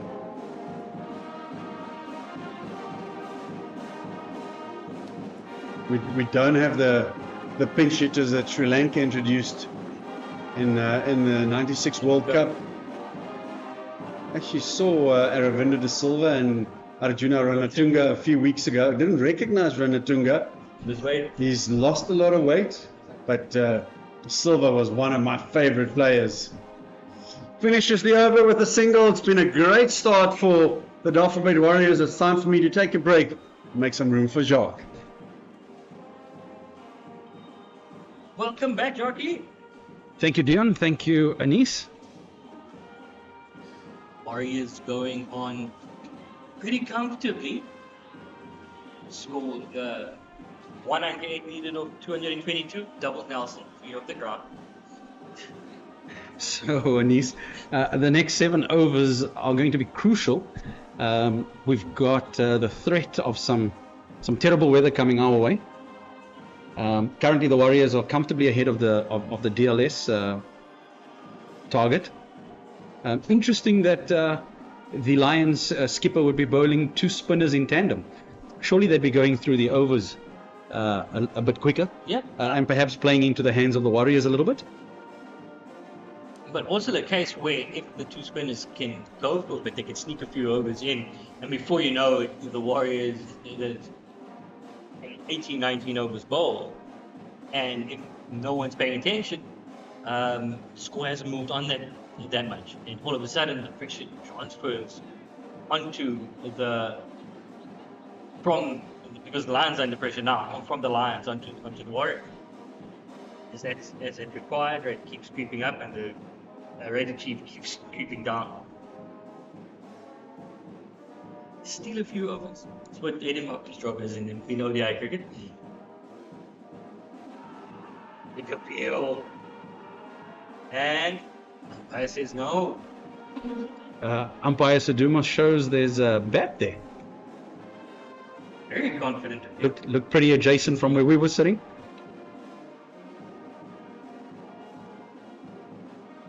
Saduma, best seat in the house, says no.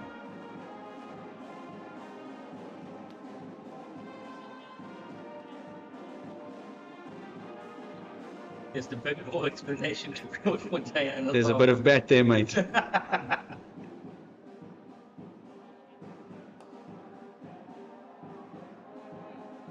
Pushed to the offside. Cleaned up by the sweeper on the offside boundary.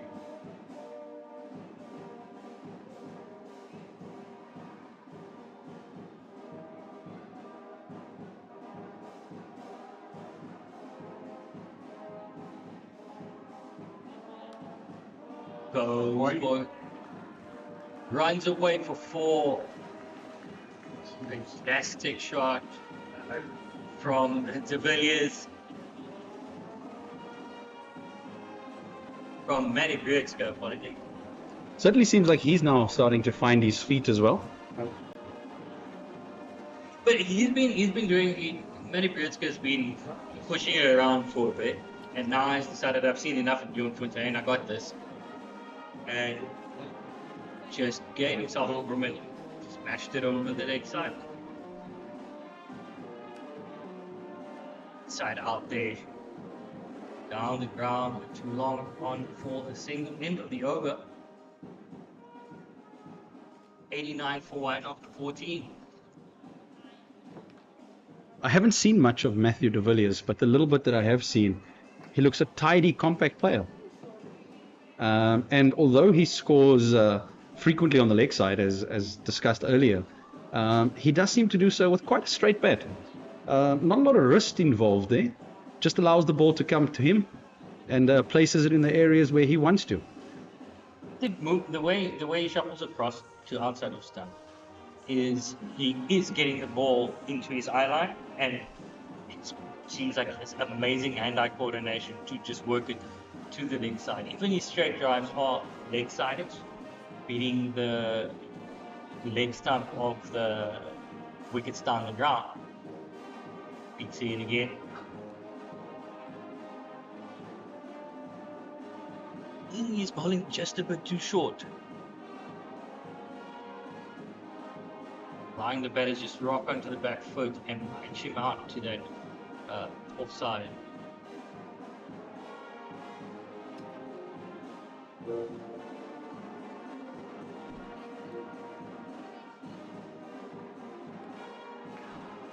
Peter is probably able to get away with bowling it slightly shorter, given the field that he's got. He's got two catches out on the leg side boundary. He's also got his offside protected with a sweeper.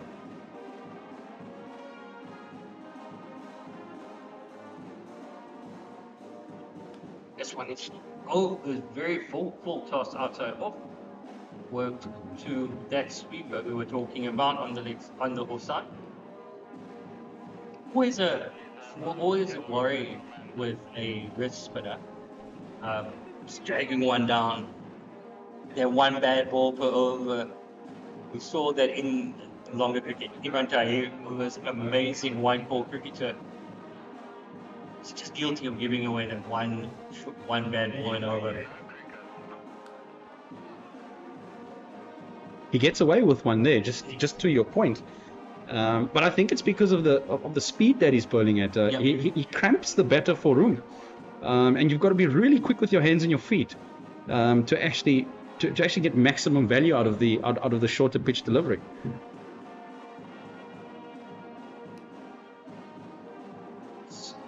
Good looking shots for straight to the fielder. But I think that's where De Villiers has been rather good. We were talking about him playing under his eye. He's got amazingly quick hands.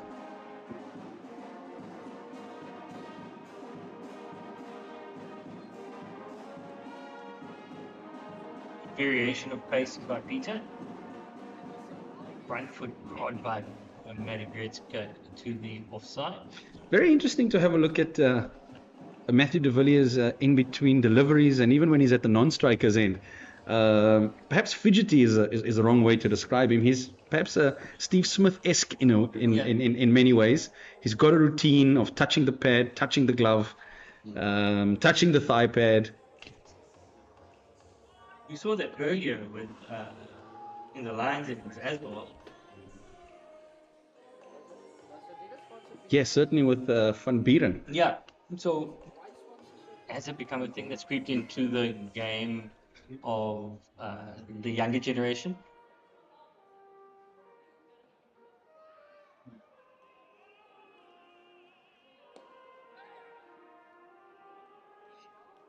I will say this, and he's having working with a lot of youngsters. The name Steve Smith, Virat Kohli, but particularly Steve Smith, comes up a lot, and a role model for a lot of boys and girls right across the world. Yeah. And so Smith's idiosyncrasies, our boys pick it up. Yeah, because you think of it when we were younger, we would emulate who we'd see. So you'd emulate a guy like earlier on Gary Kirst. Yeah. You'd emulate a Gqeberha. And now it would be a Steve Smith. It would be a AB de Villiers. You look at Gqeberha, and his technique is very ABS.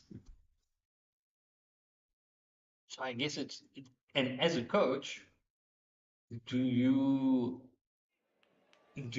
tell your players, okay, look, guys, I know that one came out of nowhere.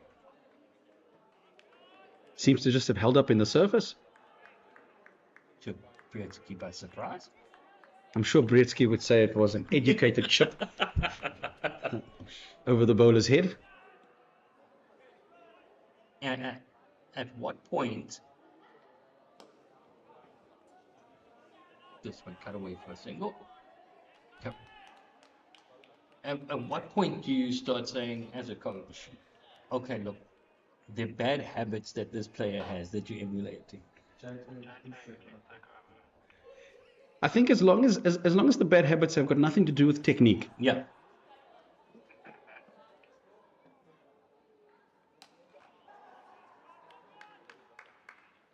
And that brings to an end the 16th over.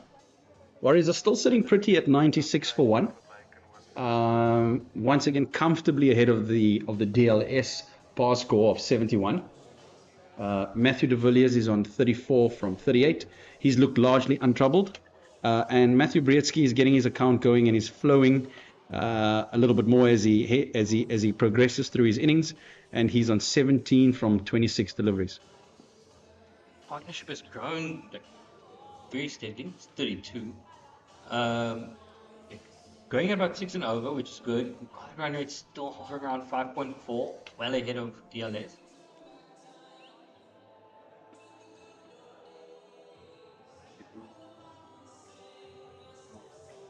And even Villiers on strike now, facing Peter.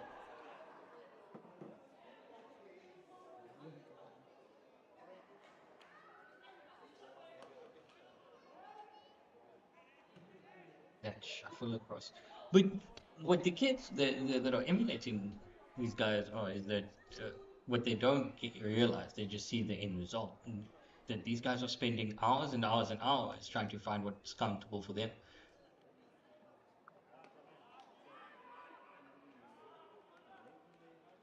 And these guys, the best out there, they've got the ability to adapt, not even between matches and innings. They've got the ability to adapt during an innings. Yeah.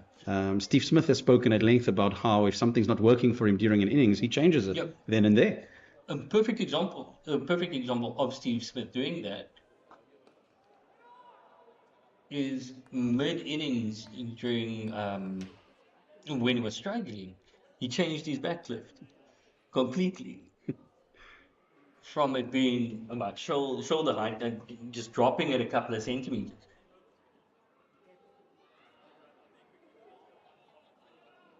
Good start to the over by Peter. He seems to just have found a bit of rhythm during this over. 3-dot balls. Holding the pressure. Will De Villiers keep his head? Good backing up by the fielder. 4 dots in a row. Is something brewing here, and he's Youngster to youngster. Who's going to crack first?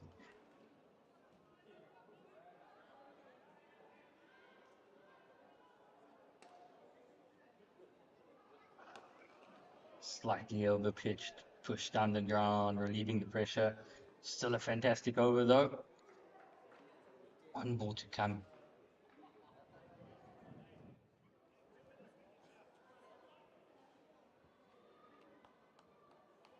Rate just dropping below a run of ball now. Required run rate up to 5.5.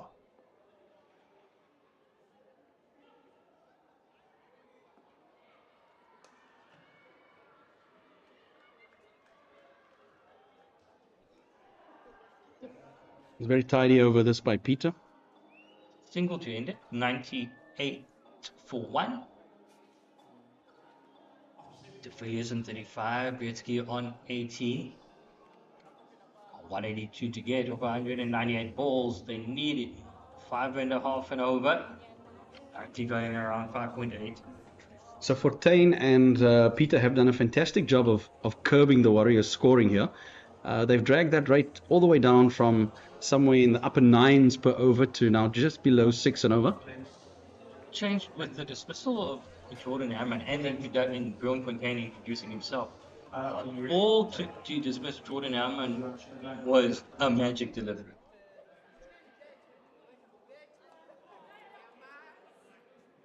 Good running, stealing the single.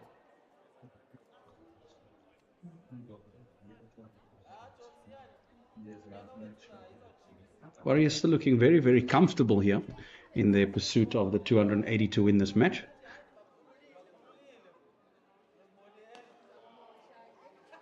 Leaning back. Coming back for the second. Good running, and that brings up the 100 for the Warriors in 107 balls. 13 fours in that 100.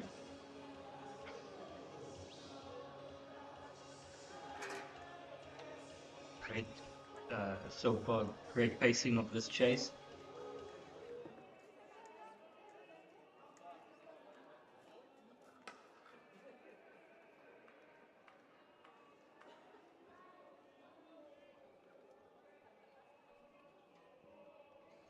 Partnership now worth 38.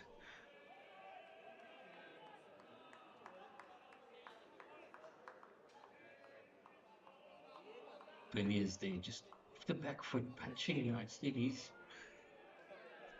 earlier. Seeing it like a beach ball.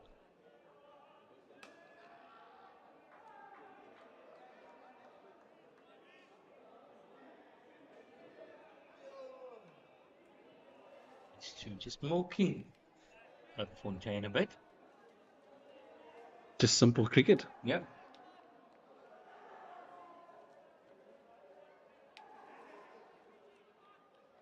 Look, if the Warriors want to win, one of these two have to bat deep. Look, ideally in a run chase of 250 plus, or any run chase for that matter, ideally you would want one of your top 4 around in the last 10 overs. No, there should be, one of them should be set.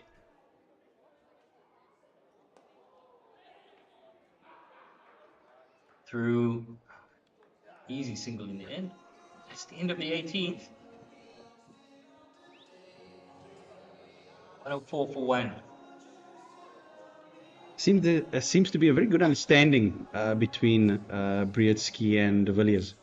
Their running between the wickets almost seems telepathic. It almost seems effortless. Yeah. That's the jinx being pulled. You see, Dafabet Warriors 104 for 1 after 18 overs. Jordan Hammond, the only wicket to go down, falling to a peach of a delivery from Bjorn Fontaine that turned prodigiously outside his off stump just to clip the wickets. Took everyone by surprise against the run of play. Warriors going in about 9 and over at the time. Yeah, Yeah. But we all know that Fontaine is a class act. Yeah. He has been around the circuit for some time. He's a regular in the Proteas side.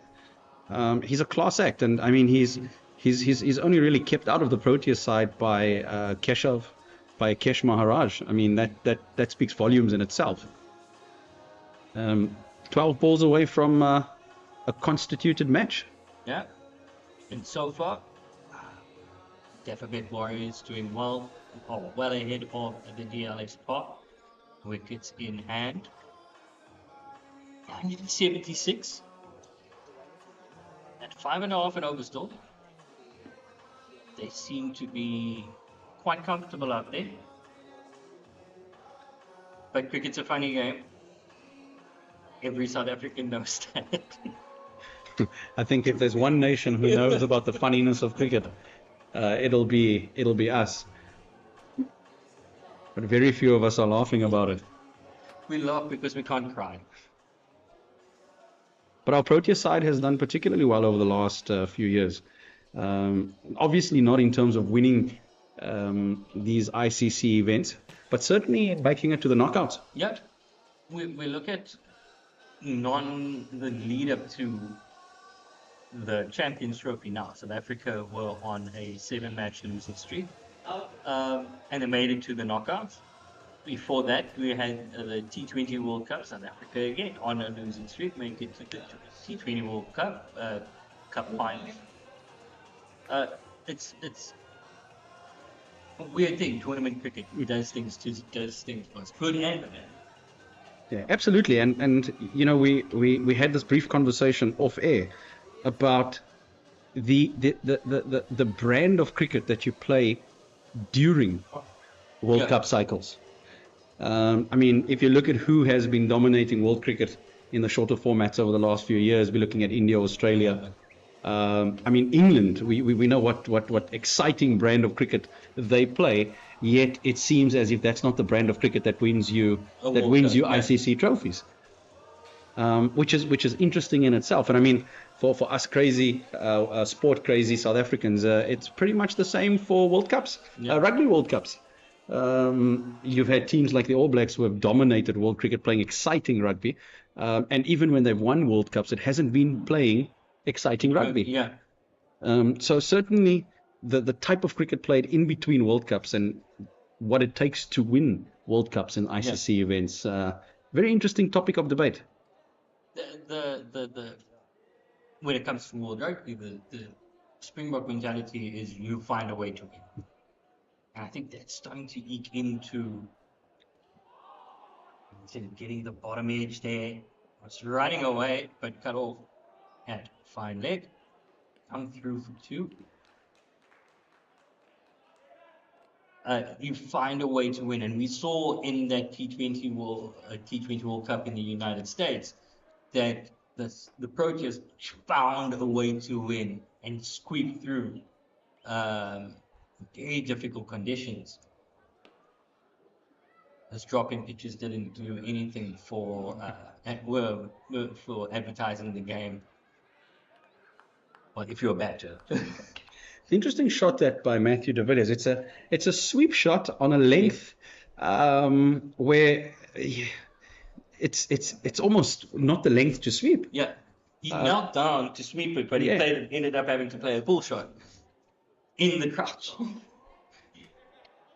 Obviously, again, it's something that's creeped into the game, and we see a lot of younger players doing it. And let me be the devil's advocate. Let me ask the question: what is wrong with that? It potentially throws the bowler off his length. It's in a sense it's unorthodox, but it works. Yeah.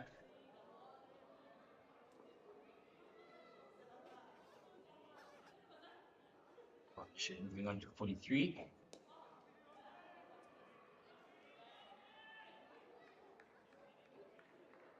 Wouldn't it be, if I had to be against it, wouldn't it be a waste of motion? Or wouldn't it be an efficient shot? You could get the same result to playing off the back foot straight up and just put the straight to bat. That's beautiful. The timing on that was absolutely superb. It seemed as if he didn't hit it. It was, it seems so mundane, and it runs away, and it sped away to the boundary. Fantastic timing. It couldn't have been. It couldn't have been more than 10 meters to the left of that sweeper fielder on the boundary, but it absolutely raced away. And he barely hit it. You just pushed at it, and it just raced away, as you said. Great timing. Takes us to Nelson. Oh. Turn your caps around. Puts off the ground. All the ones. 111 for one. For those that are superstitious. Look away now.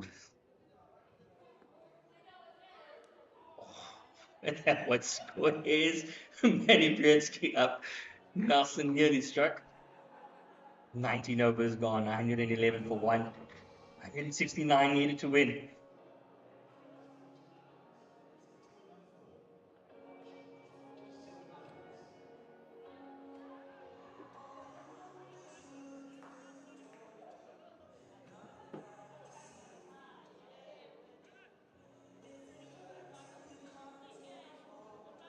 Shot 47. Gently going on. It seems as if they're gently, but this is what happens when the two spinners bowling in tandem. As a bowling change now comes in, Cody Yusuf back into the attack. Went for 12 and over in his first two, hoping to do a bit better now. It's just a bit wide, offered a bit too much worth to Jordan Hammond, who was on a tear.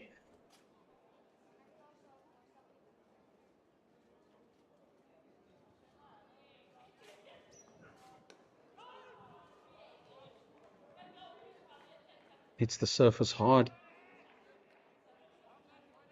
De Villiers up to the task. It's a change of ends for him as well. The previous spell from the duck pondit. Maybe this is he finally got his way and got to go from this side instead of Joe.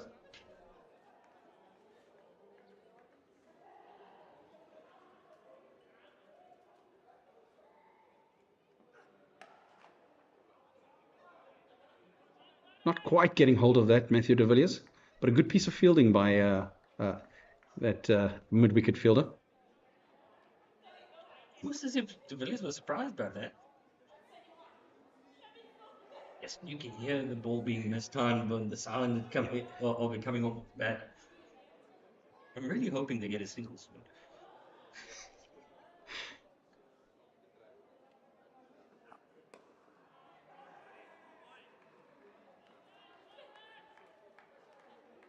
Still no run.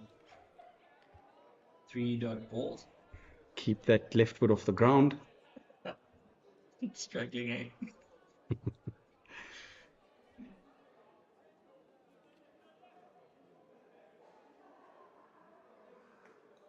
So the weather conditions quite gloomy at the moment, but the rain has thankfully still stayed away.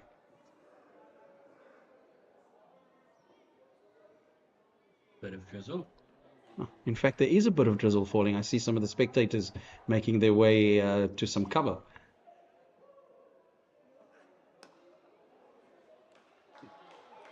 And there's the single 112 for one. Ground stuff to be poised and ready.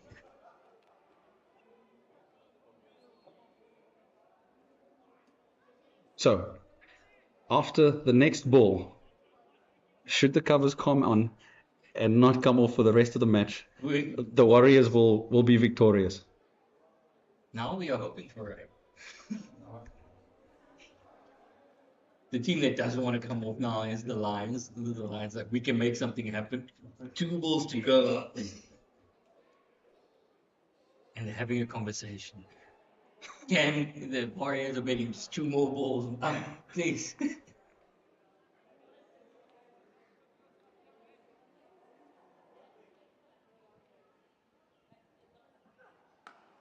They just the one.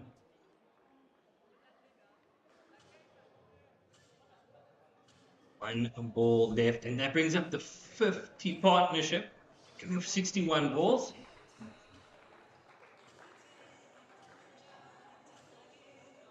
getting 66 to win, 114 for 1. One more to come in the 20th over. Gone very gloomy all of a sudden. Very, very gloomy.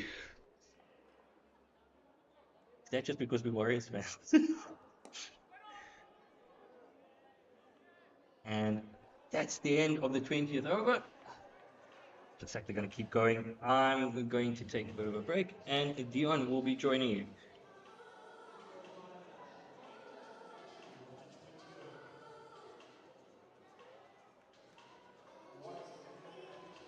Welcome back, Dion. Thank you very much. It's a very good position for the Warriors still to be in. The lights have just gone on here. I was wondering whether they're going to switch them on or say, well, we're cutting costs. There is a bit of drizzle in the air. I've got a feeling if this continues for another 2-3 overs that we might come off. It's not heavy, but it's just enough to make everything wet. And obviously the ball, struggling to grip the ball. So all these things are good for the Warriors, and I think they want to come off. They're in a good position. The lights certainly have brightened things up immediately.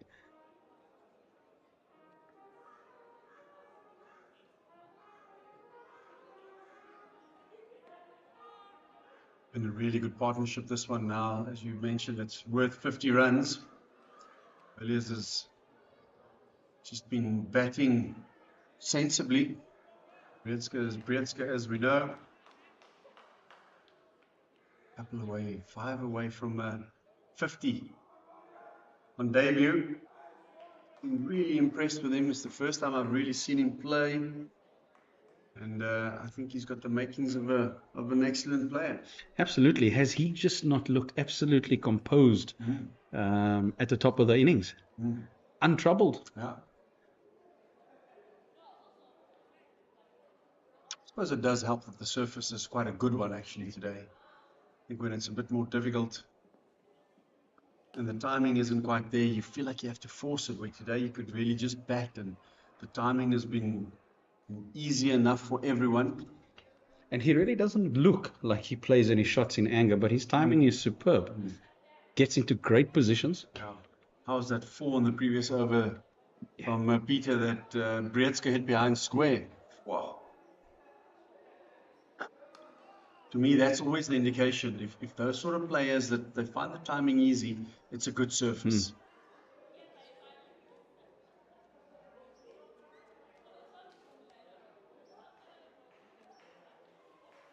Brzezinski and his little habit there of scratching the batting crease, I don't know how many times.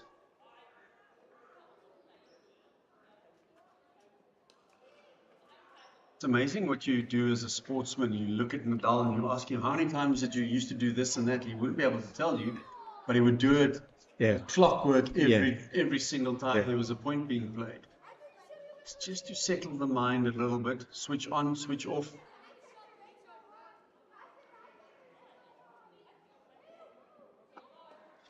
Also against spin, where the bowler's always looking to rush the batter. That in between routine, your routine in between balls really just helps you pace yourself as well. Yeah, you want to bat at your tempo, not the bowler's tempo. But that also comes with experience.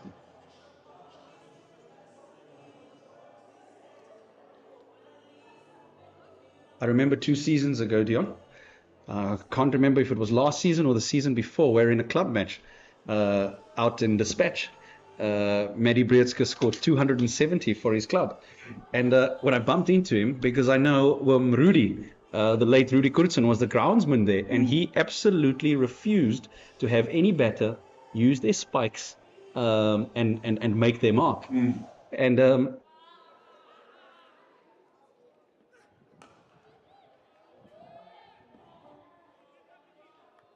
And chatted to him and said to him, hey, how does it affect you when you're not able to make your mark? Because you know how batters are. Most batters make marks in between deliveries, in between overs. And he said, look, the old man is not there anymore, so I took some liberties. Yeah. But you can imagine how something as small as, not small, but something as perhaps insignificant as that, as some would view it, I spoke about the routine, but once again, it's more something that just settles your mind more than anything else. And it has to become something that's subconscious. It's not I've got to scratch it 10 times or most of the time. Some of them do. I know Neil McKenzie, he was very pedantic in that sense as well, where you're not allowed to come into his half of the pitch and like scratch it so many times, blah, blah, blah. But I think because cricket is such a game where you have so many failures actually, that as players we pick up these superstitions and hoping that it's going to make your success rate a bit better. Sure it does.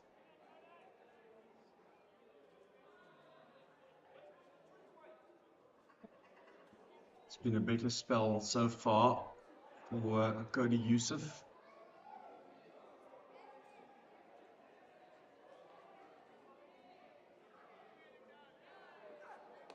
But the Lions need to pick up wickets. That's the problem for them.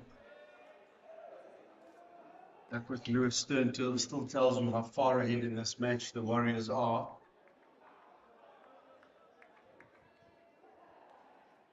I listened to a podcast recently where Brad Haddon spoke about a batter. I can't recall the batter's name off the top of my head. The batter had a routine in between balls, and they would notice that he would go and stand in a particular place. And Haddon would actually go and stand on that spot where the batter would stand. Sounds very Aussie-like. Anything to get a mental edge over the opposition.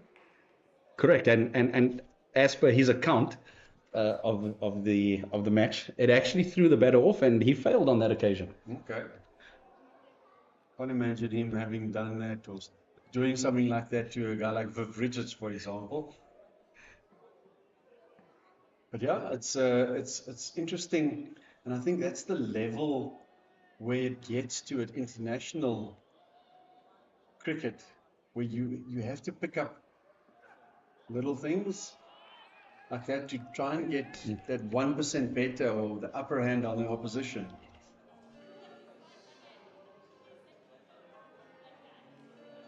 $123 for one after 22.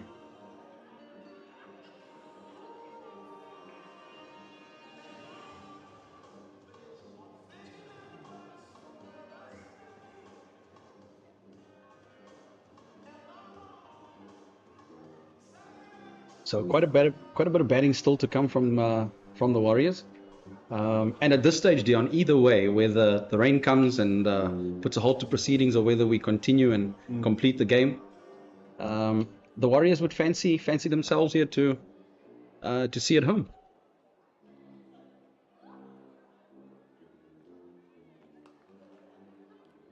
Just looking at the Lions team as well, we've used 5 bowlers so far.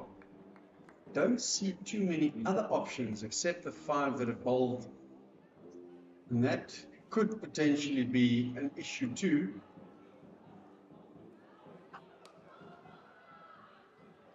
And between the 5 of them, Dion, they haven't really looked like they would be running through this the Dafabet Warriors batting lineup.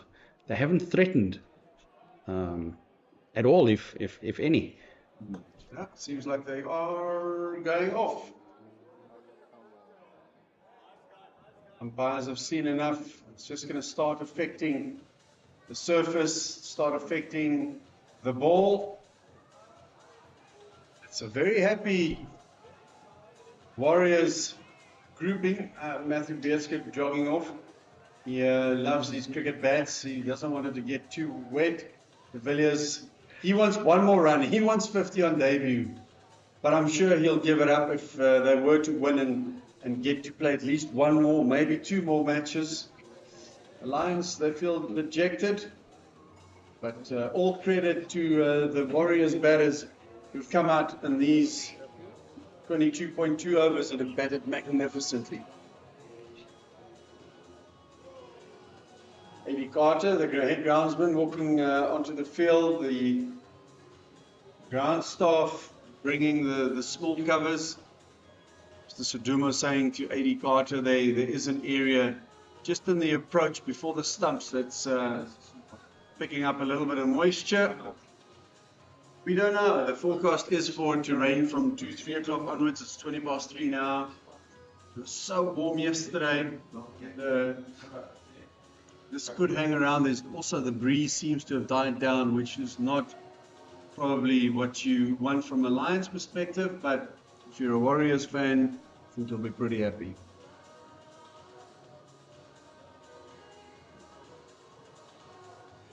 I'm sure we'll see most of the covers coming on. The rest of the ground staff are there. And it's unfortunate to have this delay.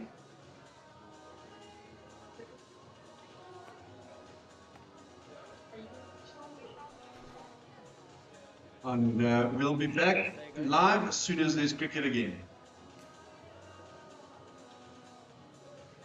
Did you say something? You fully sheltered. Yeah, and the rain isn't coming. And the camera? The camera is all fine.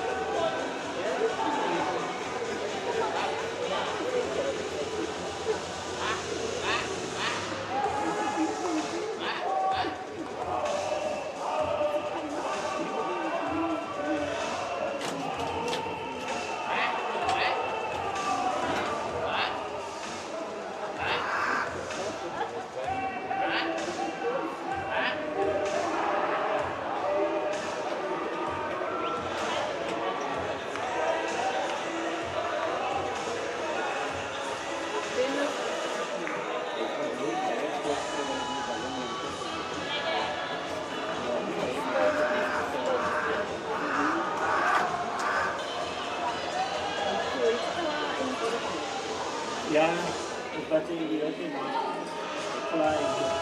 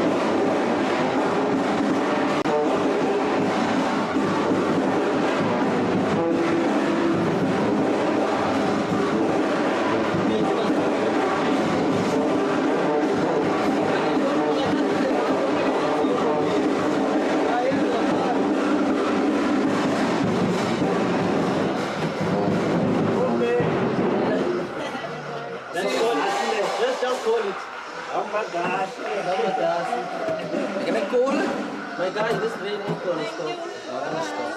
Because you can see on your phone. Because then it's the phone up. And I saw the clouds here on that side. There's still more coming. The cloud is 100%. Tomorrow's gonna rain hard.